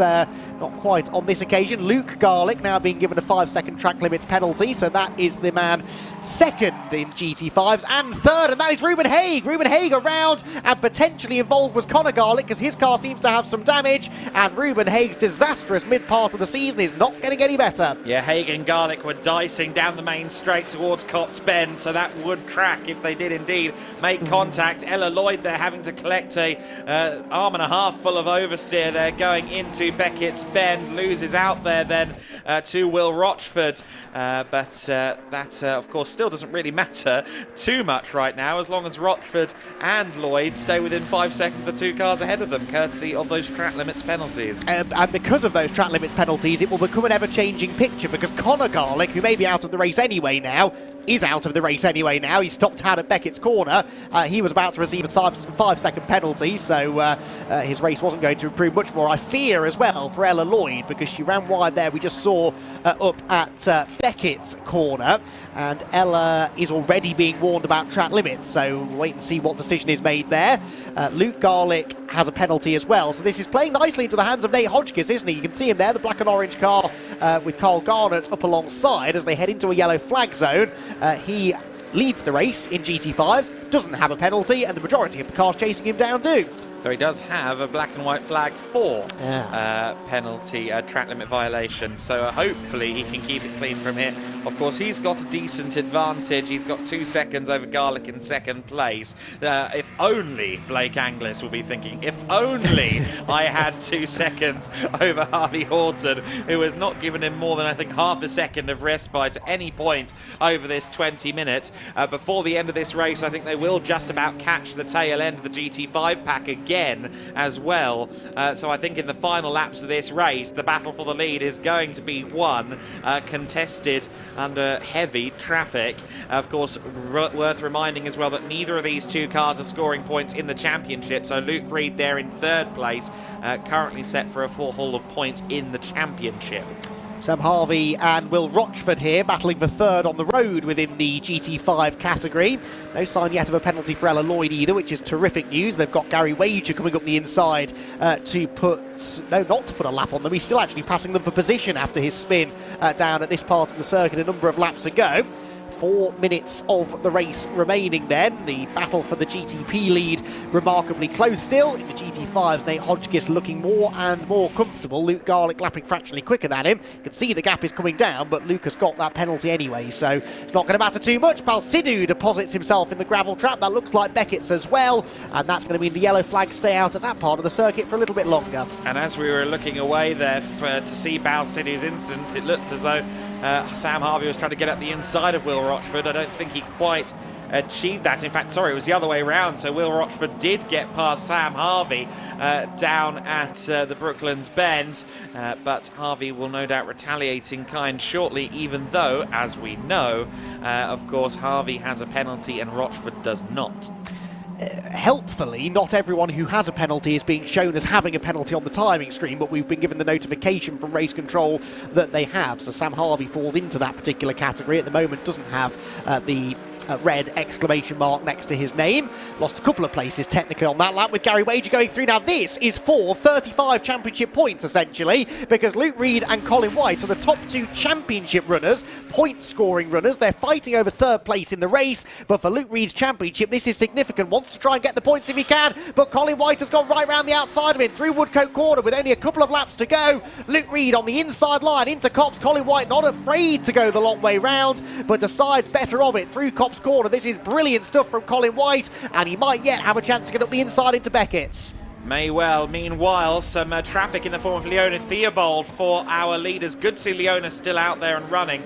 She has come into the pits, I think, at least once, and is at the very bottom of the timing screen, but we saw that lead battle getting interesting. We also saw a car off momentarily there. That's Conor Garlick, of course, long since abandoned up at Beckett's, but Harley Horton still, or Harley Horton I should say, still very much making his intentions clear. A spin in the back of shot there, that was Lexi Belk.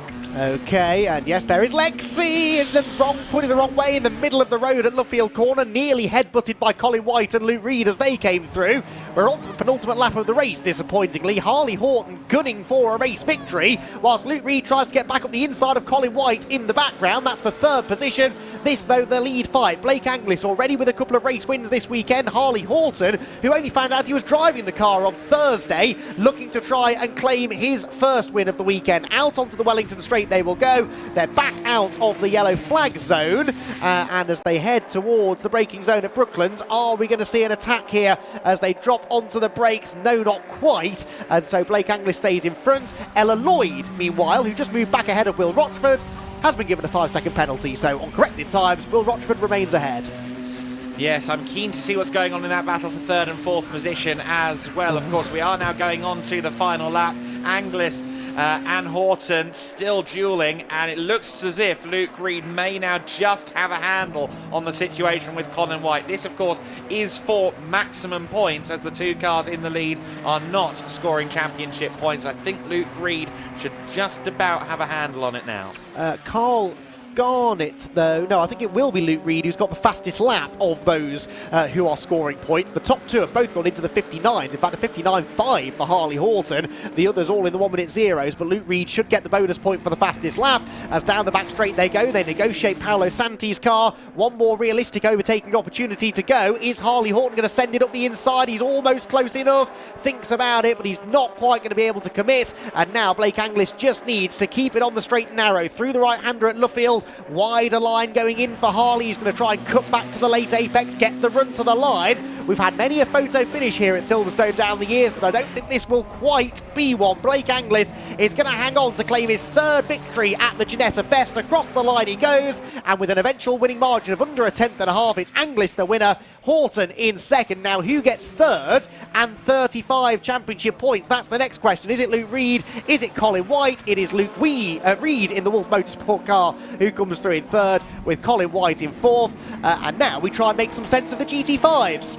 Yes, some sense. I don't know how much this will make, because of course you've got two cars there with penalties in the form of Harvey and Lloyd, and then Rochford involved in this as well. Of course, Rochford doesn't have a penalty, so he's going to leapfrog both Harvey and Ella Lloyd. Lloyd, though, needs to get past Sam Harvey regardless, as they both have the 5-second penalty. Doesn't look as though she's going to do it, though, out of Luffield Bend, and Sam Harvey will take what I think might end up being fourth in GT5 Pro. You do sort of just have to wait for them to come across the line, don't you, and see where they settle out. Hotchkiss wins, I can tell you that. Even if he'd have had a 5-second penalty, he'd have still won, because he was 5.7 clear of Luke Garlick second, Rochford third, Harvey fourth, Ella Lloyd fifth. So out of all of that, Luke Garlick ends up gaining quite a chunk of points out of Ella in the championship. Karim Sekat was sixth, Paolo Santi seventh, a lap down, and Lexi Belk in eighth. And of course, what Luke Garlick managed to do there was clear himself of Rochford, Harvey and Lloyd. They're all in the same pack, so he managed to dampen the effect of his penalty. Good point, well made. So Blake Anglis gets the victory then by a tenth and a half in the end. Another really close finish here at Silverstone. We've been treated to a number of those over the last few days. Second place for Harley Horton, but the maximum points in the championship go to Luke Reed in third after that terrific battle in the closing stages, with Colin White, who finishes fourth, Callum Davis fifth, sixth Carl Garnett, seventh Ruben Haig, eighth Sean Fleming, ninth for Gary Wager, and then in 10th position, the first of the GT5 cars. That was Nathaniel Hodgkiss, the race car consultant's driver, led pretty much from start to finish, but that rather oversimplifies what was actually quite a challenging race for him. Luke Garlick second, Will Rochford third. Garlick having suffered from a penalty. Rochford, I think, managed to keep clear of track limits in that one. Sam Harvey didn't, nor did Ella Lloyd. They finished fourth and fifth after their penalties are applied. Karim Sekat was next ahead of Paolo Santi and Lexi Belk, whilst Leona Theobald, as Adam mentioned, had a pit stop, but did at least get to the end with a new gearbox. Balsidou and Conor Garlick, though, unfortunately, are both retiring at Copse Corner. Which means that I don't think I registered this when I read his name out just now, but Ruben Haig did actually get to the finish after that contact that he had with Conor Garlick down at Copse Corner. Yeah, good to see there that Haig at least got to the end after a very successful Friday on the GP circuit. The national track has not quite treated him as well. I did just want to take the opportunity to mention Karim Sekat there in the GT5 Pro class. I spoke to him yesterday. He actually is fundraising for SOS Child Villages through his racing efforts. All prize money accrued in Ginetta Racing goes to SOS Child Villages, which is a charity that helps orphans around the world find shelter, education, jobs, foster families, etc., etc. So as well as having it on the car, having it on his race suit, any winnings, any prize money from Ginetta competition goes straight to the charity, which I think is well worth spotlighting. I know, absolutely, rightly so. I love stories like that, and really nice guy as well as Karim. Known him for a couple of years through his Ginetta Racing, and yeah, really enjoys coming racing, does Karim. Has a very relaxed aura about himself when you tattoo in the paddock, which is always something I immediately like in a racing driver, because sometimes, understandably, the youngsters especially take it all far too seriously. I think this is very good fun. You get to come and race cars around some truly great racetracks, and within Ginetta especially, you get to do it with a group of people who very quickly become a bit like your family. Well, the Protyre Motorsport Ginetta GT Championship, always full of action. This penultimate race of the weekend, no different. A bit too much action, though, for Gary Wager in the early stages of that one, who had a spin down at Beckett's corner. For much of the first third of the race, there wasn't a lot of separation, really, between the front runners.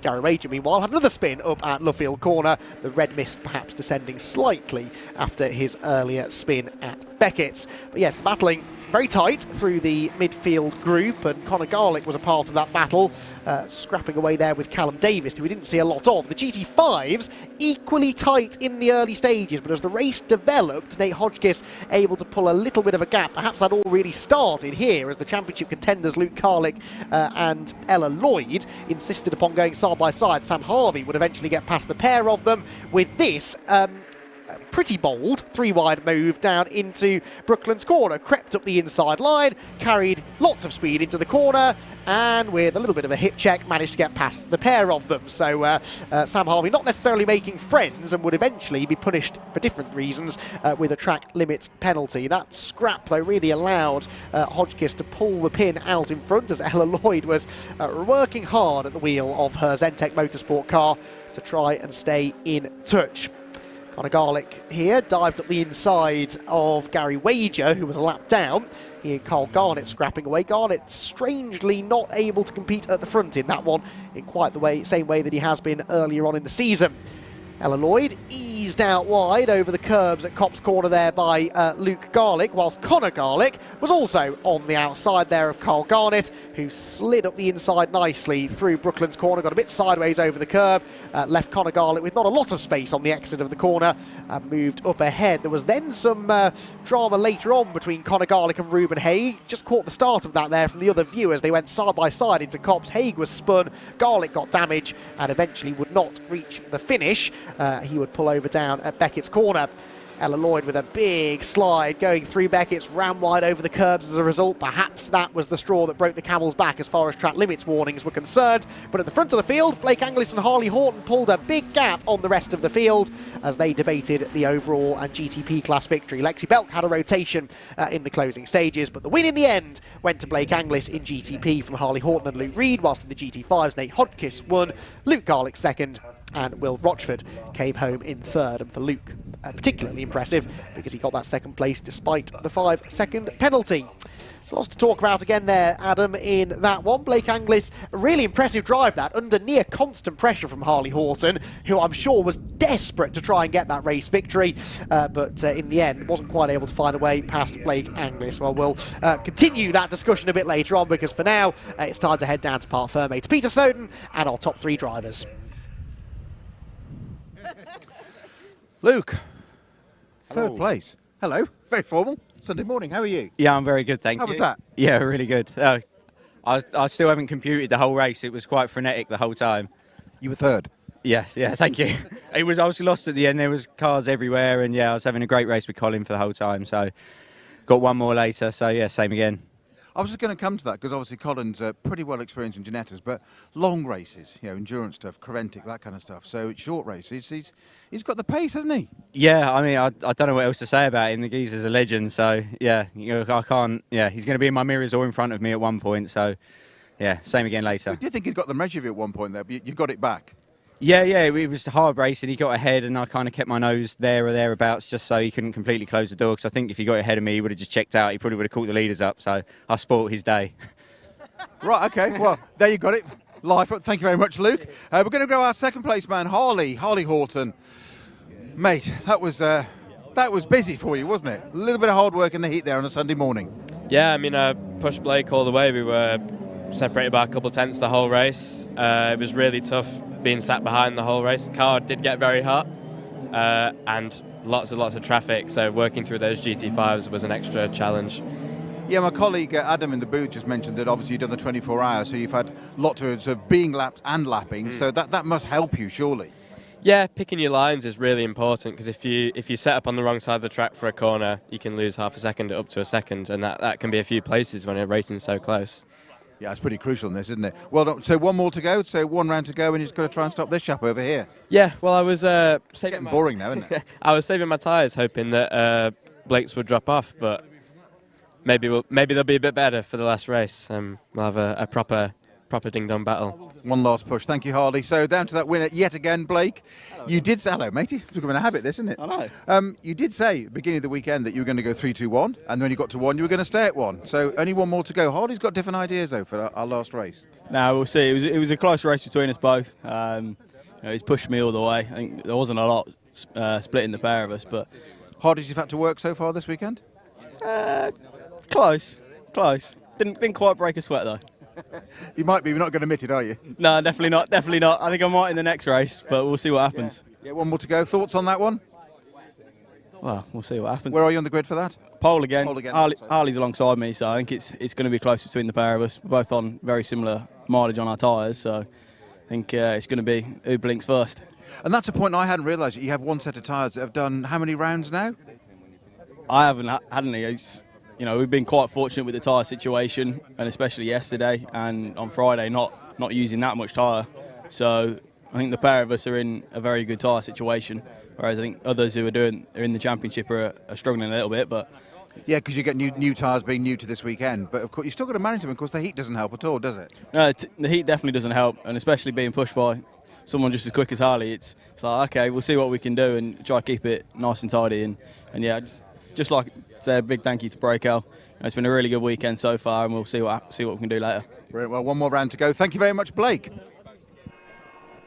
And thank you very much, Peter, for catching up there with our top 3 drivers within the GTP class. Right then, one more race before lunch, and it is the turn of the teenagers. The Ginetta Junior Championship, the Michelin Ginetta Junior Championship, about to get underway, where Freddie Slater is looking for another race win, but Hugo Schwarzer will be starting from the best position from which to potentially claim a race win, because he got the pole position after a very short, sharp, exciting qualifying session earlier on. There is the view from behind Hugo Schwarzer's car. Now we've given him a rear-facing camera because he's qualified on pole position. I absolutely follow the logic of that, but I have seen this before, and Hugo Schwarzer, if history tells us anything, might not spend the entirety of this race at the front of the field. To be fair, that's highly unlikely anyway. This is Ginetta Junior racing around Silverstone. I will counterpoint that by merely saying that Hugo has had people on his bumper all weekend long, and if the intended effect happens, that'll be brilliant. Fingers crossed. Hugo Schwarzer starts from pole position, then half a tenth or so clear of Finn Harrison then at the end of that qualifying session earlier on. Then it's Mikey Porter, Charlie Hart, and Mikey Porter all the way round. Then Chase Fernandez and Freddie Slater, only 6th, the championship leader. But we've seen earlier on in this weekend he can make good progress through the order. Henry Jocelyn and Reza Saburathan are together on row number 4. Row 5 sees Alicia Parmovsky out of position, I would say there. She should be further up the order than that. 9th on the grid alongside Tom Spragg. Outside the top 10 then we have got Mackenzie Douglas and Adi Robinson, the Spaniard, starting on the inside of row 6. Ahead of Felix Livesey and Freddie Allen on the 7th row of the grid. Towards the back now then, row 8 for Luca Hopkinson and Bria Anglis, and the very back row, penultimate row of the grid is Alfie Davis, new to the championship, and Holly Mile. At the back of the grid will be Harry Moss in the number 47 car. So cars then working their way around onto the grid. Freddie Slater, remember, has a 99-point championship lead. That is before drop scores are taken into account, and that lead is over Hugo Schwarzer. Now Schwarzer has had a few poor races, whereas really Slater's been so consistent he is dropping more points than Hugo. I haven't gone to the trouble of working it out just yet, but that gap will come down through drops. Not enough, though, for Hugo Schwarzer's liking. He really needs to start beating Freddie Slater, and this could be one of his best opportunities to do so. Yeah, absolutely. But Freddie Slater starting from 6th position. We saw him yesterday go from 12th to 1st in 3 laps. So we'll see what Freddie can do this time. Traditionally, with the staggered start that we've got here for the juniors, we've seen the car on the inside of the front row, the second place car, lead momentarily through Copse, only to then have the superior run for the pole sitter through Copse and out towards Beckett nullify that. Yes, because in theory, that grippier side of the road, not such a benefit in low-powered cars because they have good traction anyway off the line. Let's see if that plays out this time then. The Michelin Ginetta Junior Championship bursts into life again at Silverstone for 20 minutes of racing around the Silverstone National Circuit. There is the rearward view from Hugo Schwarzer. Pole position, outside line. I think he has lost the lead to Finn Harrison, and this time loses it properly through the first turn. So Finn Harrison then for Assetto Racing gets the advantage, and Hugo Schwarzer already has one car in front of him. He's back in the slipstream as they head for Maggots and Beckett's. Looks to the outside line, a dive to the outside though for guess who? Freddie Slater, although there's a bit of a schmozzle in front of him. That blocks his route slightly. One of the R Racing cars spinning in the background, and that's contact between Henry Jocelyn and Alicia Palmovsky, and they will both plummet to the back of the field. Yeah, that was a bit of a clumsy moment there from both parties as the rest of the field goes speeding under the bridge here on the Wellington Straight. Great views from Hugo Schwarzer, but now a view of cars on his left-hand side through Brooklands. Oh, Hugo's lost a bunch of positions there in one fell swoop. I think your prophecies come true. Someone spinning further back. That is Freddie Allen, who's had a rotation. It was Alfie Davis having the wobble at Beckett's. Speaking of which, Hugo Schwarzer and Reza Samurathan go barreling through the gravel trap, and they will both lose a good amount of time. Right. Eventful opening lap. Finn Harrison leads the way. Freddie Slater's second already. I don't know how he does this. All year long, he's managed to put himself in the right place at the right time. And now he and his R Racing teammate Mikey Porter perhaps can gang up against Finn Harrison in the Assetto Racing car. Hugo Schwarzer out wide. Henry Jocelyn in the pits. Yeah, Jocelyn in the pits and one of the Prep Tech cars, at least one of the Prep Tech cars involved in a spin there. The 17 car, I think it was, we're on board with. There's not a 17, that's not possible. So yes, the 47 of Harry Moss getting involved there with one of the Prep Tech machines.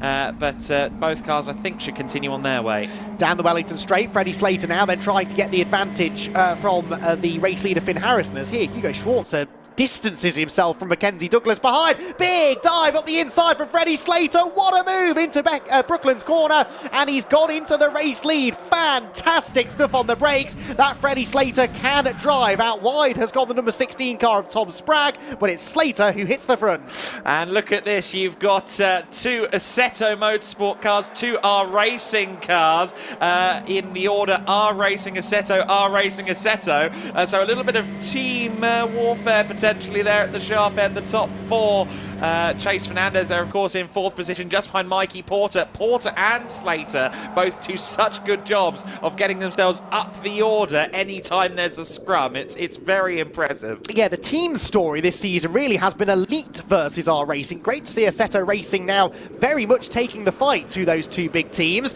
and one of their drivers challenging for the lead now as they take ample curb on the inside there through Beckett's corner. Freddie Slater does anyway as he tries to make the break. So 5 cars out front then. Slater, Harrison, Porter, Fernandez and Charlie Hart going with them as well.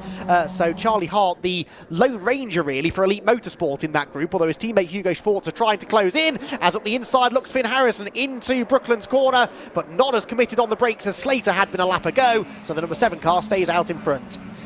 So for now, the order remains the same. The R Racing versus Assetto Motorsport order remains the same within this race. But it is that number 7 car of Freddie Slater that once again is up there at the front of the order. And I don't know what it is about how Freddie drives this car, but he always finds himself with the right chess piece. Same goes for Mikey Porter. He's up the inside of Finn Harrison. Can he get it done into Copse? Ooh, well, he's going to try. Yes, he does. And now Finn Harrison getting squeezed out by his Assetto Racing teammate, Chase Fernandez, having one of his best showings of the season. Is he into a podium place? Yes, he is. Can Charlie Hart follow him? No, he can't. Hugo Schwarzer, by the way, with the new fastest lap of the race, is on their tail as well. So it's now 6 cars in the lead group. And right like that, Hugo Schwarzer dives up the inside of his Elite Motorsport teammate. And can he now relieve Charlie Hart of 5th place? Could well. Hugo Schwarzer, the young German racer, started, of course, from pole position. This isn't the fighting from fighting from the bottom that he would have wanted here. He's having to really ascend his way back up, and well, he's doing so well. He's up there in 5th place. Finally, we can use the onboard camera again because he's got someone behind him. But Hugo definitely having to fight from underneath, and that's not what he would have wanted. So 2 by 2 they run then. 2R Racing cars ahead of 2 Assetto Racing cars, ahead of 2 Elite Motorsport cars, the top 6, and then Mackenzie Douglas in 7th position for Fox Motorsport, trying to chase after them. Out of Luffield corner they go, side by side here, further back. That is Felix Livesey on the outside of Adu Robinson. Now, that means Livesey's lost a position or two since the start of the lap. The first driver to be given a track limits warning, by the way, is Tom Spragg, who was the driver up the inside of Livesey there as they came to the line. The leading group of 6, though, descends upon Maggots and Beckett's for the 5th time of asking, and things perhaps now just starting to settle down in the mid part of the race. We see this often in Ginetta Junior Racing, a very, very congested start to the race, and then it calms down in the midpoint before livening up again towards the end of the race. I wonder if that's what we're about to see now.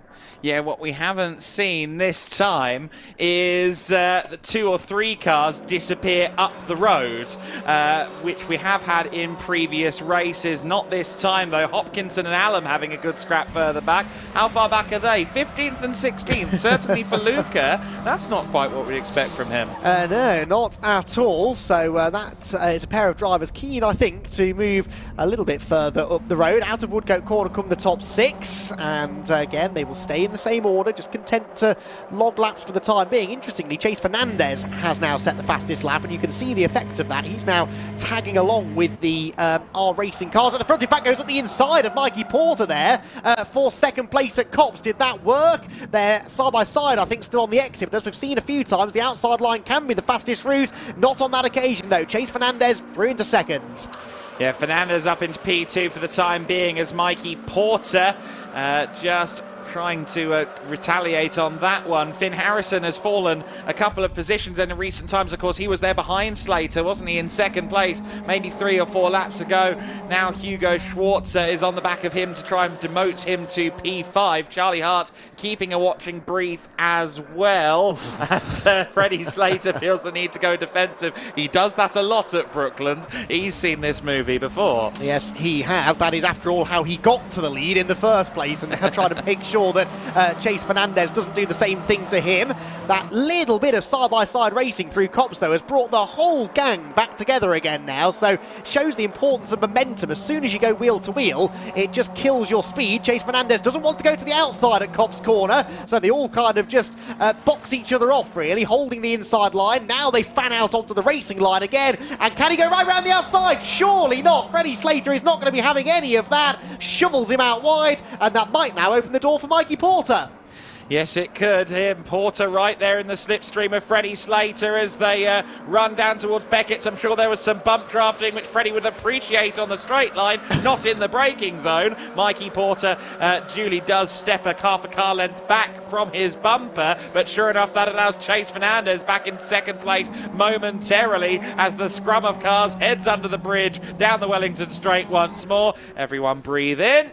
And let's see if they get through in one piece. To the outside, Fernandez. He's determined to make the round the outside move work. It doesn't, though. He runs out of grip and relinquishes 2nd, relinquishes 3rd as well. So Porter goes through, Harrison goes through, and maybe even Hugo Schwarzer now, who looks around the outside at Luffield corner and will try to carry that momentum off the tight right-hander. In fact, gets squeezed out wide, and Charlie Hart gets up the inside of him. So we're back now to an R Racing 1-2. It's the elite teammates who are running door-to-door as they battle now over 5th position.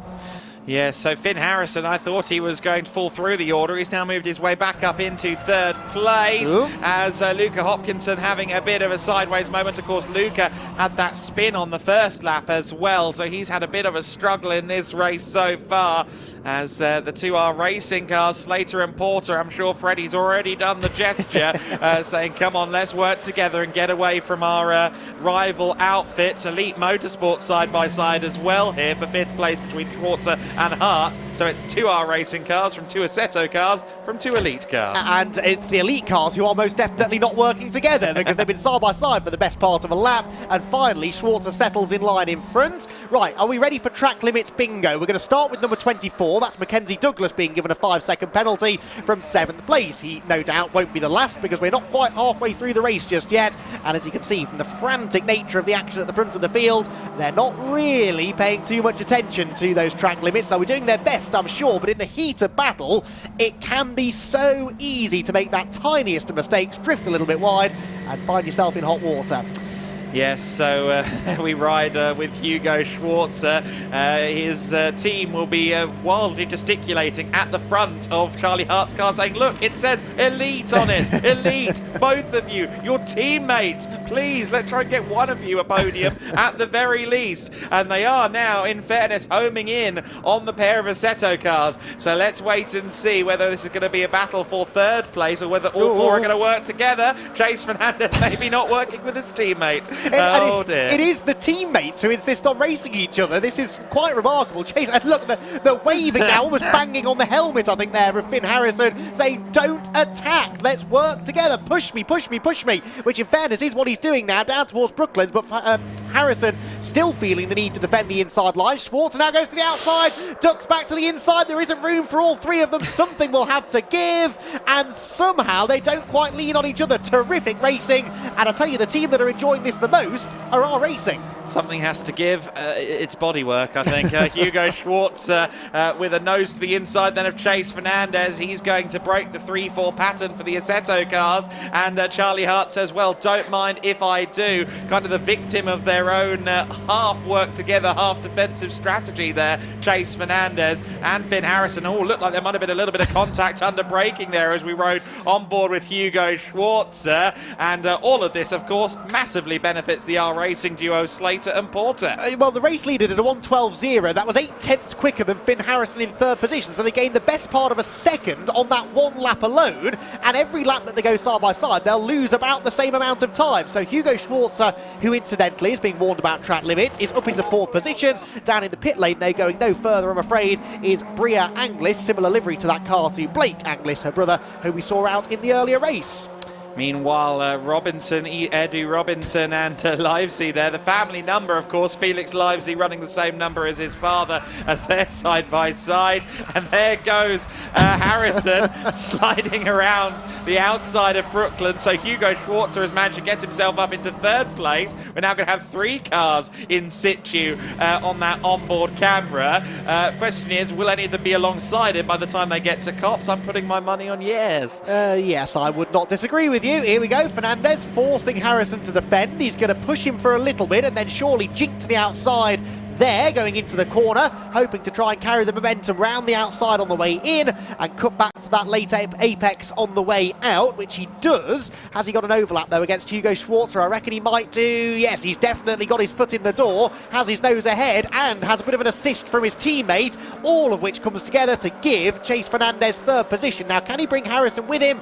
Yes, he does, and all of a sudden, Hugo Schwarzer is back to the tail end of the group. And as this fight continues, I'm sure Freddie Slater is thinking to himself, right, Mikey, leave the attacking until the final lap, because the thing is, if they do it with 4 or 5 laps to go, there's still time for them to be caught up by this pack of bees that's fighting for 3rd place. For now, it's Chase Fernandez in 3rd place. No, it's not. Now it's Finn Harrison in 3rd place. Oh, well, yes, it is, just about, as they go through Luffield Bend. Really no value to telling you who's in 3rd place, because as you can see, it's changing constantly. Almost by the corner, isn't it? But this is why we love Ginetta Junior Racing, well, period. Certainly here at Silverstone, the national circuit, the perfect place for these cars to come and race. It really is NASCAR for teenagers, isn't it? Down into Copse Corner they go, to the outside now. Fernandez looking to try and attack his teammate, because why on earth would they work together? Side by side on the exit, is he up the inside? Oh, maybe. I think that Harrison tried to close the door, but there's no doubt about it. Chase Fernandez is there, Chase Fernandez is through, and Charlie Hart says, me too. Yes, for now at least. Let's see how long that lasts. Charlie Hart, who was a pole sitter on the Grand Prix circuit on Friday, would love to get himself up onto the podium. He never really quite converted that quali form into results on the Grand Prix circuit. You see Finn Harrison's headlight starting to show some signs of fighting. And is Mikey Porter showing signs of fighting? Well, I don't think quite yet, but he's certainly keeping a close brief. Through the haze, we see the 51 car in a spin. Edu Robinson then having a moment. Indeed so. Now, Hugo Schwartz's mood is not going to be improved by the fact that he's just been given a 5-second track limits penalty. This race has already unravelled a little bit for the man who, remember, started on pole position. He's down to 6th place. 5 seconds, though, won't make a huge difference because the next car behind him is Mackenzie Douglas, who, remember, already had a 5-second penalty to be added on. So really, he needs to try and stay 5 seconds ahead of Alicia Parmowski, who is into 8th position. Out of Copse Corner they will head, 5 and a bit minutes to go, and the top two are now nearly 5 seconds clear of this almighty battle going on for 3rd position.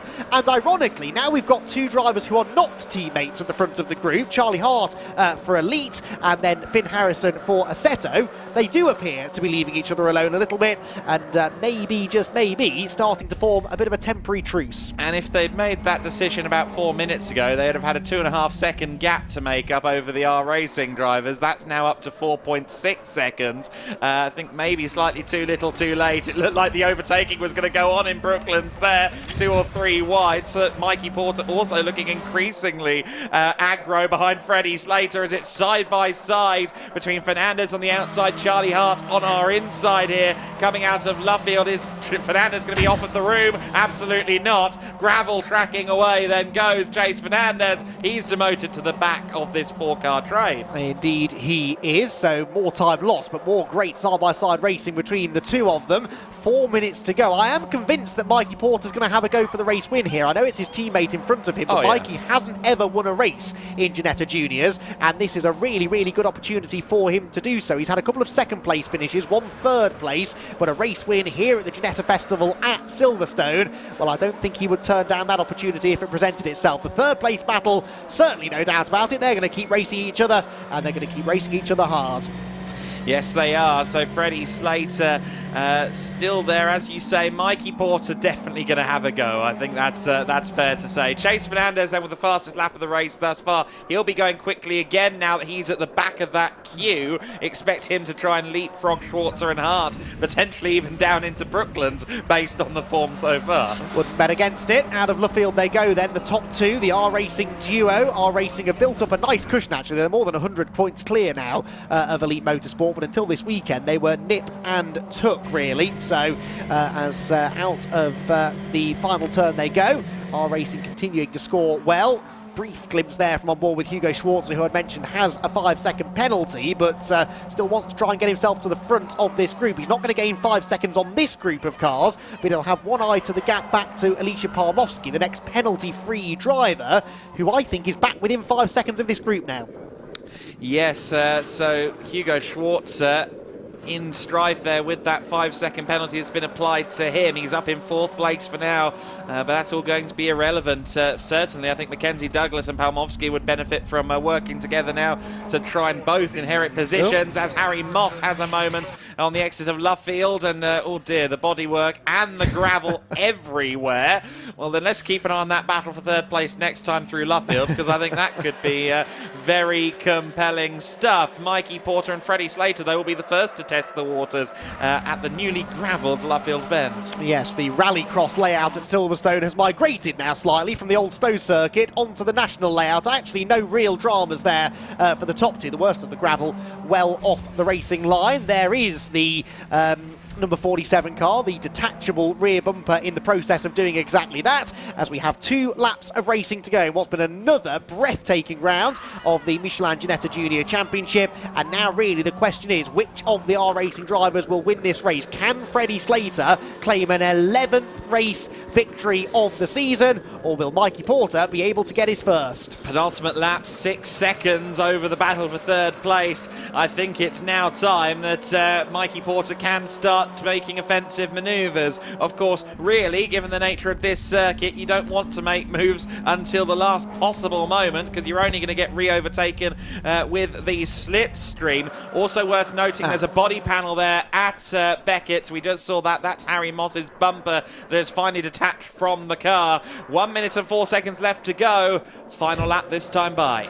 Into Beckett's comes the 74 machine. That is Davis and Mile past the bumper, which is just off the racing line. And there, A.D. Robinson, after his gravelly excursion earlier on. Almost a gravelly excursion there for Freddie Slater, who has one more lap to defend. Now, on the previous lap, Mikey Porter did not get off Beckett's well. That is going to be the key, isn't it? He's got to get off Beckett's corner well and try to make the challenge into Brooklands. No, he goes up the inside into Copse Corner. Final lap beginning, and this is where the move comes from Mikey Porter. He's in the lead, but was that too soon? Drifts wide on the exit. Freddie Slater back up the inside.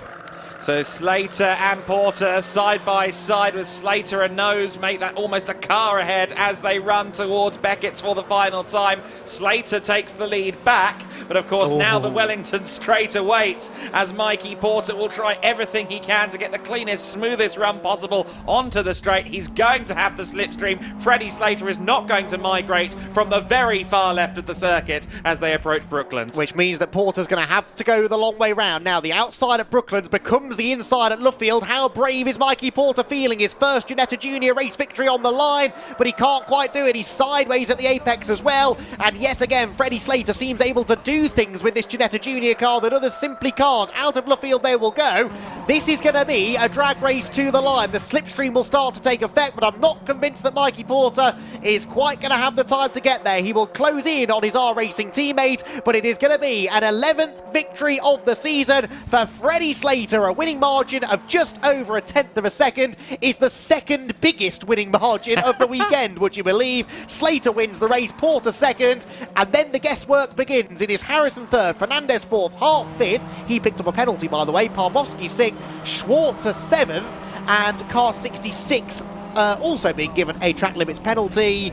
So that was accidentally assigned to Charlie Hart, but it was actually for Freddie Allen. Got you. Okay, so no penalty for Charlie. I wondered why he was still ahead of Alicia Parmowski. That makes sense now. So Freddie Allen given a penalty. So Parmowski 6th, Schwarzer 7th after his penalty, Spragg 8th, Reza Samurathan is 9th, and Mackenzie Douglas in 10th.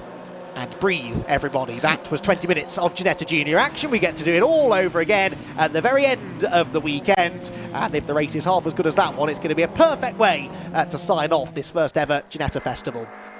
I like the formation flying that they're doing here as well on this cool down lap, as I'm sure will the official Ginetta photographers. Quite. Freddie Slater will have enjoyed that. An 11th victory of the season now puts him one shy of the championship record held by Jamie Caroline from a number of years ago. Freddie Slater, then the race winner, extends his points lead. Mikey Porter, his teammate, threw everything at that, but ultimately maybe went a little bit too soon with that move at Copse Corner and has to settle for second. Then it's Finn Harrison third, Chase Fernandez fourth, Charlie Hart fifth, Alicia Parmowski in sixth, ahead of Hugo Schwarzer, Tom Spragg, Reza Samurathan, and Mackenzie Douglas in 10th. Felix Livesey was 11th, Luca Hopkinson was 12th, ahead of Alfie Davis, and A.D. Robinson, the Spaniard, in 14th. Holly Mile next, ahead of Freddie Allen, Harry Moss, Henry Jocelyn, and Bria Anglis, the one non-finisher, having retired to the pit lane with apparently some sort of mechanical issue. So our racing will be happy, Freddie Slater will be happy, Hugo Schwarzer won't be very happy. Does that just about sum it up?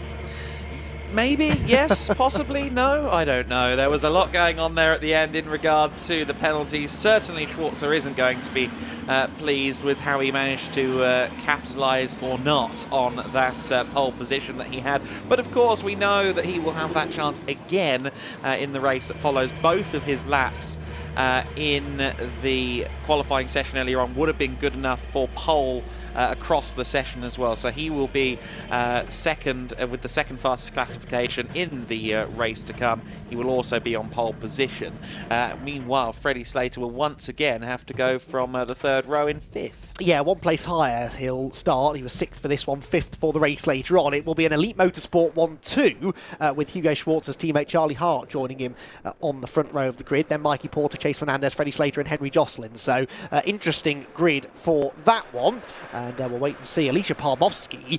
Now, Alicia Palmovsky was one of 3 drivers who didn't actually manage to set 2 legal lap times in qualifying. So Palmovsky, Finn Harrison, significantly, who was 3rd in that race, and Harry Moss will all start at the back because they only logged 1 legal lap, which perhaps explains a bit why Palmovsky was out of position for that first race. So they'll be starting from the tail of the order, and we'll be looking to try and make some really good early progress. Well, we are technically into a lunch break here at Silverstone. The Marshals, though, as often is the case, don't get much of a break because they've got quite a bit of track clearing up to be done after the Ginetta Junior drivers dragged a fair bit of the Silverstone scenery onto the circuit with them. But the Marshals will get that done as quickly as they can, I'm sure, with the gravel mainly to be cleared after Harry Moss's moment at Luffield Corner.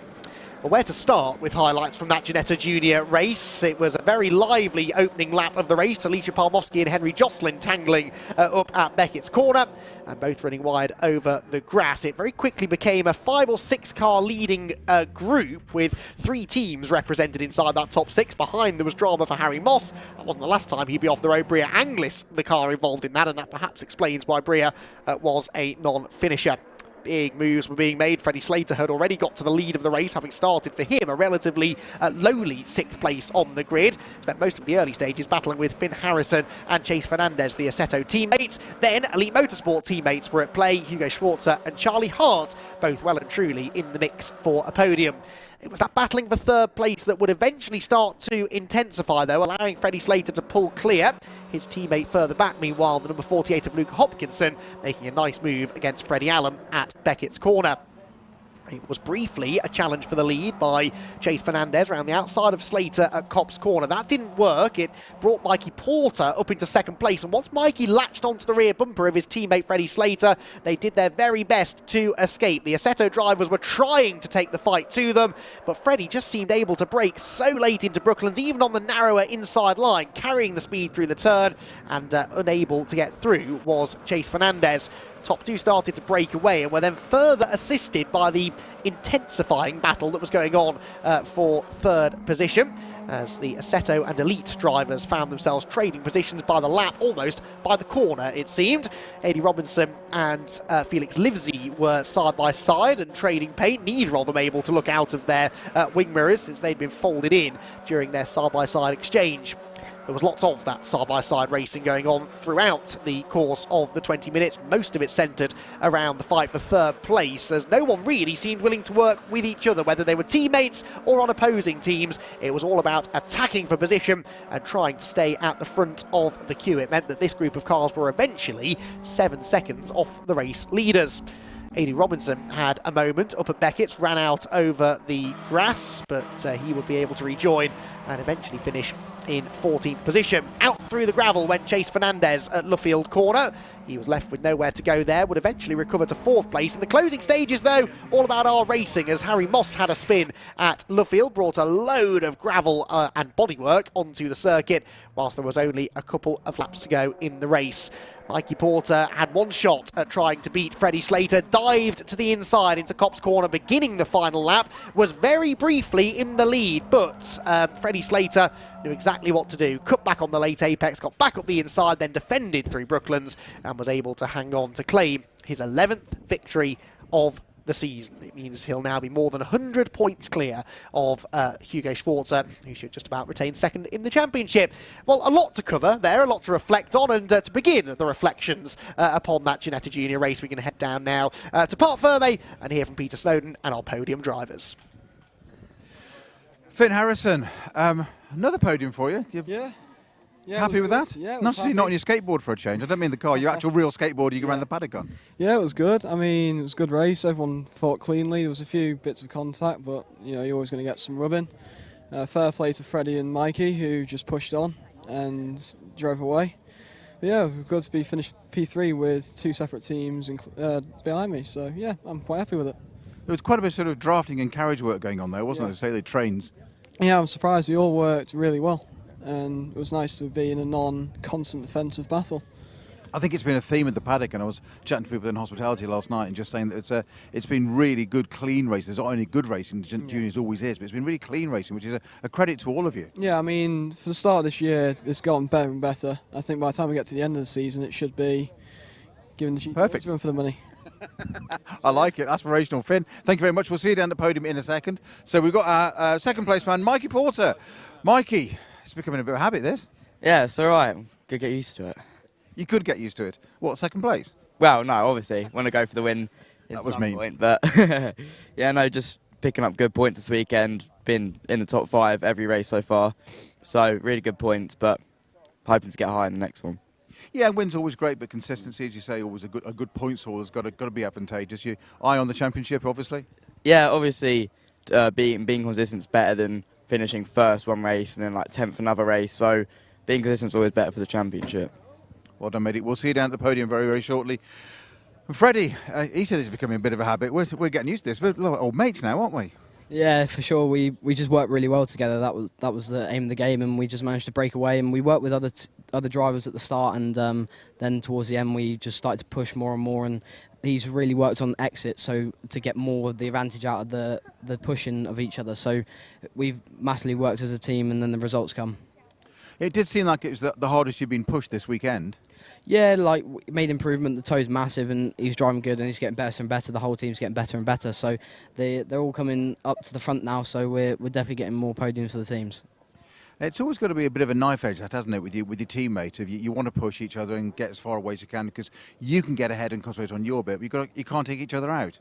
No, not at all. I don't think there's any pressure between us because we know the trust between us and the drivers off track and on track is fine. So we know when we're out there, we want to work together and do the best possible result. Well, you've certainly done that. So other way around next time? Yeah, we'll see. There you go. Thanks ever so much, Freddie. We'll see you down at the podium in the hospitality area. Thank you very much, Peter. Yeah, great to hear from our top 3 again there. We will be seeing more from the juniors at the very end of the day. They have the honour of rounding out the 3 days of racing action here at Silverstone. Well, we're into our lunch break now then. We've got those 3 races still to come, one apiece for GT Academy, Ginetta GT Championship and the aforementioned Ginetta Juniors, plus some other special on-track activities that will kick off at around about 1:50. So we'll let you go and enjoy your lunch now. Make sure you're back though at around about 1:45, 10 to 2. And we will have our afternoon's action here, the final portion of races from the Ginetta Festival to come here today.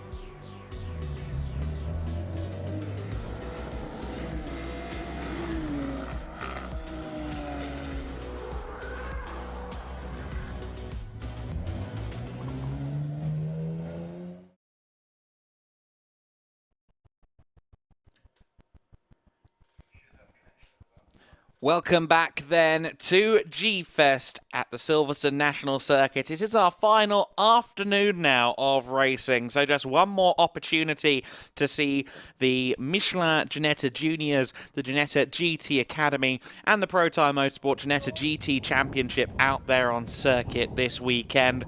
Also, just one more opportunity to take in the highest peak of the mountain in terms of Ginetta racing cars in the form of their prototype offerings. You see there Charlie Robertson getting ready to take the Ginetta G60 LTP1 out there onto the circuit. There will also be the Ginetta G61 LTP3, the LMP3 car, running out there as well. So Charlie Robertson, who much like Mike Simpson, Ginetta's head of motorsport these days, Mike Simpson, both drivers, of course, were factory competitors in the World Endurance Championship campaign for Ginetta. And in the case of Mike, he has now transitioned away from being a factory driver. I thought he was still doing a bit of racing, but I understand he is fully focused on being Ginetta's head of motorsport at this juncture. So focused on further developing the brand, Ginetta, and the racing offerings that we have seen here this weekend. You saw there the Yorkshire County logo on the front of the LTP1 as well. The bare carbon fibre Ginetta G61 LTP3 with Mike Simpson at the wheel, about to go out there on the circuit as well. Of course, Mike has already driven around the track today in the stunning Ginetta G10 Remastered, the V8 1960s sports car, the personal car of Lawrence Tomlinson, the chairman of Ginetta, that he was driving earlier on.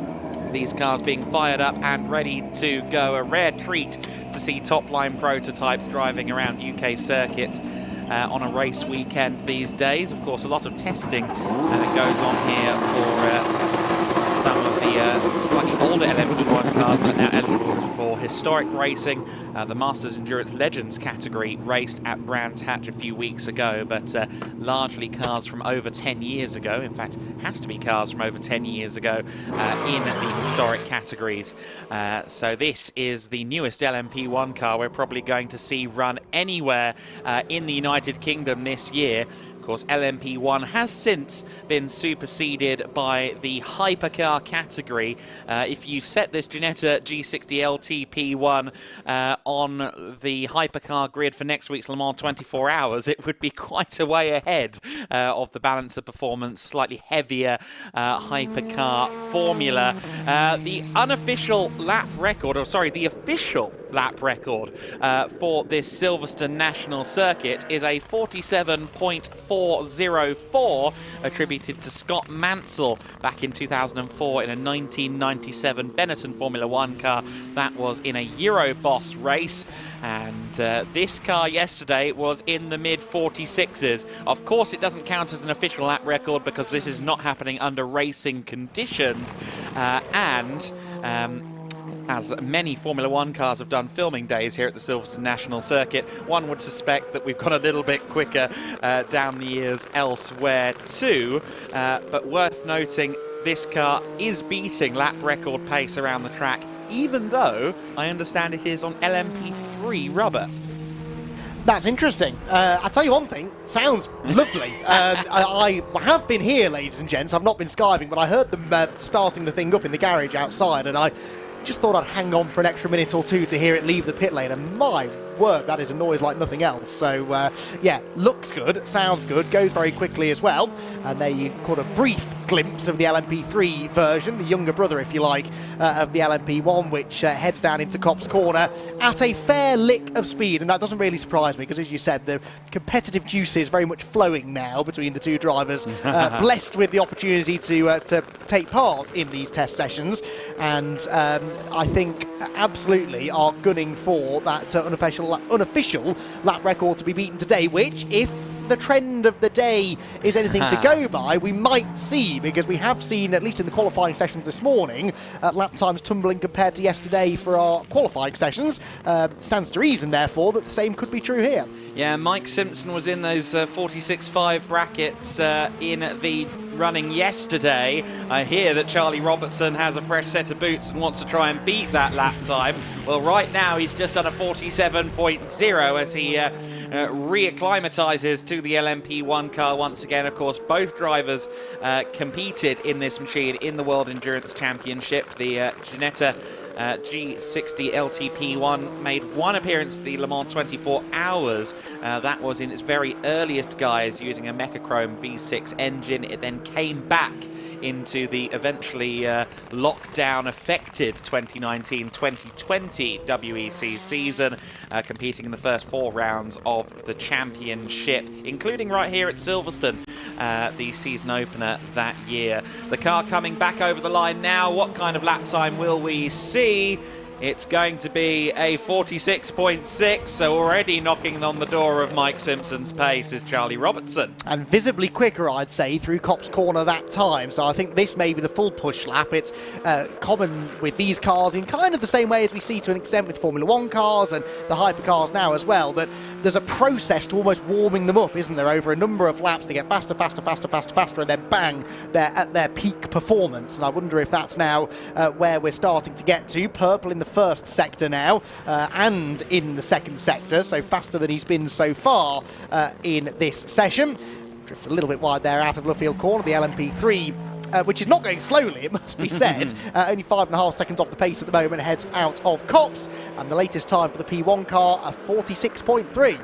I think that might be the quickest time we've seen all weekend, if memory serves me correctly. So if that is the case, then Charlie will be delighted, though I understand they are going to do a mid-session swap, as has been the case for most of these demo runs. Of course, yesterday, Mike Simpson also got the opportunity to drive a Tolman TG183B here in the demonstration runs, 1984 Formula 1 car, as driven by Ayrton Senna at his very first Brazilian Grand Prix.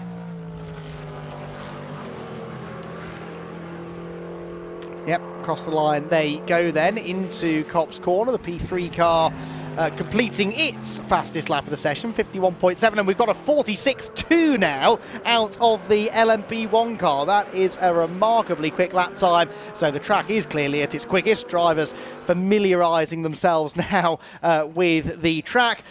Meanwhile, at a far more leisurely pace, we find life in the hospitality awning. Now, you and I, Adam, would never dream of taking the weight off our feet to go and sit in hospitality and enjoy the free food, but there are people here, should they wish to, who can go and have a brief moment of tranquility away from the on-track action. Yeah, lovely food in the hospitality area. They also had a nice barbecue yesterday evening here as well to continue the evening festivities at G-Fest. See some of the driver coaches there. Ben Green, GT Masters driver, in the back of shot, among others, as back on the circuit, a 46.063 for Charlie Robertson in the Ginetta G60 LTP1. The speed only increasing for young Charlie. Charlie Robertson and Mike Simpson, I think, two of the most synonymous names with Ginetta in the brand's recent history. They've got a toe now down the Wellington Straight as well, so this should be even quicker, although interestingly not. The middle sector, oh, don't hit each other. That was a little bit close for comfort through Brooklands. I think we might have them formation flying over the line this time, so let's see if we can hear the 2.4 litre V6 and the 5.6 litre V8 in harmony.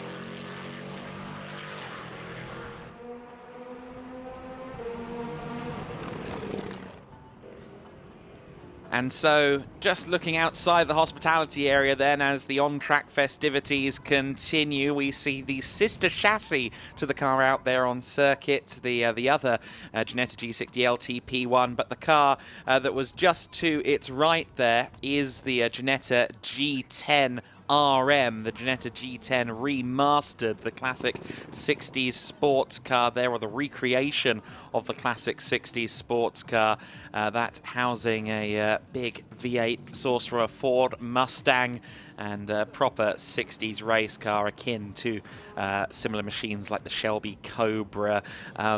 I love that era of sports car racing where it seemed as if the common philosophy was get a British chassis, stick a huge American engine in it, and see what happens.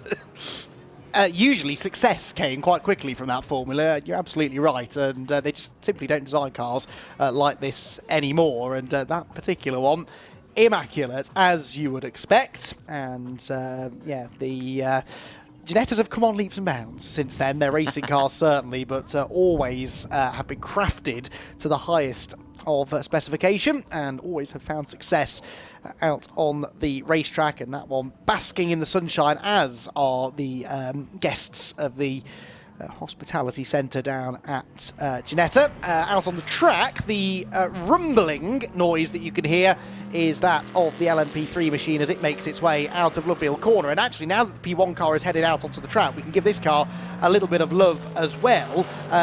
And we can realise that as the commentary box shakes whilst it goes past, these things aren't quiet by any stretch. Some of the best sounding race cars in modern motorsport for my money. All LMP3 cars run the same 5.6 litre Nissan V8 engine.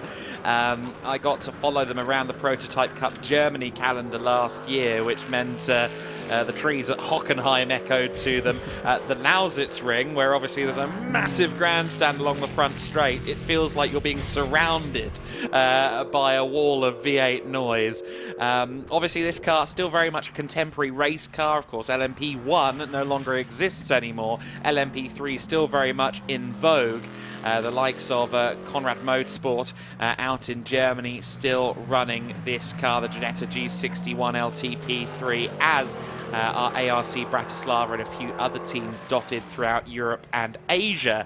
A very good choice. Ginetta with the most experience of any team in LMP3 racing, because when the first ever LMP3 race took place here in 2015, part of the European Le Mans Series, Ginetta was the first and only chassis out there. It took a little while for the others to come on stream. When this second model, the Evolution model of the car, came out for 2020, experience and data and inspiration was taken from the LMP1 car into this LMP3 project, and it is all the better for it. I've heard great feedback from the likes of Axel Jeffries and Maximilian Hacklander from the Conrad team about how this car performs, and it will be coming into the pits. Nope, never mind. I guess Mike Simpson's rather enjoying himself out there on the circuit at the moment. Yeah, absolutely. Going for a bit of a race run here, isn't he? A slightly longer run of laps. That was his 12th lap completed. No longer going as quickly as he was before, but still a 51.6 is a reasonably good lap time, it has to be said. Something like 8-9 seconds faster than we're seeing from the G56 cars within the Ginetta GT Championship, the fastest cars racing here today at Silverstone, and shows again that Ginetta racing ladder, doesn't it? That the cars progressively get faster. That's always been one of Ginetta's sort of real strong points for me, that you could start your racing career with Ginetta and work your way right up the ladder. And of course, their famous thing back in the day was that you could start racing with them in Ginetta Juniors, for example, fresh out of karting, and they would take you all the way to the Le Mans 24-hour and the World Endurance Championship, which for a number of years was the case. Okay, not competing at that level of motorsport for the time being, but you can still forge a really strong career without ever branching away from the Ginetta brand.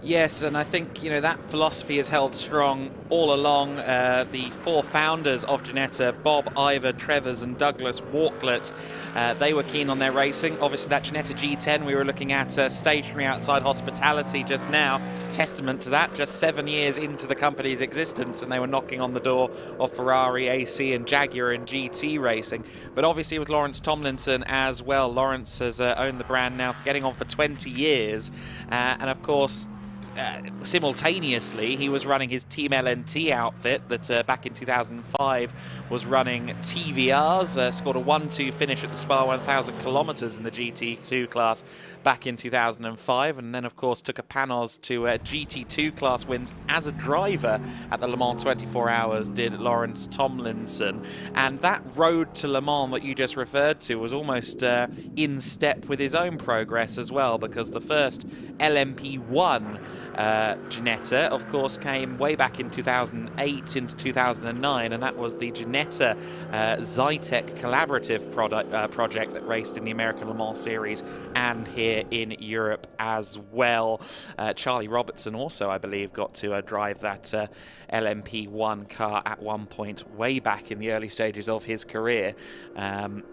As we can see, Mike Simpson heading back toward pit lane then, and what we'll get next, I suspect, is a driver swap. I think we're going to have Charlie Robertson tapping on the watch and saying, "What gives, mate? I want to go in the LMP3 car now." Yeah, exactly. By the time he's up to speed, by the time they've done the driver change and then gone up to speed, they're going to have less than 10 minutes of this session in which to make use of. Into the pit lane it comes then, and well, this will be interesting if they do a direct driver swap, a 46.0 the lap time we're heading for the LMP1, and that unofficial lap record could well be broken. We shall wait and see. I can see Mike Simpson looking at the TSL timing screen and going, well, "You've pushed a bit." No, I was just getting the tyres up to temperature for you. Brakes are up to temp too. They'd have been more up to temp if you'd come in 3 laps ago. I wonder if they're going to stick another set of tyres on the P1 now, because that would only be fair, wouldn't it, really? Maybe that's what they've been doing over the last few minutes. That's why he knew he could have an extra couple of laps in the P3. They were just preparing his LMP1 car for him for that final push. Well, of course, Mike Simpson these days is Ginetta's head of motorsport, focusing away from driving and into running the brand. And just would have loved to have seen the helmet there to confirm whether that driver change was really that fast, or whether Charlie Robertson heads back out there then. But yes, Mike Simpson would have the sway to get a fresh set of slick tyres, I'm sure, if Charlie had given up the seat, and it appears Charlie has not.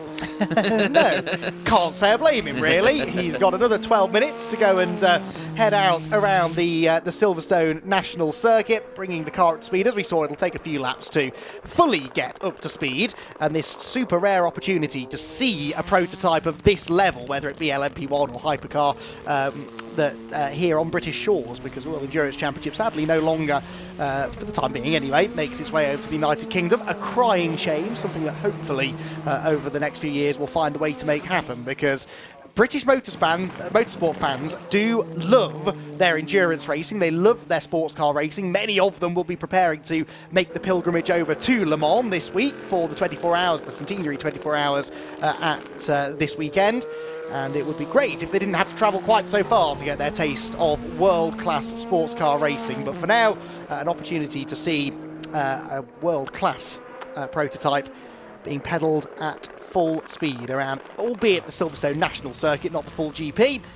But it means any spectators trackside get to see it even more. They're going to go for a bit of a formation photo here, I suspect, past the pits. And then hopefully we'll see Charlie step on it again and see if he can get into the 45s. Yeah, we'll see if that is possible for him. I think what we should do, as I know what social media commenters will say, is let us hear the engines. So I think it might be wise if we back off for a bit, and if Charlie Robertson doesn't back off and sets a new fastest time of the session, we will let you know in due course. But for now, as he accelerates onto the Wellington Straight, let's listen in to this pair of wonderful prototypes circulate Silverstone.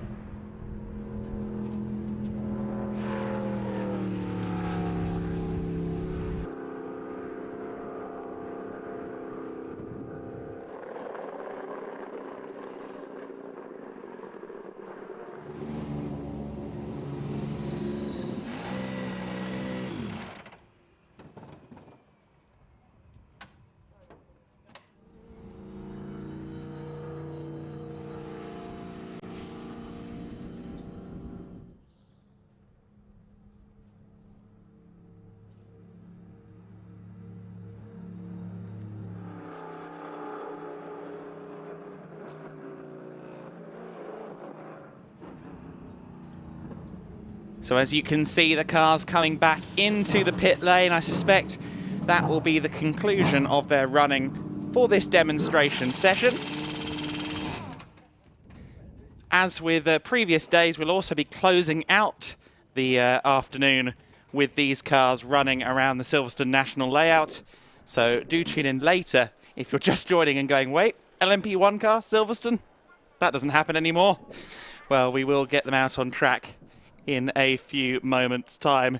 After our packed schedule of afternoon racing, stay tuned for more Ginetta action in just a few minutes as we continue to celebrate 65 years of Ginetta here at G-Fest.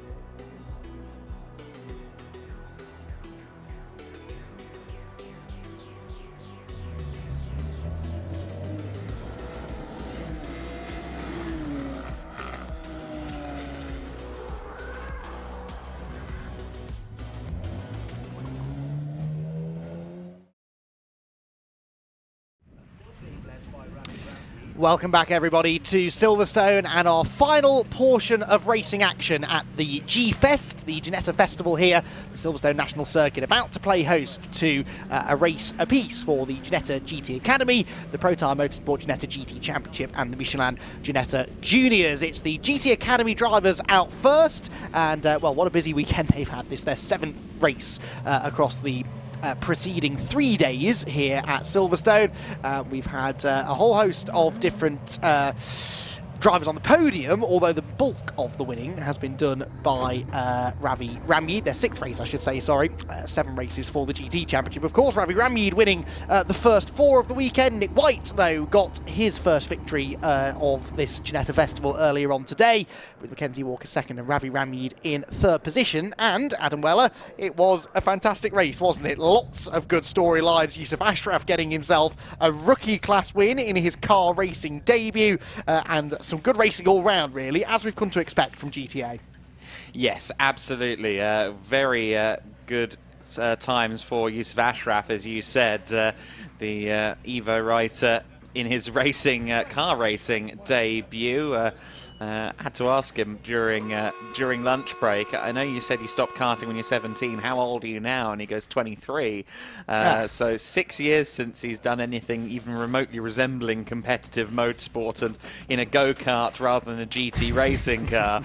I think he'll take the rookie class win. But of course, for Nick White, the race just gone in the morning was hugely important, hugely significant for his chances. He was the championship leader by 4 points coming into this G-Fest weekend at Silverstone. He's now trailing by quite a margin over Ravi Ramyeed, but any points gained over Ravi before going into the rest of the season are absolutely critical.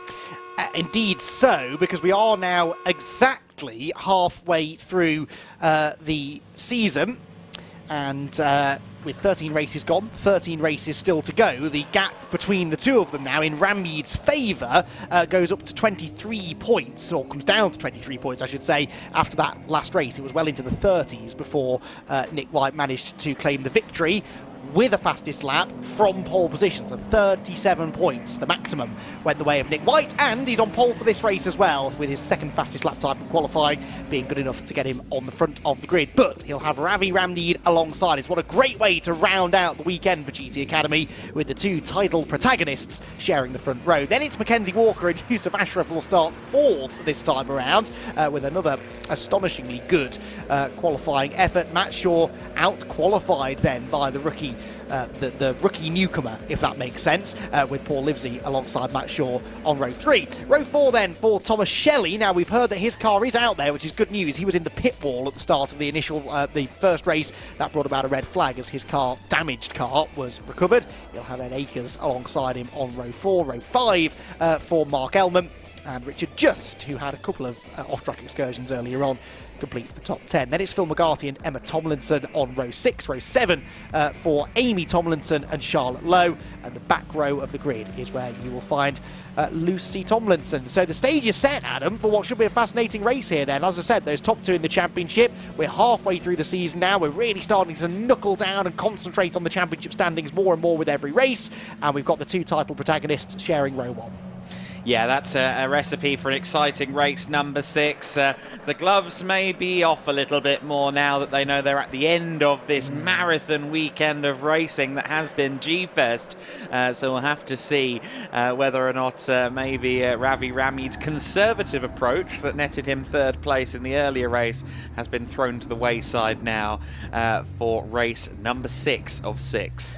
And the start will be crucial, because Nick White, one thing that he proved in that race earlier on today is that if he leads into turn 1, he's not going to be easy to catch. He spent most of this weekend chasing from further down the order, but out in front, he has got the ability to pull away in just the same way that Ravi Ramyeed has proven that he can do on previous occasions. So for the final time this weekend, the GT Academy drivers face the starting gantry. The lights go out, and it's a good start made by both front row starters. Pretty even. Terrible start, I'm afraid, for Thomas Shelley, although if he stays out of the pit wall, it's an improvement upon his earlier start. White leads them at Copse Corner. The 2nd phase of his start was more than good enough to keep Ramyeed at bay, and you're right on board now with the number 31 car of Paul Livesey up 1 spot already. Behind him is Matt Shaw, and ahead of him, I think, is Yusuf Ashraf with a much better start this time.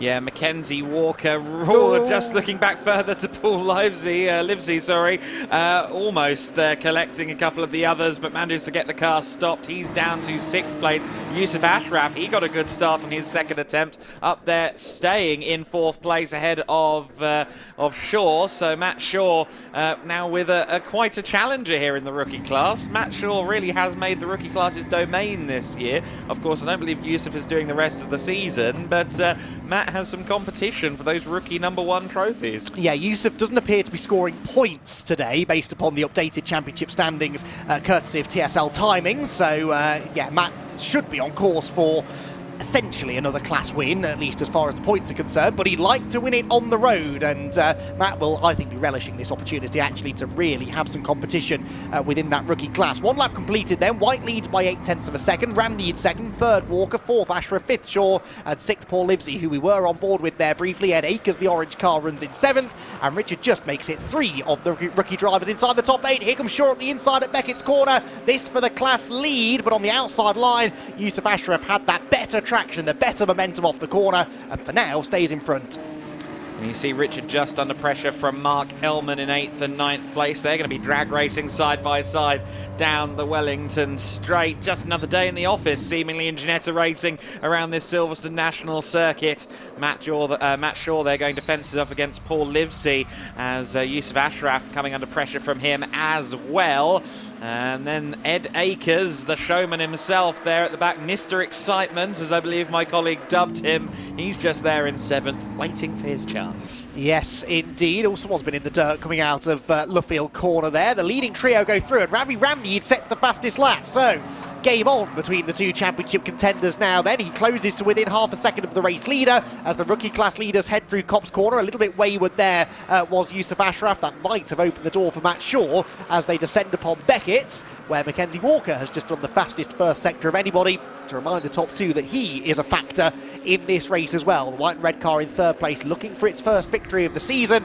And, well, as we head in now to the mid-portion of the race, Mackenzie Walker starting to get quicker and quicker. You can see the gap that they pulled over everybody else from 4th on back. And those leading 3, Adam, for me, are definitely getting closer together. Yes, absolutely. Meanwhile, Livesey up the inside and into the side there of Matt Shaw. Hopefully neither car carrying suspension damage after that, but both of them knocking wheels and knocking panels as they went through Brooklands Bend. Matt Shaw loses a bunch of positions as a result of that. He drops down to 9th place behind Thomas Shelley. And Livesey lost out a little bit there as well. And Shaw into the pit lane, I saw in the background. That's a real shame. So we're robbed then, really, of that fight for the rookie class victory. Yusuf Ashraf should now have an easy time of it. There goes Shaw into the pits. And, well, that was a bit of side-to-side contact that could easily have broken a steering arm, knocked a tyre off a rim, lots of things that could have done to the number 33 car. We shall see whether or not he's able to rejoin. If he is, there's a good chance he'll still score some class points. Meanwhile, Mark Ellman has found the other green car on the track of Thomas Shelley, and I'd like to see the right-hand side of that car, actually, to see what sort of job they've done repairing it. I'm sure the team have got it back into showroom condition, near enough anyway, and he's now getting stuck into the fight. Yeah, Shelley to the inside then of Mark Ellman as they run through Brooklands once again. I feel robbed there with Matt Shaw's entry into the pit lane. I was getting ready to say a professional footballer in Matt Shaw, a motoring journalist in Yusuf Ashraf, and Ed Akers walk into a bar. Akers is an architect.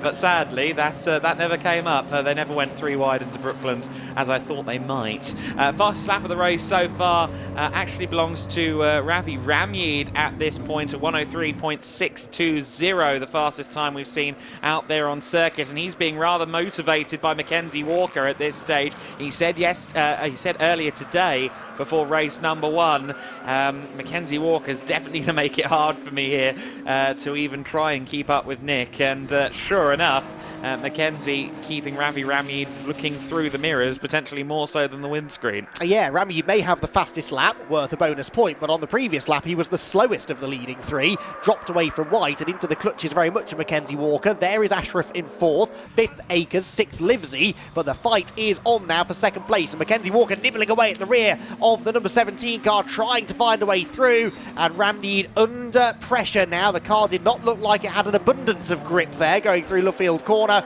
and Mackenzie Walker can perhaps smell blood in the water.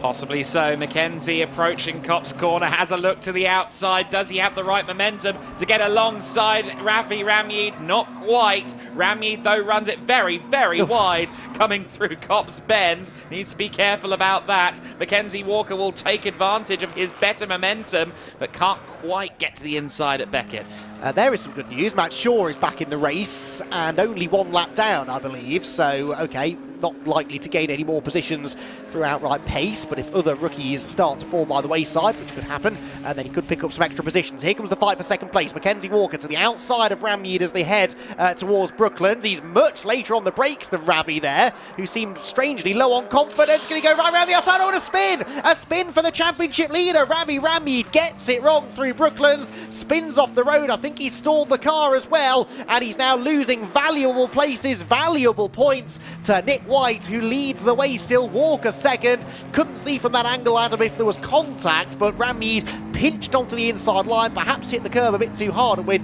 that little bit of extra steering lock in the car, it becomes so much easier to unsettle it. Yes, Ramyeed will be kicking himself there. He's had really a flawless weekend. Yes, he didn't win the first race this morning, the 5th race of the weekend overall, but he had been keeping himself out of any and all trouble. He now finds himself down in 8th. Thankfully has carried on at full speed past the pit lane, and now I think, if anything, hey, we're going to get some fun, because he's going to be closing up on this battle for 5th place with Thomas Shelley at the head of the queue. So that's 8th place overall. It is 7th within the class, and bear in mind you score 35 points for winning a race, so a very, very good chance here for Nick White to take some considerable points out of Ramyeed, who you see in the background has to catch this group of cars first before he can have any chance of finding a way past them. This group of cars being led by Thomas Shelley, the green and yellow number 76 car. Behind him, number 31, Paul Livesey. They run 5th and 6th overall, 4th and 5th within the GTA class itself. And right behind them, they've got Mark Elman as well, making this a 3-way fight. And ahead of them, Yusuf Ashraf is on the podium. He is running 3rd place overall, and for that very reason, he is going to have to make that G56 the widest Ginetta here at Silverstone to keep Ed Akers at bay. Yusuf would love to claim an overall podium here.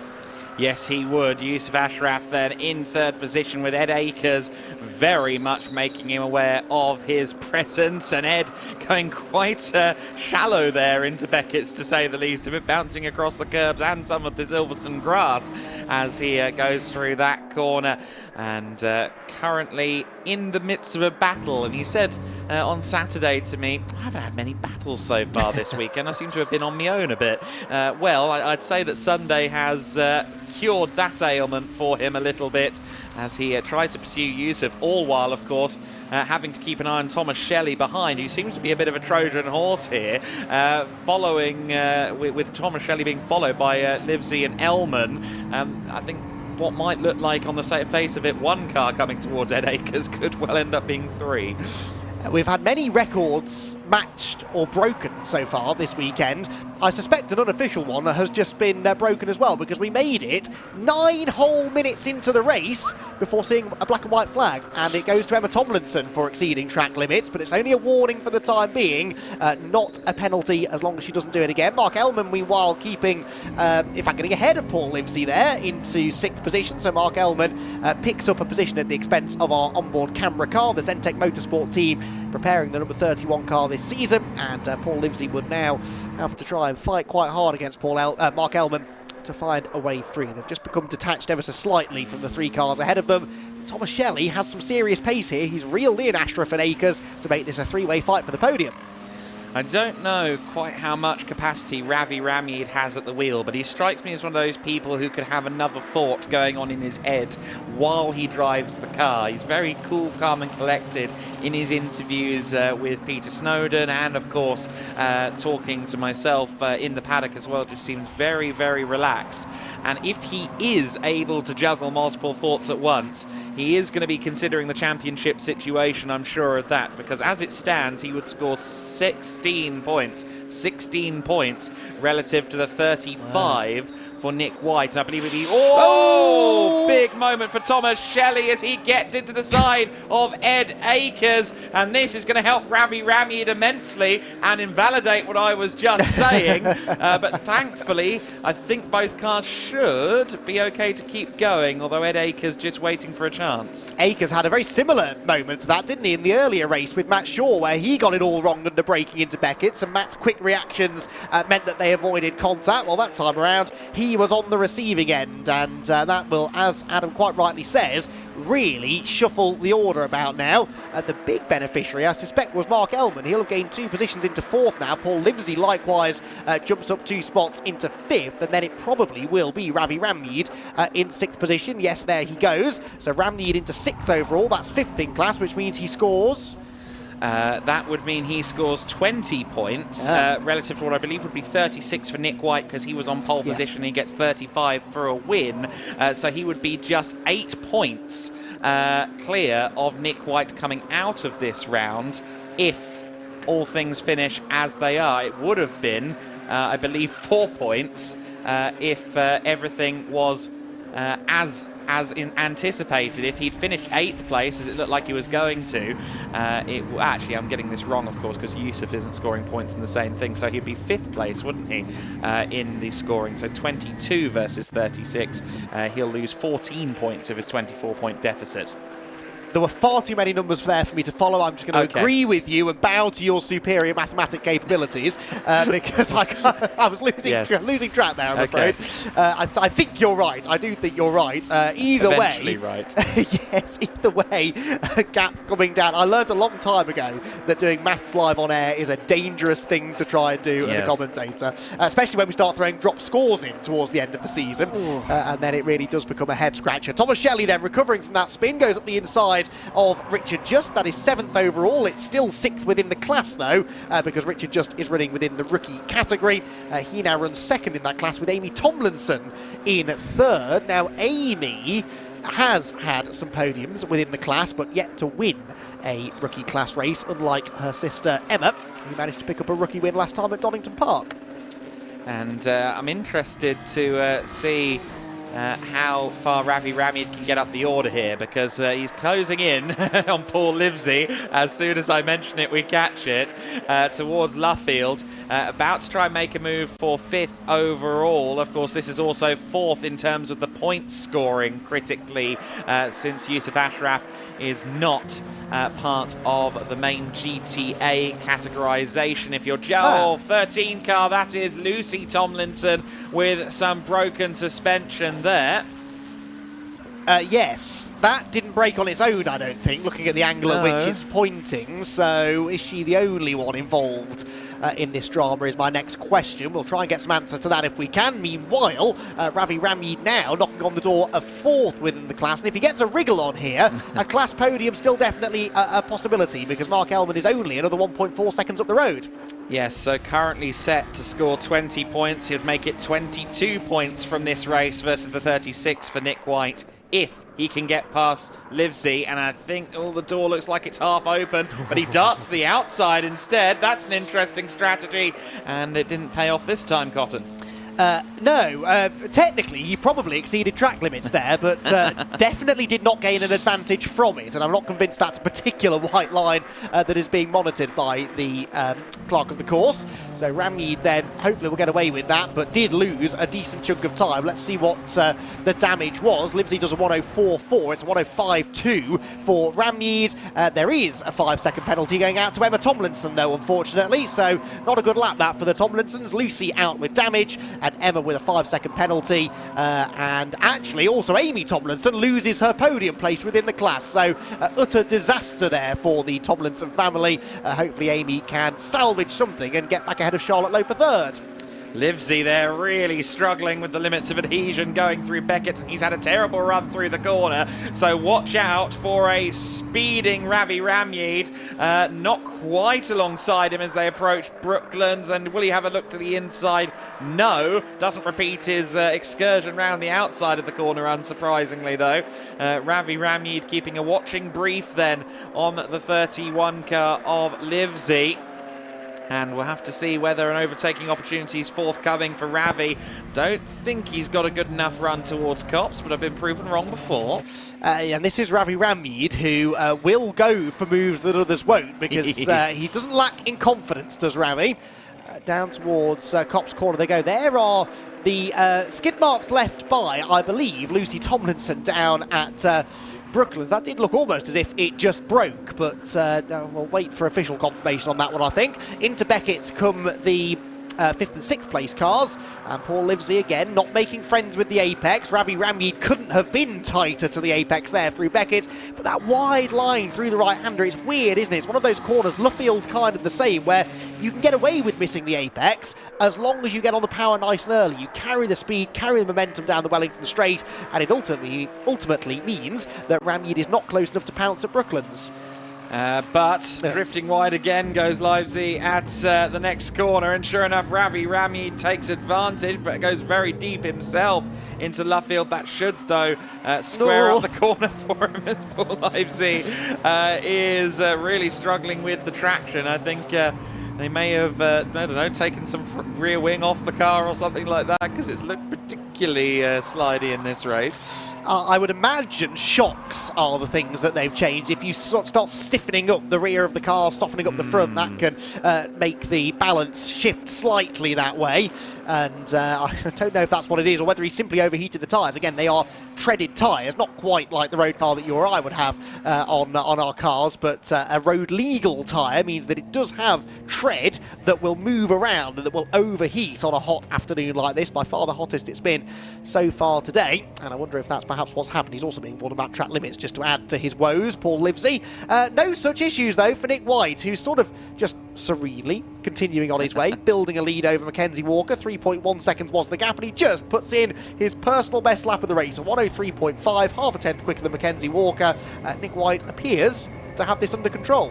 And really smooth inputs on the wheel as well. You can see that versus what the onboards we saw from Livesey, where he was really fighting it. And Ed Akers, of course, he's recovering from his spin earlier on. He's now just behind Amy Tomlinson and, Emma Tomlinson, I should say. So Ella Tomlinson and Charlotte Lowe coming under pressure now from Ed Akers. Akers is going to fancy a look up the inside at Copse this time. Let's see if Emma goes defensive or not.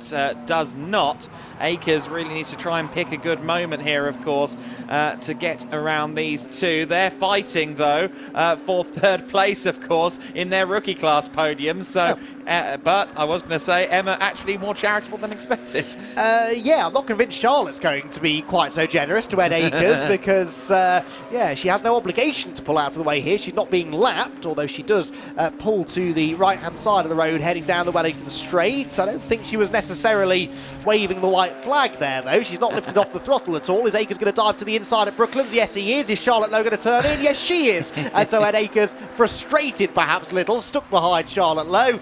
And Emma Tomlinson perhaps now wonders why on earth she bothered moving out of the way, because Charlotte Lowe clearly isn't going to do the same thing. Oh, and that's Thomas Shelley again in the wall, this time on the approach to Beckett's. Yes, I thought I saw something green and yellow on that past lap there. I didn't realise it was a whole car.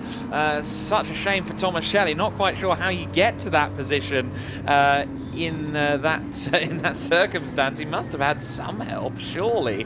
Paul Livesey, though, continues with his outside line, which is so disorienting, but he's there in 6th place. Charlotte Lowe, though, I just wanted to talk about this. If she continues to hold up Ed Akers a bit here, Charlotte, the vibe I got off of her commentator form was very much, I wish I'd done this sooner, I'm going to make up for lost time.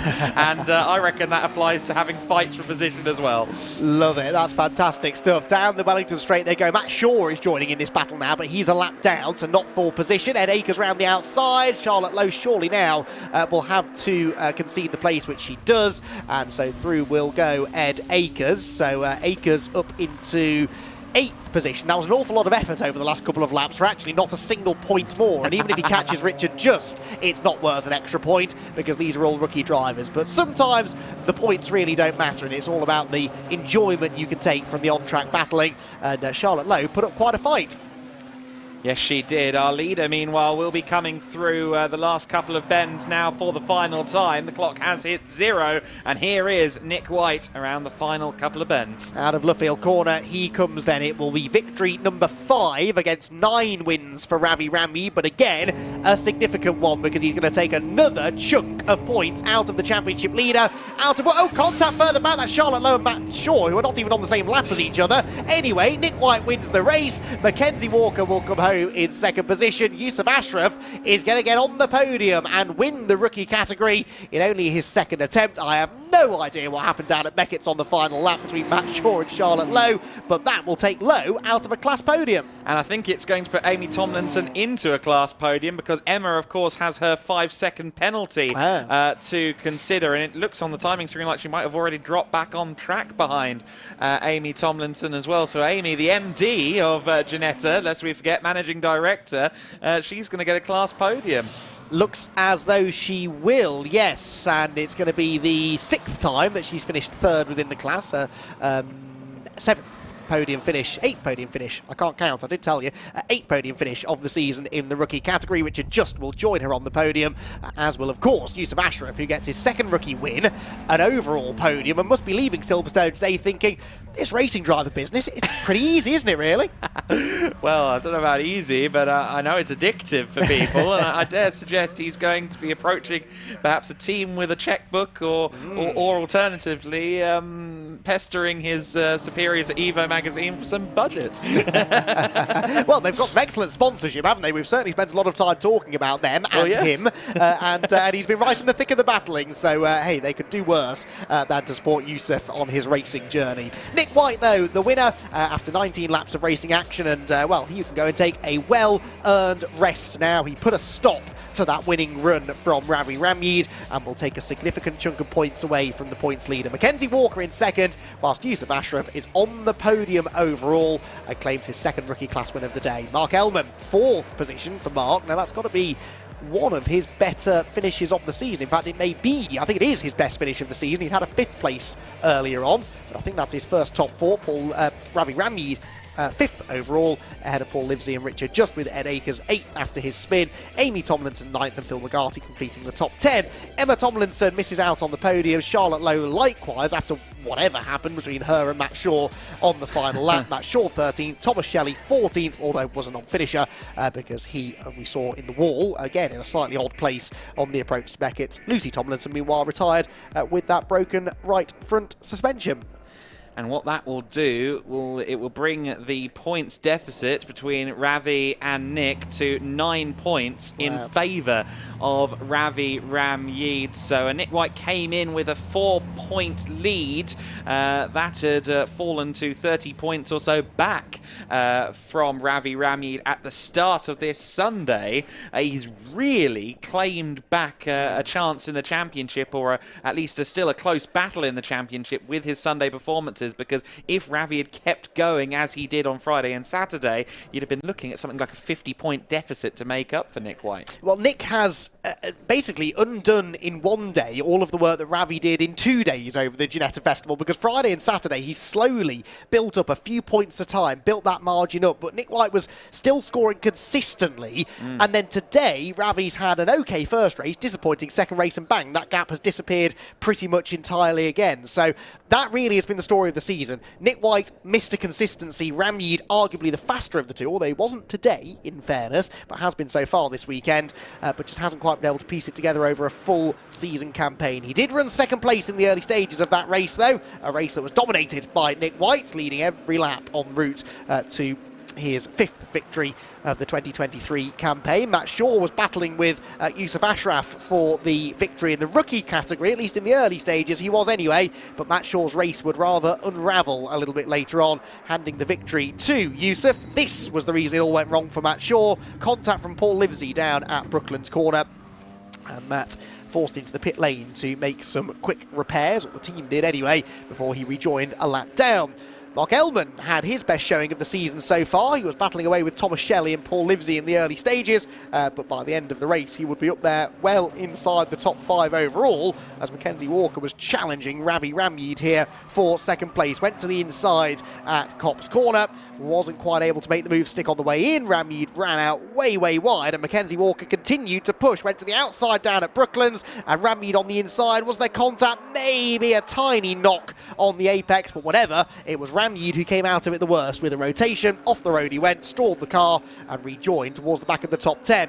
Then Thomas Shelley had a rotation, tapped Ed Akers around with him, and some brilliant avoiding action by Mark Ellman and Paul Livesey avoided that, becoming a much more significant bit of contact. They would both rejoin. Unfortunately, the same couldn't be said for Lucy Tomlinson. Broken right front suspension, and she was out of the race. Never quite got to the bottom of what caused that. Meanwhile, Ravi Ramyeed on his charge back up through the order encountered Paul Livesey and took an adventurous line through Brooklands Corner. Not an advantageous one though, dropped away from Livesey, although would eventually get past him as Livesey was pushing hard, running out of grip though, drifted out wide through Brooklands. Ramyeed wriggled his way through, then chopped across in front of the number 31 car, and Ravi was back into 4th within class, 5th overall. Ed Akers then was battling with Charlotte Lowe. Charlotte at the time was in a podium place within the rookie class and wasn't wanting to give an inch, regardless of the fact that Akers was not running within the same class as her. Ed had a really difficult time getting past her, and it took him a couple of laps of side-by-side action to finally get the run out of Beckett's down the Wellington Straight and drift around the outside at Brooklands Corner. Nick White came through to claim the victory, whilst Charlotte Lowe and Matt Shaw had an odd tangle at Beckett's. Remember, they weren't even running on the same lap as each other, but it was White who claimed the victory, Walker second, and Yusuf Ashraf managed to finish 3rd on the podium overall in only his 2nd ever car race and a 2nd rookie class victory. A 100% winning record in Yusuf Ashraf's racing career. Wonder how long he can keep that going. Another mystery in the form of what happened to Thomas Shelley. Yeah. Not a regular place to have an off in any configuration of Silverstone, be it the National or the GP. If you've got there in the International, something has gone very wrong. But Thomas Shelley would be interesting to see what exactly did happen. I'll try and grab him afterwards and find out. But definitely not the weekend he'd have liked. That car is effectively in the exact same shape it was at the end of turn 1, lap 1 in race 1. It looked to me as if even the right front corner has got damage. I realise the bumper's been knocked askew by hitting the wall, but that wheel looked as though it was wobbling around. So possible that the steering arm's just been snapped, I suppose, in the impact, but it's a big hit. I mean, in race 1, he hit the wall with the right-hand side of the car, but had damage on the left. So I would suspect that he didn't get there by himself again on this instance, and well, let's, as I said, try and piece that together if we can. And if we don't find out before today, I'll try and let you know before Snetterton, because that's when the GT Academy cars will next be racing. Indeed, the same for all 3 of our Ginetta racing categories. It will be at Snetterton for the British GT event, at which they will next be out on track. So the marshals and recovery crews get the car out of the way, see if it goes around the corner, whether we can see the state of the left-hand side of the car. The left front corner, definitely it's sunk, hasn't it? So there is damage, but that could have simply been caused by the collision on the left-hand side, which is mercifully the passenger side, these being right-hand drive cars. We'll just very quickly have a look at the left. Oh, it doesn't look too bad. It certainly didn't look as bad as I expected anyway, but I'm sure internally there is work to be done. Right, whilst that recovery operation is completed, let's head down to Parc Ferme then and hear from our podium finishers. So we're here with our GT Academy final race of the day, Yusuf Ashraf, podium position. Well done, mate. That's a mega result. Yeah. Even Nick White just said you've done a great job. Oh, cool. Yeah, I mean, it was such a hectic race because I was in 4th, got a good start, stayed in 4th for a while, and I could just see my mirrors full of cars. Didn't know what was going on behind.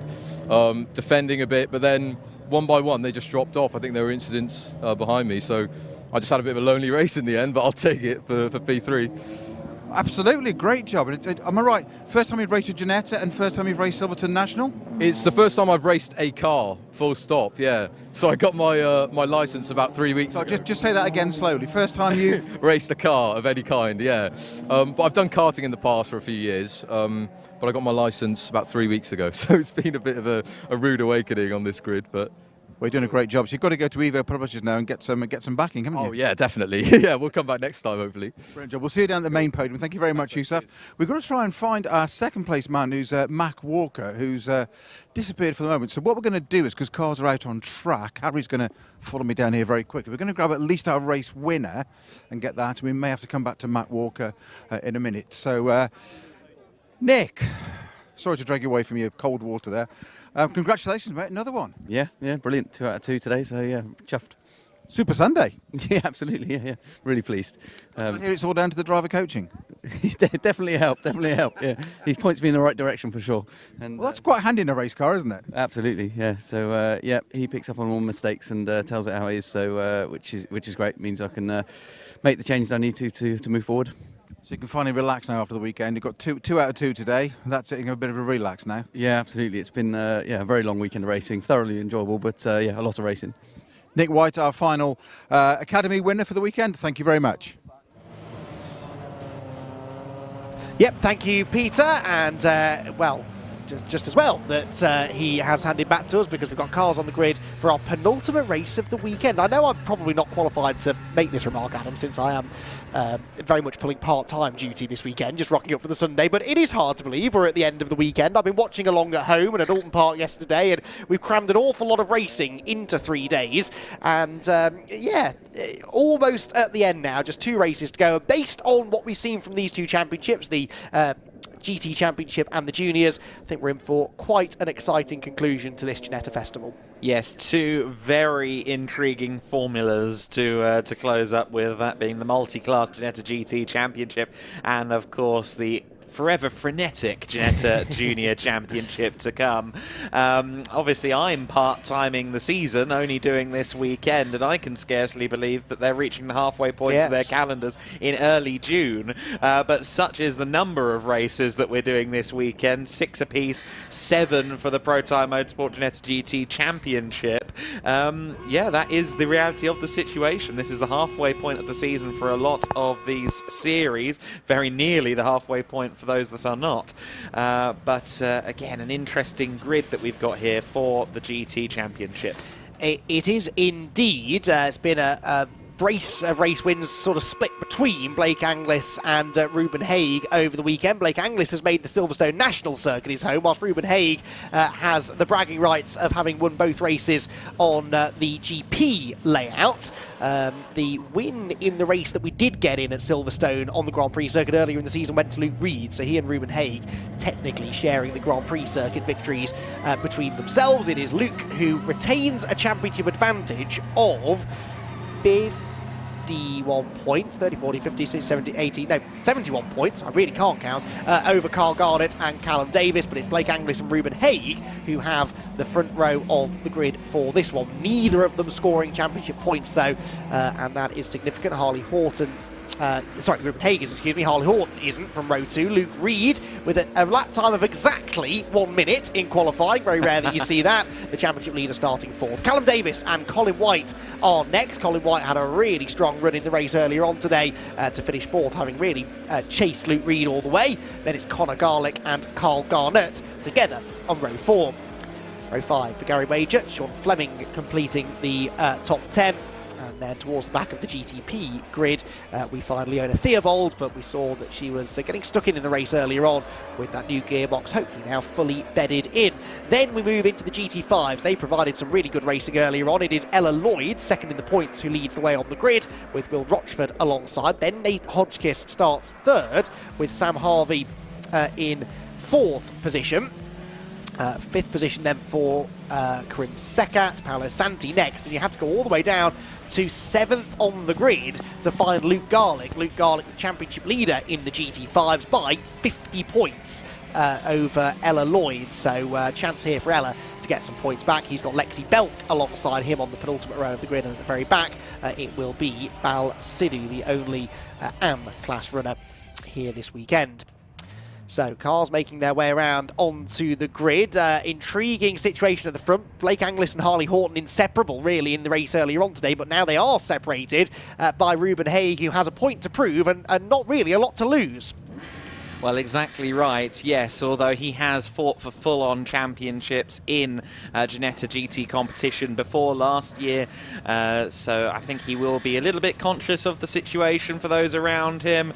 I think if anyone's going to be really rolling the sleeves up, it's going to be that number 20 car. Keep an eye on Harley Horton. Indeed so, starting from third on the grid, so Rev starting to rise on the start line then for the final time. The Protyre Motorsport Ginetta GT Championship gets underway at Silverstone. The GT5 part of the grid sees a good start made by Ella Lloyd, but they're going to go 3 wide behind her for second place, whilst we ride on board with the number 66 of Sean Fleming into Cops. Leona Theobald appears from the left-hand side of Shot, who has got the race lead though. It looks to me like it's Anglis leading, and Horton already through into second, and again Colin White with a demon start has leapfrogged ahead of Luke Reed and now challenges Ruben Haig around the outside. The two of them make contact not once but twice, and that might open the door now for the championship leader to come through. I think it may have even been 3 on corner entry as well. Lots of hip checks there between the two parties, as it's, I think, 3 wide down towards Brooklands. Everyone trying to find space. Colin White now behind Luke Reed. Callum Davis was having a look to the inside there of Colin White. I hope they got through okay.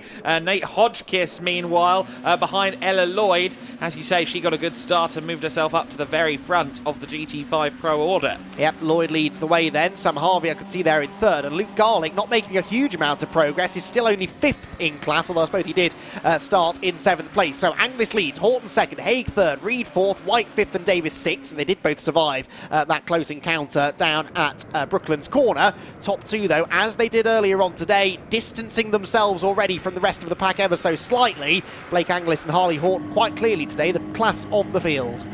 Yes, those two have been mightily impressive, and well, I hope we see them back into the Ginetta fold for a full season in years to come, because we've seen both of them campaign in either GT4 Super Cup in the case of Anglis, or in the GT5 series in the case of Houghton. Down into Brooklands, Carl Garnett there, nipping up the inside to defend from Conor Garlick, but around he goes, and Carl Garnett, that is a costly spin, second in the championship and only 7 points clear of Callum Davis, who was just ahead of him on the road at the time, so a good chance that Callum will move into second in the class. Teams watching on from down in the pit lane. I think that was Colin White's team, wasn't it? Yep. Watching on nervously, but they shouldn't be really, because Colin is on form today. He's on the tail of Luke Reed again, and they're both in behind Ruben Haig. Yeah, Ruben does seem to be struggling on the national circuit a lot more than the GP circuit. Of course, he really seemed to thrive on the full 3.6 miles back on the Friday. They struggled a bit on Saturday and really struggling, it feels like, on the Sunday races here. He's going to be really under a lot of pressure from Luke Reed, and of course Colin White, you can never rule him out of podium contention. The wily fox looking for, I think, what would be podium 146 if I've counted properly. Excellent. If he was a snooker fan, it would be the next one that he was particularly chasing after. But meanwhile, GT5's almost banging wing mirrors as they head into Brooklands Corner. And Demon, late braking move around the outside there for the race car consultants machine, could put Nate Hodgkiss back into the lead. He'll have the inside line for Luffield Corner. Ella Lloyd now in danger of getting squeezed out by Sam Harvey as well. This is proper GT5 action. We've sort of missed this a bit this year. Slightly smaller grid for the GT5s in 2023, and a high rate of attrition quite often, and I feared we were going to see more of the same there. That is not a good place to be banging bumpers. No, that was very lucky that Ella Lloyd didn't end up sideways there. Luke Garlick has managed to pick his way through into third place as a result of Sam Harvey's stalled momentum there. So championship leader back up to P3 overall as Nate Hodgkiss leads the pack. The GT5s this weekend have put on an amazing show with these increased numbers, as you've said, for this weekend at G-Fest. Often I think the cameras trained on the GT5s as much, if not more, than the GT Pro classification, and with jolly good reason. That said, Anglis and Horton have been quite the showstoppers in today's races and the Saturday races. In the case of Horton, he was not here before Saturday. In the case of Blake Anglis, he did not take part in the first race, which was, of course, the re-ran at round number 4 of the season.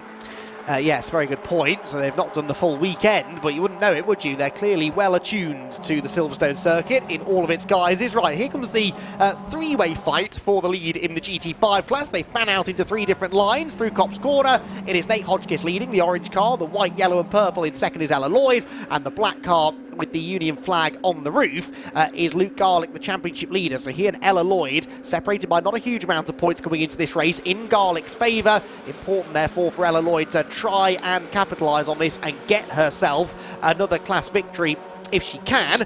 Ella has won the class 5 times, only 1 fewer win than Luke Garlick actually, but she has had those 3 non-finishes, which come the season's end could prove to be crucial. Good to see Karim Sekat in this train for the GT5 Pro Lead as well. I think he's had a few lonely races across this weekend, but if anything is going to make him break his calm demeanour, it's going to be getting involved in the lead scrap. He's a few car lengths back from Will Rochford at the moment, but he should still just about be getting the hole punched through the air by that lead 5 right now, as Ella Lloyd feels the need to go defensive towards Copse. Nate Hodgkiss being warned about track limits. That's the class leader within the GT5s. It's not a penalty yet, but he's under pressure already from Ella Lloyd and the rest, and a bit of extra pressure now put on him by the stewards as well.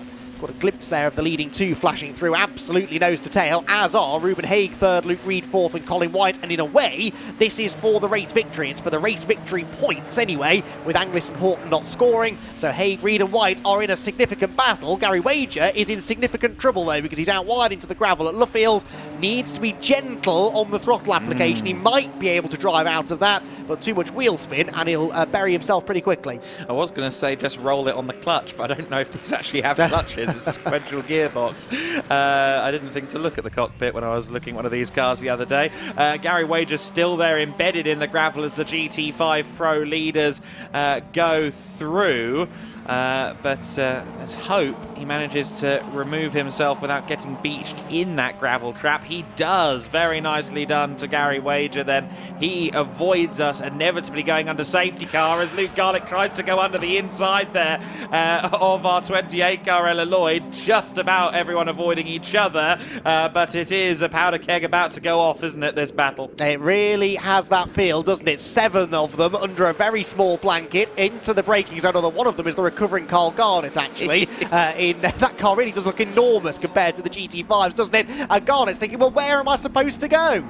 It's like my year 3 school photo. I grew quite quickly. But Carl Garnett there making his way through the GT5s and actually picked quite a good place to do all the dispatching there. That was quite handily managed from all parties, and Nate Hodgkiss will have been thanking him there, because that meant a bit less was going on in the mirrors as everyone kind of formed an orderly queue to stay out of Carl Garnett's way.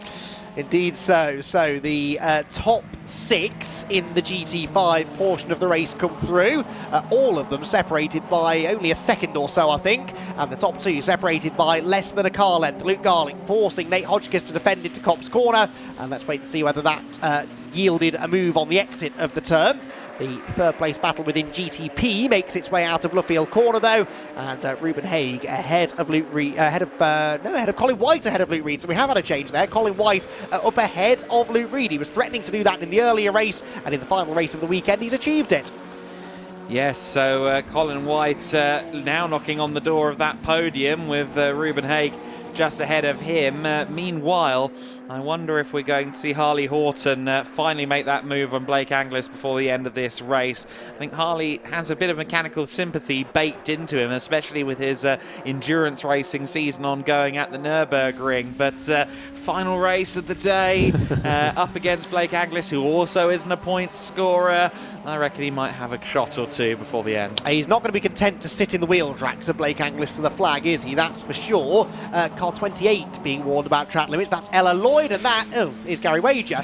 We've seen this before. This is Luffield Corner. He's on the other side of the track this time, but in an equally precarious position, facing oncoming traffic. And I think it's fair to say Gary Wager's had a bit of a day to forget. Yes, we've seen a couple of quick succession spins for him, and that would have been very uncomfortable there on the apex of Luffield. But thankfully that was okay, as Garlick moves forward into the GT5 Pro lead. Must have got a nice run there out of Copse. Harley Horton's in the pit lane. Harley Horton is in the pit lane from second place. So what has happened there must be a problem for the number 20 car, but just saw a flash of a car going past our commentary position. Gary Wager follows him in as well, but that was Harley Horton then, so his race perhaps is done, and it means we really can now focus on these GT5 battles, which are, well, it's a battle really, a six-way battle for the podium places. Luke Garlick, Nate Hodgkiss, Ella Lloyd, Sam Harvey, Will Rochford and Karim Sekat making up the leading group of 6, and they just refuse to leave each other alone. Yeah, absolutely no quarters given in this battle, as we see there Colin White drifting wide to try and square up Luffield Bend. Of course, he's now fighting for second place with Ruben Haig, who got quite a poor exit out of the corner courtesy of the lap traffic. For Blake Anglis, he now doesn't have to sweat the traffic quite as much because he doesn't have Harley Horton just there behind him. But Ruben Haig is going to have to really worry about losing out to Colin White once they get to the point of picking through this scrap.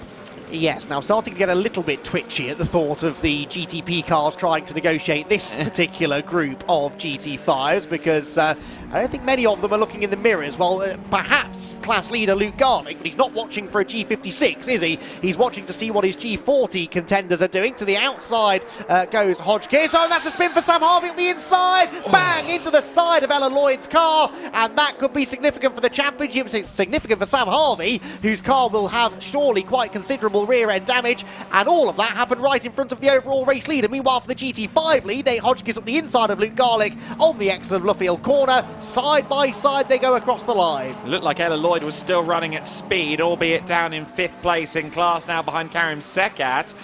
Is the car tracking straight and true? I don't know, but you saw her there shifting over to pit wall to try and get the mechanics to take a look at the thing.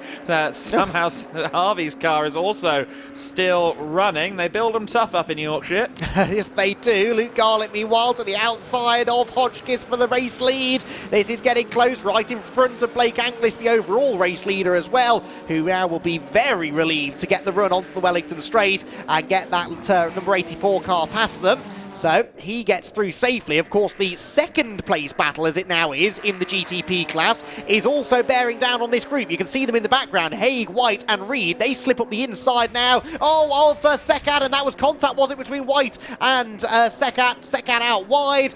Just about gathers the slide. Luke Reed gets through. This is getting busy. Very busy indeed. Thankfully, both parties kept in a straight line there, but Karim Sekat now under pressure from Lloyd there in the back of shot. So Ella Lloyd about to try and dispatch Karim for 4th in the GT5 Pro class. Meanwhile, Colin White is firmly investigating Haig as well, and Haig being boxed in here by the leaders in the GT5 Pro scrap. That was getting a little bit too close for comfort. I think both cars should now accelerate past, but Luke Reed is now going to find himself boxed in as well.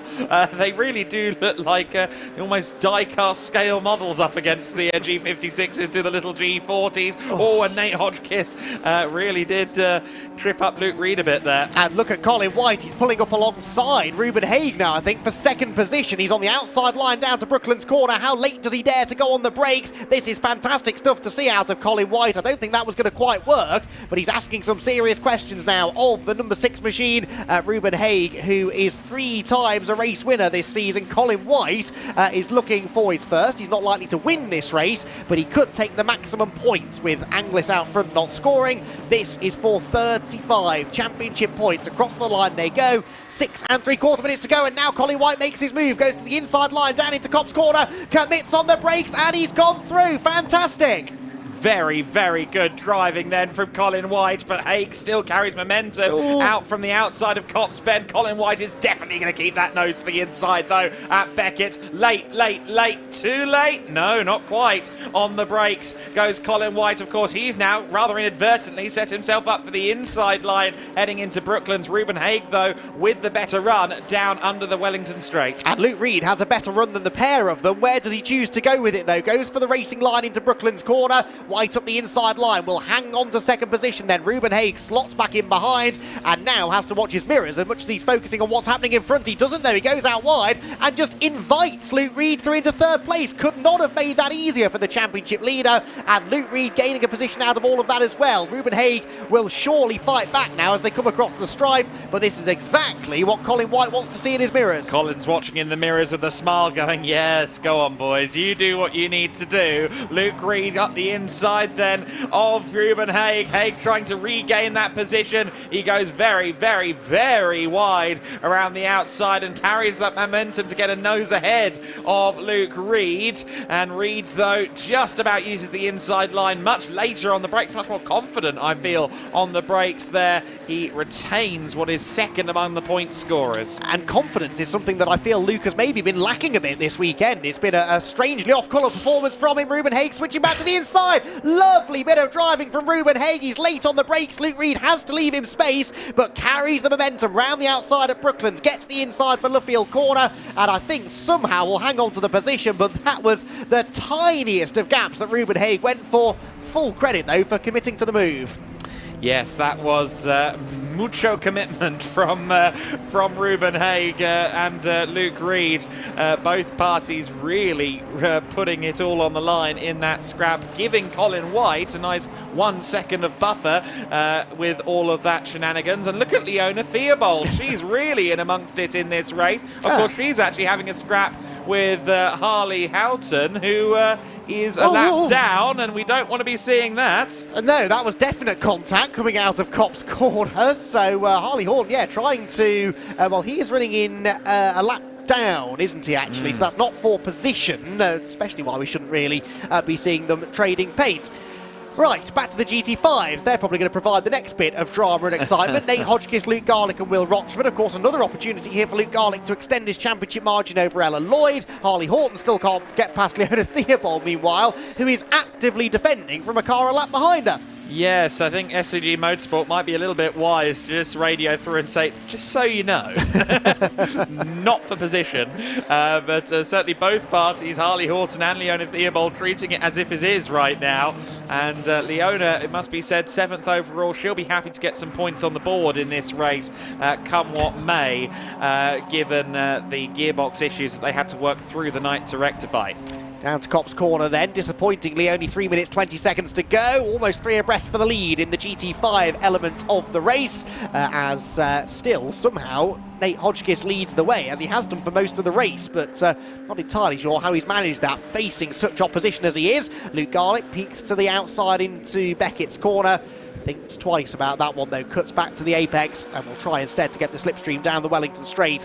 Maybe have a go into the braking zone at Brooklands. Normally, I'd say that being second on the last lap here at Silverstone is a good place to be, but so difficult has Nate Hodgkiss been to overtake this weekend. I think Luke Garlick's going to have to go for it if half a chance presents itself. This could be that half a chance. He's up the inside at Brooklands, gets to the apex first. Does he squeeze Hodgkiss wide on the exit? No, leaves him just enough space. That was really good racing respect shown by both of them, and it's Hodgkiss who hangs on. Holds on for now. I must say, talking of holding on, I'm amazed that Ella Lloyd's car is still running underneath her 4th in class after having that huge side impact from Sam Harvey. Back in 2010, they ran this car at the Silverstone 24 hours, so maybe we shouldn't be surprised that it's durable. Hodgkiss, though, holding on through Copse Bend. He's rather compromised his run through the corner there. Expect Garlick to maybe have a go into Beckett's. I've got one of the G56s closing in as well, just to complicate matters. That's Sean Fleming, as Luke Garlick commits this time to the outside at Beckett's corner. Sean Fleming is our camera operator for the time being, giving us a brilliant view of this three-way fight in front, and then mirror signal manoeuvre. The extra power of the G56 will allow him to drive on by them and hopefully clear all three into the braking zone at Brooklands corner. The further away from them he gets, the better as far as he's concerned, as Luke Garlick, who's being warned about track limits now, peaks to the outside line but still can't breach the defences of Nate Hodgkiss.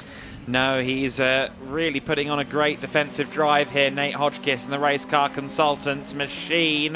Luke Garlick hasn't had an amazing weekend here at the G-Fest. He's had a few slightly off performances. He got a 5-second penalty in one of the races that cost him, but now trying to get a win out of this race. But Nate Hodgkiss proving a very worthy adversary. Yes, he is. Knows where to defend, but then doesn't seem to be compromising himself too much on corner exit, although this time Luke Garlick's got a slightly better run. Can he clear the 59 car into the braking zone at Beckett's? I think he might, you know. So that time the defensive move into Copse was costly, but out wide goes Garlick, opens the door again. All of that hard work undone in a moment. And Will Rochford, of course, there in third position. He's waiting in the wings to see exactly what will happen next. Our race leader, Blake Anglis, will be on the final lap, I believe, this time by. It might be a bit touch and go whether it is the final lap, but time running out on this race. Opportunities running out for Luke Garlick. He'll be kicking himself that he went wide at Beckett's. Oh, and out wide again at Luffield there. Almost opened the door for Will Rochford to join in as well. 3 of them come through then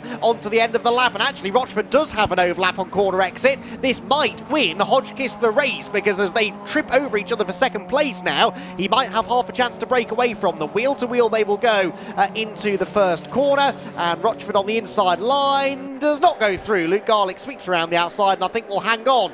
Meanwhile, Blake Anglis, serenely continuing on his way, has had a relatively easy time of it actually after the mystery pit stop for Harley Horton. It is Blake Anglis who comes out of the final corner, sees the checkered flag and claims another victory in the Protyre Motorsport Ginetta GT Championship. Second will go to Colin White, I reckon, over Luke Reed. Yes, it does, by 0.8 of a second in the end, with Ruben Hager disappointed fourth. Now, what about the GT5s? Down the backstretch they come, weaving around Nate Hodgkiss as he tries to break the toe and keep Garlick at arm's length, which he might just do.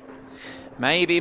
Let's see. Can Hodgkiss hold on? Will Garlick find one last opportunity as they go through Luffield Bend for the last time this weekend? He does take a slightly wider berth of the apex going through Luffield. I'm not sure he's going to get the right kind of run, though. Keep an eye on Rochford there lurking in the background on Garlick too. But it is going to be Nate Hodgkiss that crosses the line first to take another GT5 Pro win. And the top 3 in that class separated by under 0.4 of a second. Fantastic GT5 challenge racing. That is what we've come to expect from a category that has always been among my personal favourites. Well, another fantastic race. Something happened at Donington Park to the Ginetta GT Championship. It just came alive. We had 3 incredible races at Donington, and they've really continued that form into Silverstone. Long may that continue as they, like all of the other Ginetta Championships, head to Snetterton in a few weeks' time for their next race. There were 2 track limits penalties, by the way, to notify you of. Number 59 was one of them.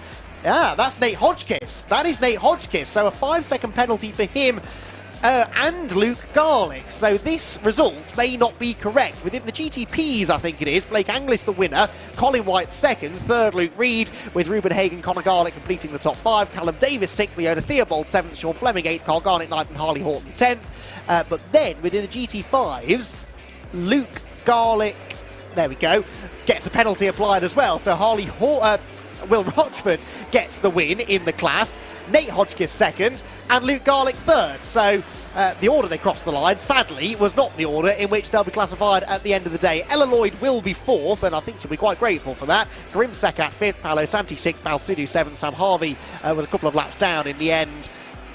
Although didn't pit according to the timing screen. Anyway, Lexi Belk was next, and Gary Wager, sadly, a non-finisher after the after the spin that he had earlier on and then retired into the pit lane. 2 spins, in fact, it was for Gary Wager. So I hope you understood all of that. It is Will Rochford then who gets the win within the GT5s, and we weren't even warned really about those penalties. They must have come in on the final lap of the race. Highlights then of the final GT Championship action of the weekend, and well, Colin White was getting involved in the action right from the get-go, muscled out wide by Ruben Haig at Beckett's as Blake Anglis and Harley Horton started to make their break out in front. The battling really was all going on behind. Carl Garnett slipped up the inside into Brooklands, but on slightly low tyre pressures, lost the rear, spun off the road, and we really didn't see much of him again. He did finish, but a long way adrift of the rest of the pack. The CWS engineering squad watched on with interest as their man was right in the hunt for a podium place. The top two, though, already starting to scoot away. Questions being asked about how hard Harley Horton would push for the win. Eventually, though, that mattered little, really. The best racing, in a way, came from the GT5s, though. 6 of them at one stage were battling away for the top positions, and somehow, through it all, Nate Hodgkiss was able to keep them at bay. Sam Harvey and Ella Lloyd got close together at Luffield. They'd be closer still than that at Brooklands a couple of laps later. Side by side they ran. Luke Garlick was in this fight, so was Karim Sekat as well, and Karim trying his best to stick with them. Will Rochford also in that group, and we'd be seeing more of him as the race went on. Callum Davis and Conor Garlick were scrapping. Gary Wager, meanwhile, had his first of 2 off-track excursions down at Luffield Corner. Dug himself out of the gravel trap on that occasion, thankfully, but would later find himself off the road again. Luke Garlick found a way past Nate Hodgkiss briefly down into Beckett, sweeping through on the inside line, but it wouldn't be long before the race car consultant's car was back ahead, pulled to the outside into Brooklands to try and make the move stick, whilst behind Sam Harvey locked the rears, slid across the grass and collected Ella Lloyd. Remarkable that more damage wasn't done to those 2 cars, and they would both still finish the race, but points lost, valuable points lost for Ella in the championship.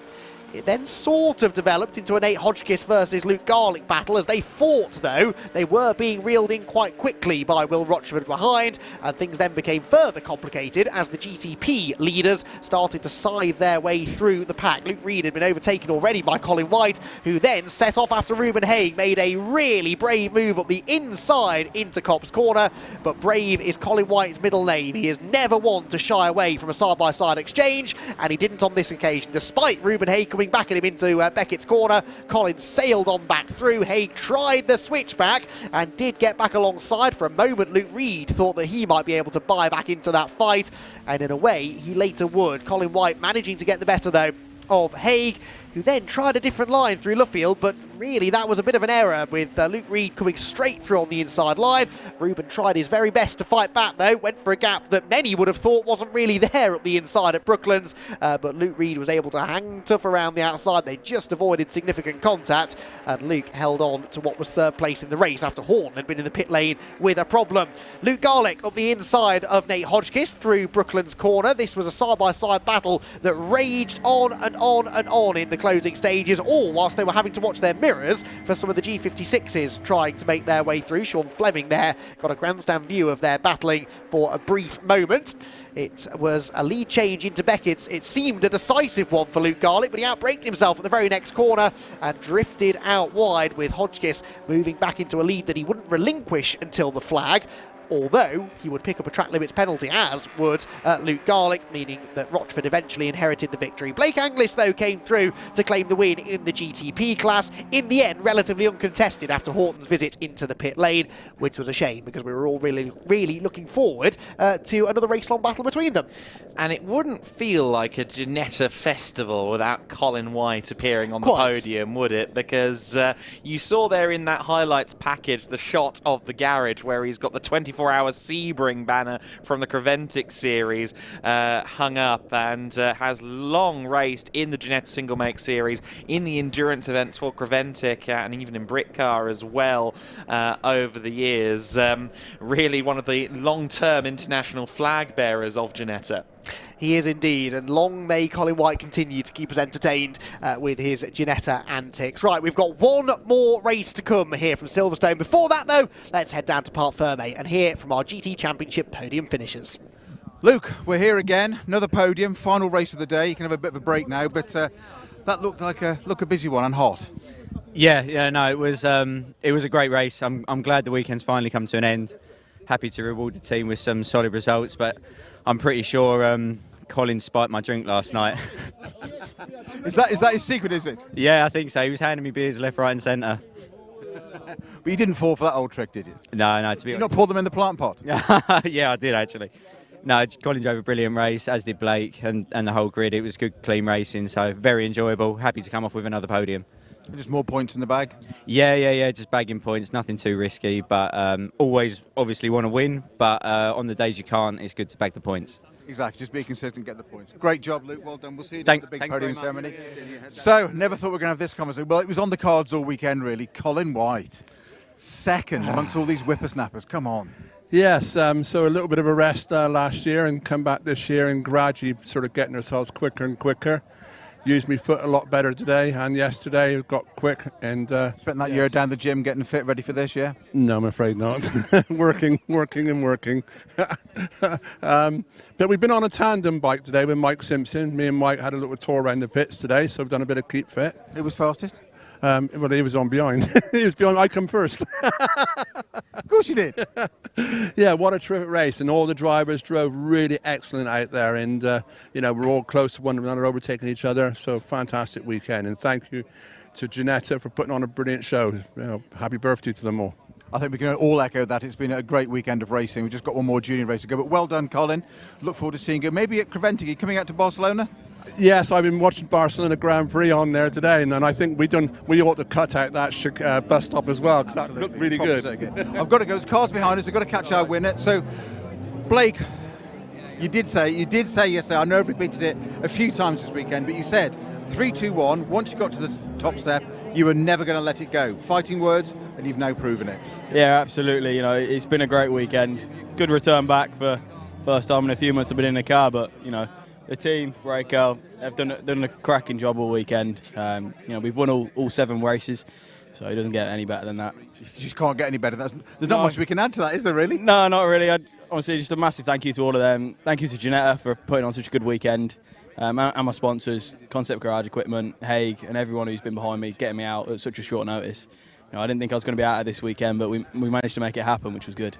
I think sometimes those last-minute deals can just pay off because you don't need to overthink it, do you? Just get on with it. Yeah, pretty much. I'd love to get back out for the rest of the championship. So if anyone wants to get on board, please don't be scared to get in contact. Back out. Winner. Thank you very much, Blake, and we're back to junior action on track. Yeah, absolutely. We've got one more race to come then here at Silverstone. It is for the Michelin Ginetta Junior Championship, who have put on quite the show for us this weekend so far. We've had 5 races so far. The combined winning margin for across all 5 of those races still only takes us to about 0.6 of a second. It's remarkable how close the finishes have been. The most recent one was a finish between our racing teammates, Freddie Slater and Mikey Porter. And they finished first and second, with Freddie Slater notching up his 11th victory of the season. Now, Freddie was on the cusp of breaking some pretty exciting Ginetta Junior records coming into the weekend. His 11th victory means he is now tied with Seb Morris and Harry Woodhead for the most races in an individual season. So if he wins this race, he will hold that record for most wins in any single Ginetta Junior season, and he will match Jamie Caroline on 12 career Ginetta Junior victories, because Jamie was one of very few drivers who won some races in his rookie campaign overall and then stuck around to compete in the main championship the year after. So this could be a significant moment, this, for Freddie Slater, who I believe has single-seater aspirations for further down the road in his career, but he'd love to go there, not only as a Ginetta Junior champion, but record holder. Well, absolutely. If you can come in with that level of statistics behind you already, that goes a long way to turning heads in the paddock. Look at Formula 4 last year with Andrea Kimi Antonelli. Came in with just about every Formula 4 record known to man and said, well, here I am. And sure enough, he's also now winning in Formula Regional competition. Those are steps that I imagine Freddie Slater aspires to take. Hugo Schwarzer aspires to take the top step of the podium in this race, something he failed to do from pole position in our race earlier on. It's something that he managed to do at Donington Park. Hugo Schwarzer won the first race, but then got tangled up in some incidents in race 2, and been sort of trying to bounce back from that ever since. He does start from pole position, though, with Charlie Hart alongside him, so we're looking at an elite 1-2 on the grid. Then Mikey Porter for our racing will start next, ahead of Chase Fernandez in the Assetto racing car, starting 4th. Row number 3 for Freddie Slater, the championship leader. Don't be deterred by that. He'll still be in the lead at some point within the first couple of laps or so, I'd imagine. Henry Jocelyn 6th. That's where Freddie started the previous race. And as I said, it didn't take him long to hit the front. Reza Sarurathan starts slightly further up the order than we saw earlier on. He's 7th this time, with Mackenzie Douglas starting in 8th, whilst the top 10 are completed by Tom Spragg and Felix Livesey. Second half of the grid then kicks off with Freddie Allen. Adu Robinson starts alongside him, another one of the R Racing drivers. Then Luca Hopkinson, one of his many teammates, and Bria Anglis will start from 14th. Then we have got Holly Mile and Alfie Davis together on row 8. And then at the back of the grid, 3 drivers who only managed to get 1 legal lap time in qualifying without exceeding track limits. Remember, it was the second fastest lap times from qualifying that give us this grid. Alicia Palmowski, Finn Harrison and Harry Moss all failed to set a legal second fastest lap time, so they all start at the back, and Harrison and Palmowski in particular, I think there, Adam, are 2 to watch. Yes, absolutely, and everyone up and down this grid with a shot. Such is the nature of this series. I will say an apology quickly to Assetto Racing, who I've erroneously called Assetto Motorsport quite a lot this weekend because of an early document I received. That was then put into my notes and sealed in my head. But Assetto Racing, of course, it is that is lining up there with Chase Fernandez and with Finn Harrison. Harrison, who's starting there on at the 9th row of the grid, but he's gone from the back to the lead, albeit finishing second once before this weekend already. One of the things I really enjoy about covering club motorsport is that you tend to come across some funky team names, don't you? Not every team name in British motorsport is something racing or something motorsport, and yes, does rather save us from confusion. Right then, Elite Motorsport lining up on the front row of the grid. On the right, the pole sitter Hugo Schwarzer, the mainly white car, the mainly silver car is Charlie Hart. Our final race of the G-Fest is about to get underway. Lights out, down to Copse Corner they will head. Good start made further back there from the number 10 car, 16 car that was, of Tom Spragg, diving for the inside. You ride on board with Harry Moss, who has the whole field in front of him, at the head of which it's door handle to door handle between the elite teammates, and right behind you've got Fernandez side by side with Mikey Porter as well. Down into Beckett's they will head for the first time. Up the inside of Freddie Slater comes Henry Jocelyn, meanwhile, for 5th, as 2 by 2 they run into the first major braking zone. As we saw in the earlier race, Freddie Slater very late on the brakes, a little bit behind the race leaders, fends off Henry Jocelyn, but for the race lead it is Schwarzer who hangs on. Yeah, Mackenzie Douglas to the inside there of Jocelyn, as well as Schwarzer leads the pack down towards the Brooklands corner for the first time. I think I saw Harry Moss there rubbing bodywork with one of the other drivers at the back of shot. Finn Harrison making up a good few places on the first lap as well from the tail end of the field. And Chase Fernandez just getting squeezed out a little bit there on the exit of Brooklands bend. Just about keeps it in the right direction. Which is good, because he had Freddie Slater alongside him at that point, and that could have been calamitous for the championship leader. Back on board now with Harry Moss then, who started last on the grid. He's picked a couple off already. You can see there that was Davis and Mile, I think, behind him. The leaders come through then, and it is Schwarzer who leads. Hart second, Porter third, Fernandez fourth, Slater fifth, Jocelyn sixth, then Samurthan, Douglas, Spragg and Livesey. The top 10 all in the same positions in which they started. The next 9 are all in different positions from where they started, with Finn Harrison the best mover from the back. He's up 5 already into 13th place. Yeah, Finn knows how to carve his way through the pack, as does Slater, but his progress remarkably little on the first lap. Still there in 5th place across the line. Now, of course, registered 4th just ahead of Chase Fernandez. He's got Mikey Porter ahead. I imagine they'll be looking to ditch Chase behind them if possible and start to attack the pair of Elite Motorsport cars in the lead. Yeah, big dive up the inside there from Henry Jocelyn to try and get back ahead of Freddie Slater, I think that was. Did it work? No, it didn't, sorry, that because Slater has gone through, as has Mackenzie Douglas, I think that is. So Jocelyn actually battling with Reza Samurthan, one of the many R Racing cars, and Samurthan coming back up the inside of him, levers Jocelyn aside into the gravel trap, and Henry now is in danger of being left hung out to dry into Copse Corner. As we saw in the earlier race, 5 of them making a break at the front of the field. They're 3 abreast behind, though, and getting stuck in the middle now is Samurthan. Up the inside goes Douglas, to the outside Henry Jocelyn. This all the fight for 6th position. Who comes out of that on top? It's going to be Douglas from Jocelyn, and Samurthan actually the loser there. Yes, so the top 5 very much separated now from the chasing pack, with Mackenzie Douglas leading the Rocket at the moment, but he must feel rather powerless and helpless. A little bit of help from the back there from Henry Jocelyn as the rest of the field tries to find some space. There's Finn Harrison. He wants to try and get through this pack, and maybe latch on to the rear of the lead train, but that's going to take some unity, I think, among his peers. I'm not sure that's forthcoming. Well, speaking of unity, I was making lots of mentions in the earlier race about how our racing really had got this team game worked out a bit better than Elite. Are Elite now going to sort of band together in the shape of Hugo Schwarzer and Charlie Hart to try and keep the R Racing brigade behind? Well, actually, it's the R Racing cars who break ranks first, just to prove me wrong, and Freddie Slater goes up the inside of Mikey Porter. This was the story for the race win in the race earlier on today, but for the time being, Adam, they're fighting for third. Of course, there's only so much that Slater could do in that situation. Here comes Chase Fernandez, though, trying to go to the inside, hot off the heels of a fastest lap last time by, and dispatches both of the R Racing cars for Assetto Racing. So up to third place goes Chase Fernandez. Slater and Porter, is difficult for those two because once Mikey Porter went wide, Slater really had to take the inside, as he does now against Fernandez through Beckett. Little bit of a touch between the two of them. Chase Fernandez not given much, not given any room really, and Chase has to go rallycrossing. Well, I think Chase Fernandez could very well argue that he was forced beyond track limits there. Mikey Porter now gives his teammate Freddie Slater a shove, and Fernandez feeling rather outnumbered at the moment, I'd imagine. Oh, too much of a shove there into the braking zone. Slater all out of shape, and Fernandez seizes the opportunity, comes back up the inside of him. That's the outside for Luffield corner. There's more contact, and guess who's benefiting? It's Schwarzer and Hart out front.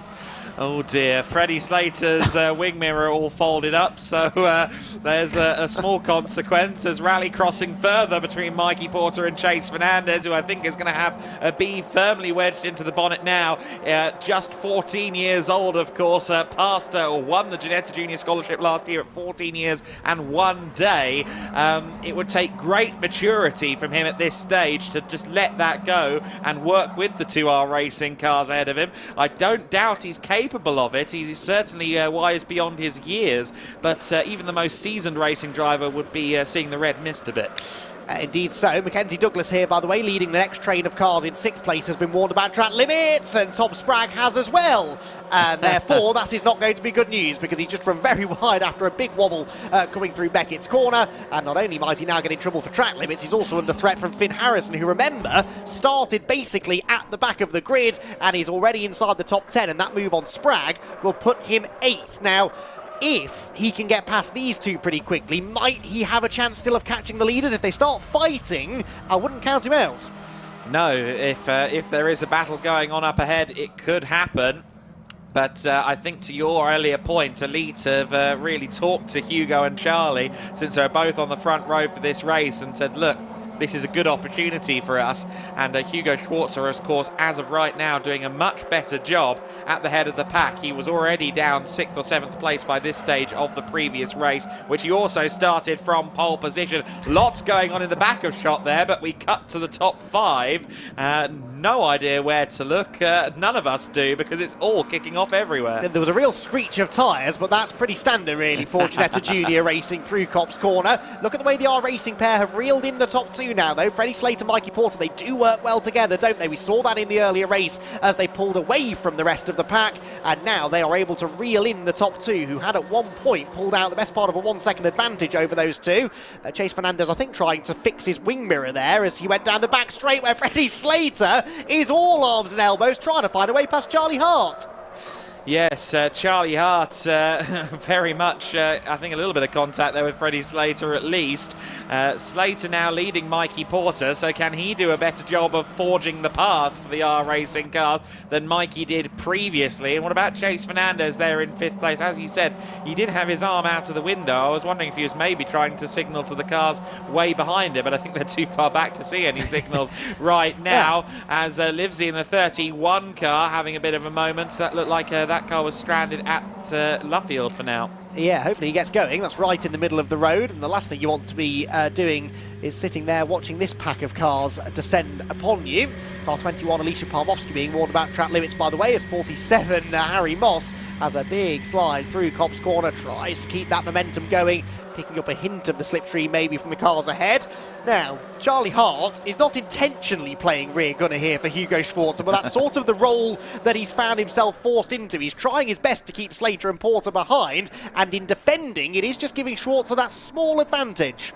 Yes, that is very much the case at the moment. Of course, Charlie Hart now really is under pressure from Slater, who's side-by-side contact between the two of them, and that sends both cars into a bit of a sideways moment. Mikey Porter was lucky not to be collected up by a flailing Charlie Hart there. I'm sure he was all arms and elbows on the steering wheel of the G40 as Porter gets sent wide, and that's going to allow Chase Fernandez to his inside as they go through Woodcote once again, and Fernandez separates the 2R Racing cars. He now finds himself back behind Freddie Slater for the first time since that highly physical interaction about 3 or 4 laps ago. Oh, Slater straight up the inside of Hart though. That was brilliant stuff. Fernandez would love nothing more than to follow him by and then have a pop maybe at Freddie Slater down towards Beckett's. I think he might get his wish because he's got the slipstream. Hart is the one being stuck on the outside line. He climbs the curve, tries to get in line in front of Mikey Porter, who just manages to fill the gap on the inside. Brilliant work that from Mikey Porter. Oh, and then make sure of the job on the exit. Yes, that was authoritative stuff from all parties there. Alicia Palmovsky in 10th place. She said that she got track limits warning. She's also up into the top 10, of course, having started well down the order without setting a second fastest time in qualifying earlier on. At the head of the next group, by the way, is Finn Harrison. So he has got ahead of Mackenzie Douglas and Henry Jocelyn and is into 6th place. He will be rubbing his hands with glee at the sight of this lot knocking lumps out of each other because he might have a chance at a podium finish, and who knows, maybe the race win. We're not quite halfway through this one yet. The lead gap was up to 9/10 of a second though at the start of the lap. What is it at the end of lap number 8? It comes down fractionally actually by about 2/10. So Freddie Slater, even with that battling, has gained some ground. That is contact though. Around has gone Anglis, I think. Bria Anglis. What it might have been Holly Mile that was involved with the 84 car, but that is a car now beached in the gravel at Luffield. Yes, I thought that was actually Harry Moss for a moment, but there is Bria Anglis, and that car is thoroughly beached into the gravel. I was about to say that Hugo Schwarzer has the biggest lead I think I've seen all day long, or all weekend long, in the Ginetta Juniors. 0.8 of a second. What luxuries. Of course, he's now going to see that car beached at the exit of Luffield and go, no, please, no. He's also going to look at Freddie Slater behind him and say the same thing. He'll feel like the world is closing in on him in the lead of the race. Now, you made the point earlier on, and it was absolutely valid, that it would take Chase Fernandez some real maturity to work with Freddie Slater. It's exactly what he's doing. That's really impressive stuff there from Chase Fernandez. You could forgive him, really, for letting the red mist descend a bit in these circumstances, but he's not. He gave Freddie a shove down the back straight, and just because of that one lap of working together, they've caught the race leader already. Bria Anglis' car is stuck in the gravel, though, going no further, and are those start line marshals about to reach for the safety car board? We'll have to wait and see if they, if the drivers here at that yellow flag point didn't show that adequately that they were slowing down, then the race control may well take the decision to neutralise the race. It really comes down to the drivers whether the race control feel comfortable having the marshals out there on track. Indeed so. Hugo Schwarzer drifting out wide there. Can we add a Beckett's? Now, this is Slater's chance. Now, this time around, who does Fernandez go with? Slater has the momentum, but Schwarzer's got the inside line. Fernandez goes with Slater. Sensible choice. That was the right call to make there because the number 7 car was the one carrying the extra speed down the straight. That is speed that Fernandez wants to try and tag along with as well. Can Schwarzer come back at them? No. Up the inside through Brooklands. He can't quite get the lead back, but he will fend off Chase Fernandez for second. Of course, they have to go single file because there'll still be yellow flags here, one would imagine, as the scene of the beach Bria Anglis continues to cause that yellow. But yes, for now, Schwarzer then separating Fernandez and Slater, who'd become something of a 2-car tandem. And they now see massive defensive driving from Freddie Slater, who I think for the first time leads this race. That must be a new record, 13 minutes. Yeah, he's taking his time, hasn't he? He's hardly trying in this final race of the weekend. Oh, it's about to get very busy, though. Hugo Schwarzer's getting squeezed on the grass there by Freddie Slater, but keeps on coming. He's up the inside line, down to Beckett's corner. Bang, bang, bang go the wing mirrors. Late on the brakes goes Hugo Schwarzer, but we know that Freddie Slater's good on the brakes. Not good enough. He loses the lead. He loses second. He might well lose third as the safety car is scrambled. Safety car out, I think, with the race getting this intense. I think that's a natural decision and a wise one at that. With 7 minutes left to go, hopefully a prompt recovery. We should get to go back to racing, but it was just getting to that point where it would be very very difficult to even get into single file between Brooklands and Luffield. So I think that's smart driving, or smart officiating, I should say. But good driving, good racing, and it was reaching a very exciting crescendo there just as we went to safety car. It was building nicely, wasn't it? Hugo Schwarzer to the lead then, and Chase Fernandez into second. The other big beneficiary here, Finn Harrison, who was a full second and a half off the back of that lead group. He will now gain all of that time. With it, he gains a real opportunity to get onto the podium. Okay, we're going to lose a couple of laps of racing, which he could have done with to make further progress, but at least he will now latch onto the tail of the lead group, and if/when it all kicks off on the restart, he might just have half a chance at gaining some more positions before the flag. You see there Harry Moss just going to catch up as well, of course, for the likes of Moss, Holly Mile, and a few of the others further back. Livesey, of course, who had the spin earlier on. That should push them back into contention. I don't think Felix lost a lap. He didn't. So they'll get to rejoin the back of the pack. And incidentally, that lead pack is going to be 18 cars strong when we go back to racing. So I expect some no-holds-barred racing by the time we go back. I haven't mentioned this today, and I have to mention it once today. It's in the contract. I love the rear spoiler safety car lights. That is such a cool feature that's amused me every time I've seen that G56 in the paddock. They've foregone a carbon fibre arrangement and strapped the lights to the mounts instead. I wonder if those flashing lights offer the same sort of downforce as the rear wing that would normally be positioned at the back of the car. I'm not convinced cornering speeds would be quite as high. Reliably informed no by the safety car driver who I spoke to yesterday. Oh, and a bit of bunching up there as everyone packs together behind the safety car. Of course, safety car will naturally slow up as we approach Luffield Bend. And thankfully, no one getting into each other there. 5 minutes left on the clock. It really is going to be 2 or 3 laps at best. 2 laps, I think, at best of racing when we do go back to green. We might have half a chance of getting racing this time because they looked like they'd nearly coupled up the JCB to the car. Indeed, they had. As long as it doesn't prove too troublesome to get out of the gravel trap, they can hoik it out of harm's way, probably behind the barriers where that other marshal is stood at the back of shot.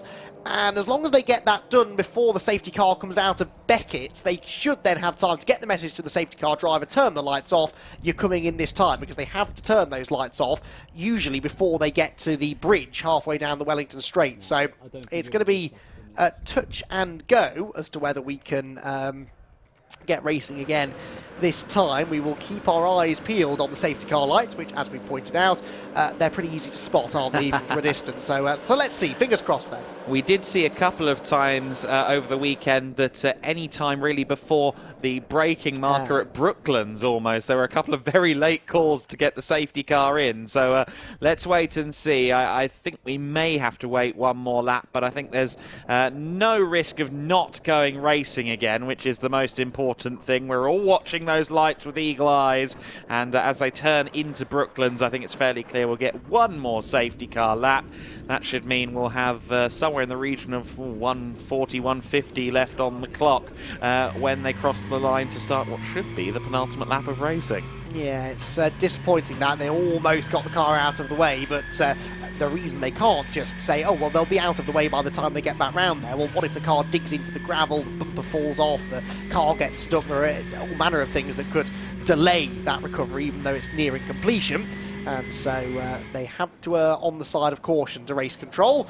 We will almost certainly, though, see racing resume at the end of this lap. Now, safety car lap about 1 minute 43, so we'll be left with probably time for 2 flying laps, I think. And you'd imagine the safety car will now pick up the pace a bit, knowing that it ought to be coming in this time. This has been the case previously this weekend, yes. I think the safety car driver, once he sees the hazard is all but cleared, does suddenly open the taps up a bit. He's got a 6.2 litre V8 underneath him, which is equivalent to just over 3 of the engines in the junior cars. So he's got the power and the capacity, and I think we will just, as you say, just about get 2 more laps of racing in. You can see the pace has definitely picked up on this time round under safety car speeds.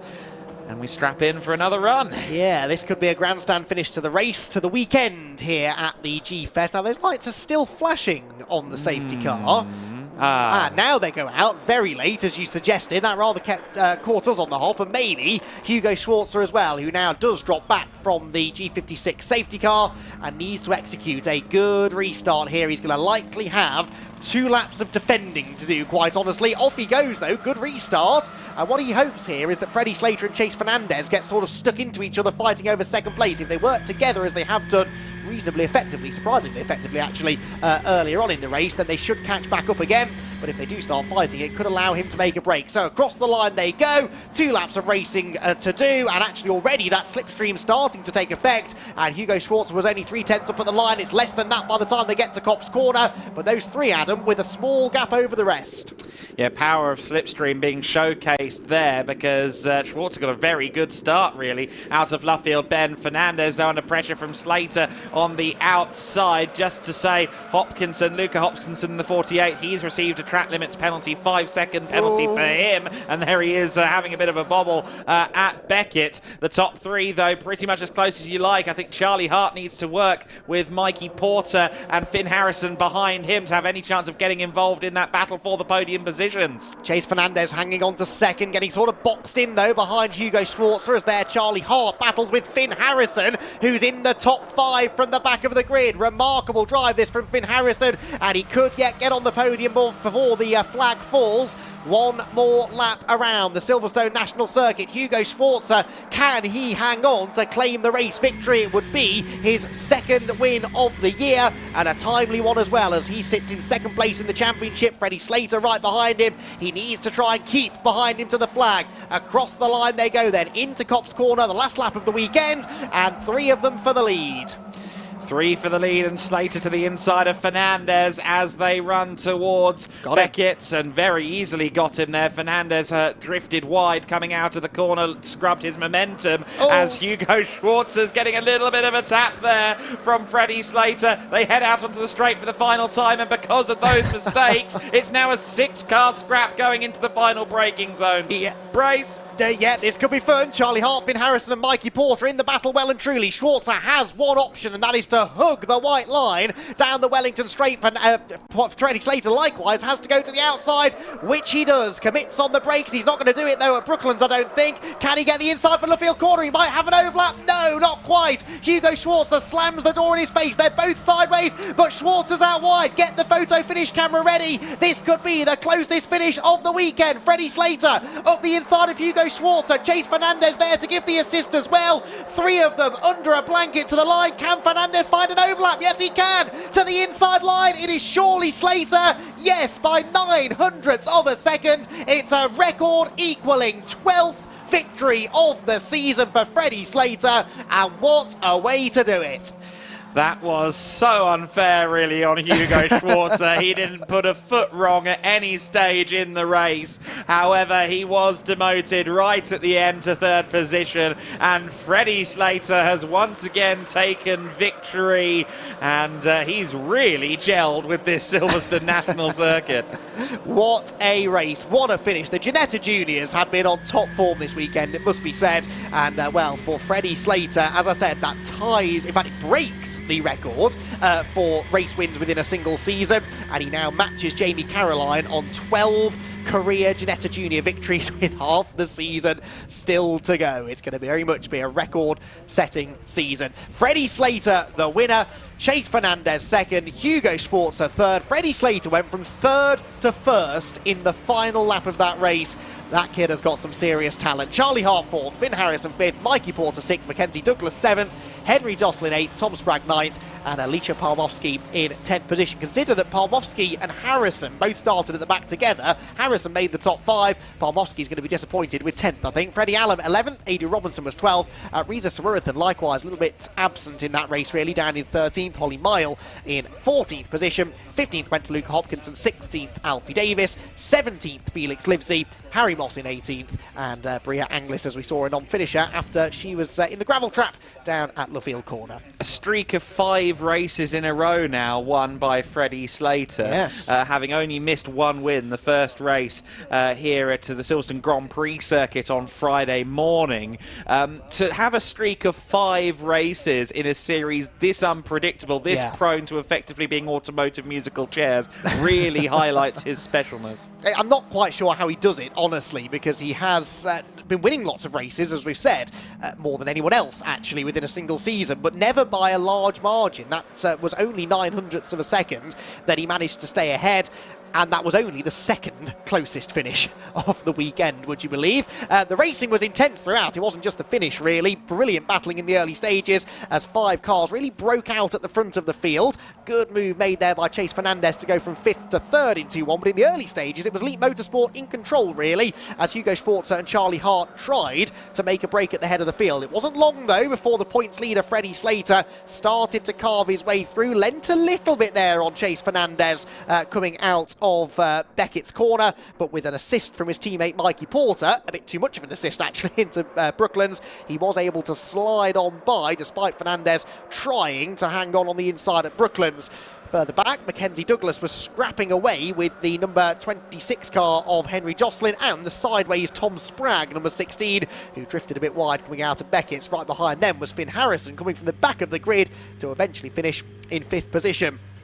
Probably the quietest race was had by Harry Moss, who didn't really have anyone to play with in the early stages, just sort of enjoying the sunshine and the Silverstone National circuit. At the head of the field, though, it was getting a bit physical. Charlie Hart doing his best, in fairness, to try and protect that second position, all the while allowing his teammate Hugo Sforza to break away up in front. Charlie did eventually, though, get shuffled out of the pack, and so Freddie Slater went through, so too did Chase Fernandez, and so on the exit of Beckett's did Mikey Porter.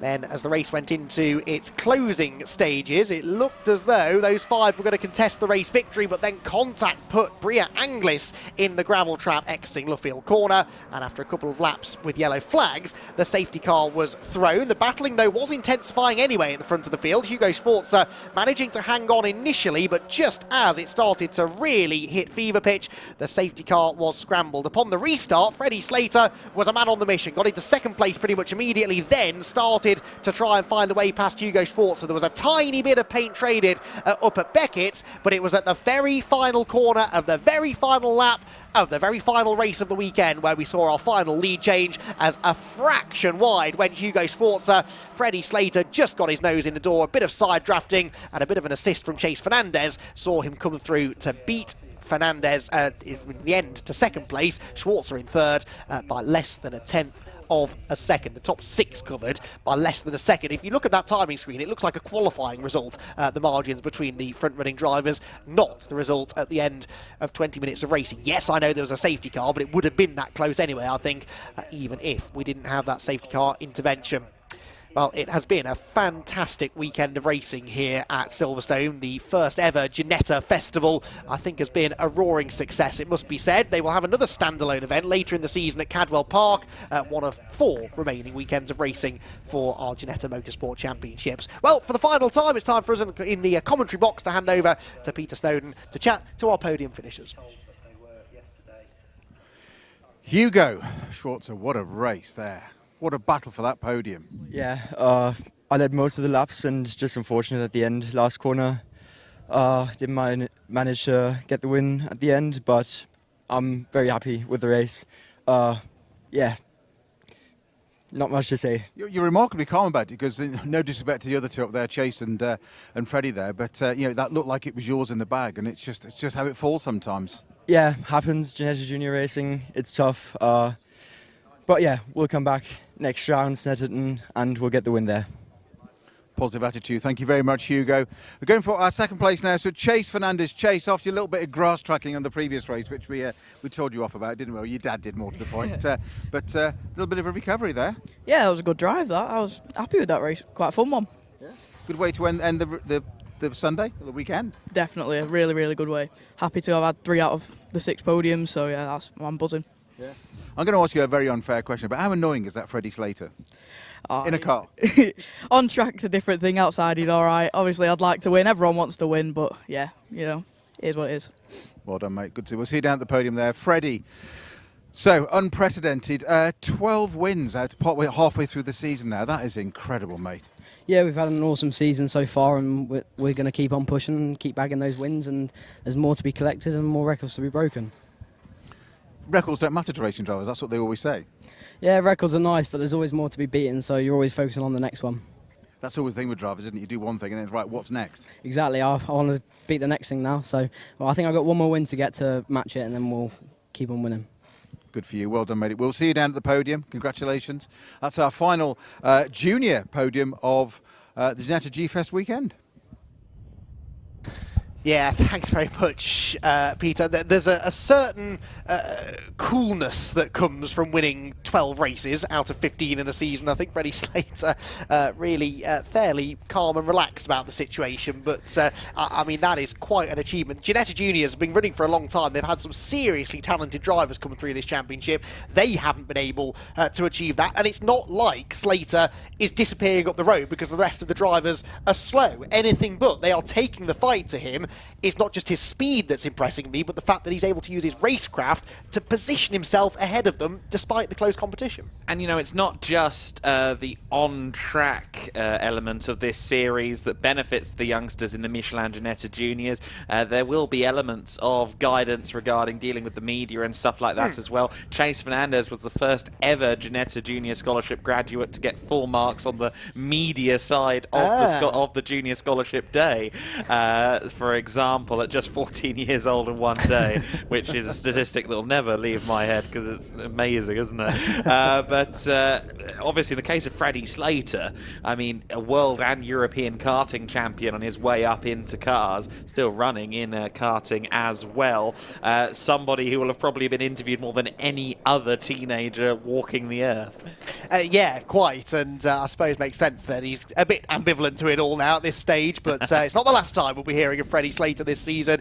Of that, I'm fairly certain. It won't be that long before we have to start breaking out the calculator to work out at what point can he win the championship, likely long before the Donington decider at the end of the year. Right, our final on-track action. We finished our racing action here at Silverstone, but it is a second opportunity of the day for the Ginetta Owners Club drivers to bring their very rare and very valuable machinery out onto the circuit for us to enjoy, and this a fitting way really to sign off the first ever Ginetta Fest, which, as far as I can tell, Adam, has been, as I said, a roaring success. I know I've only been here for the final day. I've been watching on through the preceding 2 days. Excellent job done by yourself, by the way, to guide us through all 3 days of on-track action here at Silverstone. But a fitting way to end what has been, I think, a really successful 3 days of racing.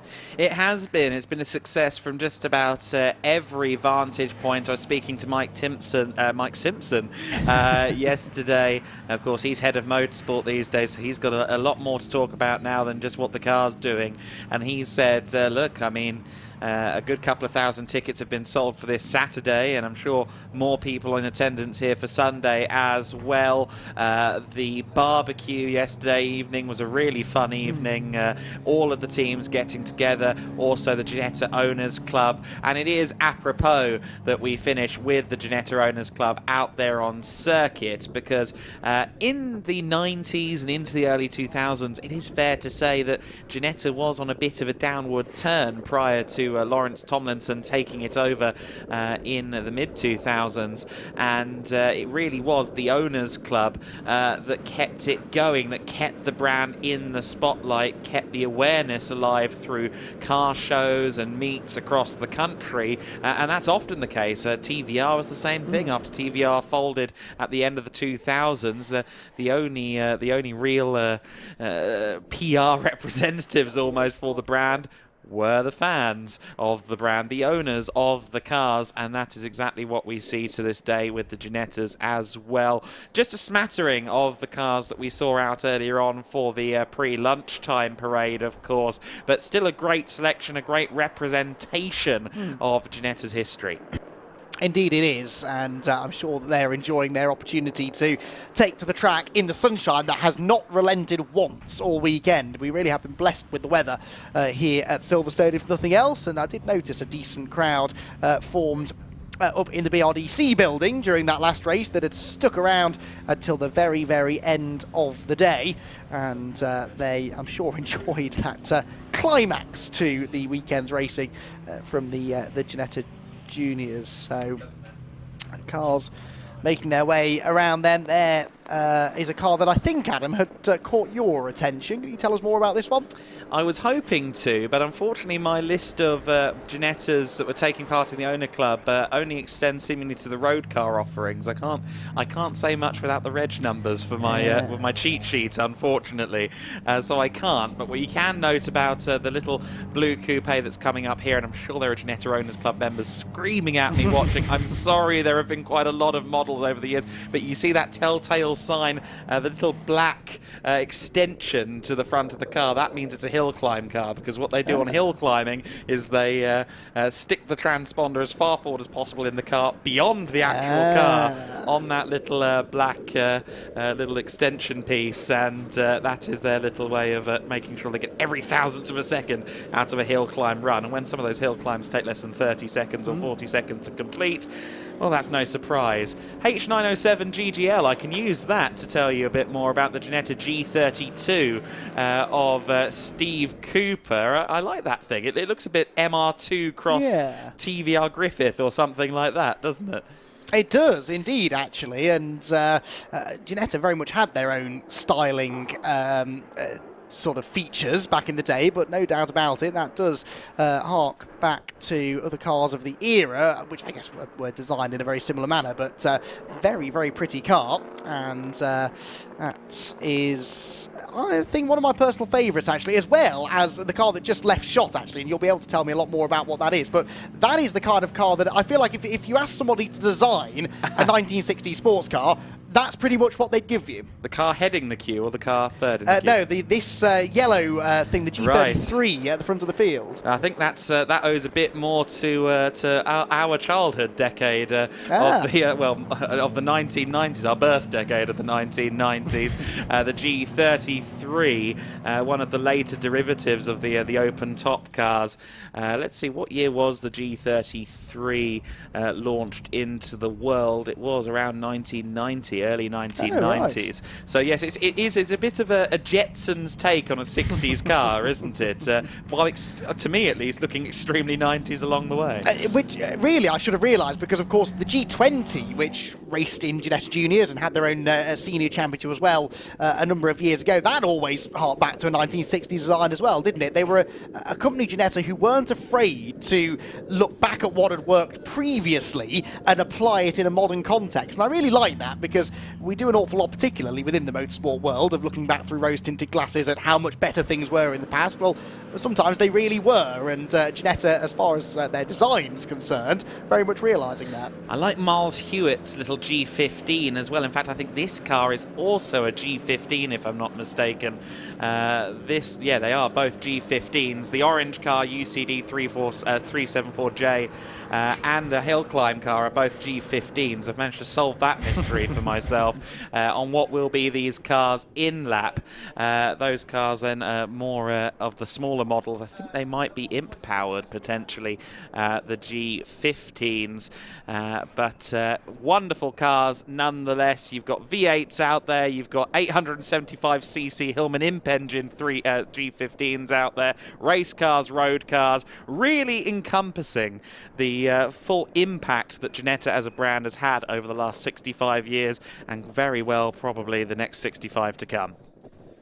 Fingers crossed, certainly, and well, they have they put on quite the show for us this weekend at Silverstone, that is for sure. And with that, the curtain closes on the inaugural Ginetta Festival here at Silverstone. They have another one of sorts at Cadwell Park a little bit later on in the season, another standalone event for them, as well as rounds at Snetterton, Brands Hatch and Donington Park alongside the British GT Championship. Ginetta forming a new partnership this year with SRO and the British GT Championship to run the Bull bulk of their events alongside them. But yeah, we're looking forward to seeing what the second half of the racing season has in store, and we thank everybody who has worked hard to put this event together. It takes an awful lot of organisation to put together an event like this, and Ginetta have done a sterling job with that. A big thanks to all of the marshals as well out there who've had a few incidents to deal with over the course of the last 3 days. They've had some very, very pleasant for us conditions, but I'm sure a little bit too on the toasty side at times to deal with for the marshals, and they have, I'm sure, enjoyed their time trackside. Big thanks to all of the officials as well within the club for keeping things on track and getting us out of here at a very respectable time. Adam, thank you for manning the ship for the first 2 days of the event. Thank you for letting me join in for the Sunday. I will be back again at Snetterton to cover Ginetta action in a couple of weeks' time. But for now, from everyone here at Silverstone, we hope you enjoyed the Silverstone Ginetta Festival. We will see you again next time.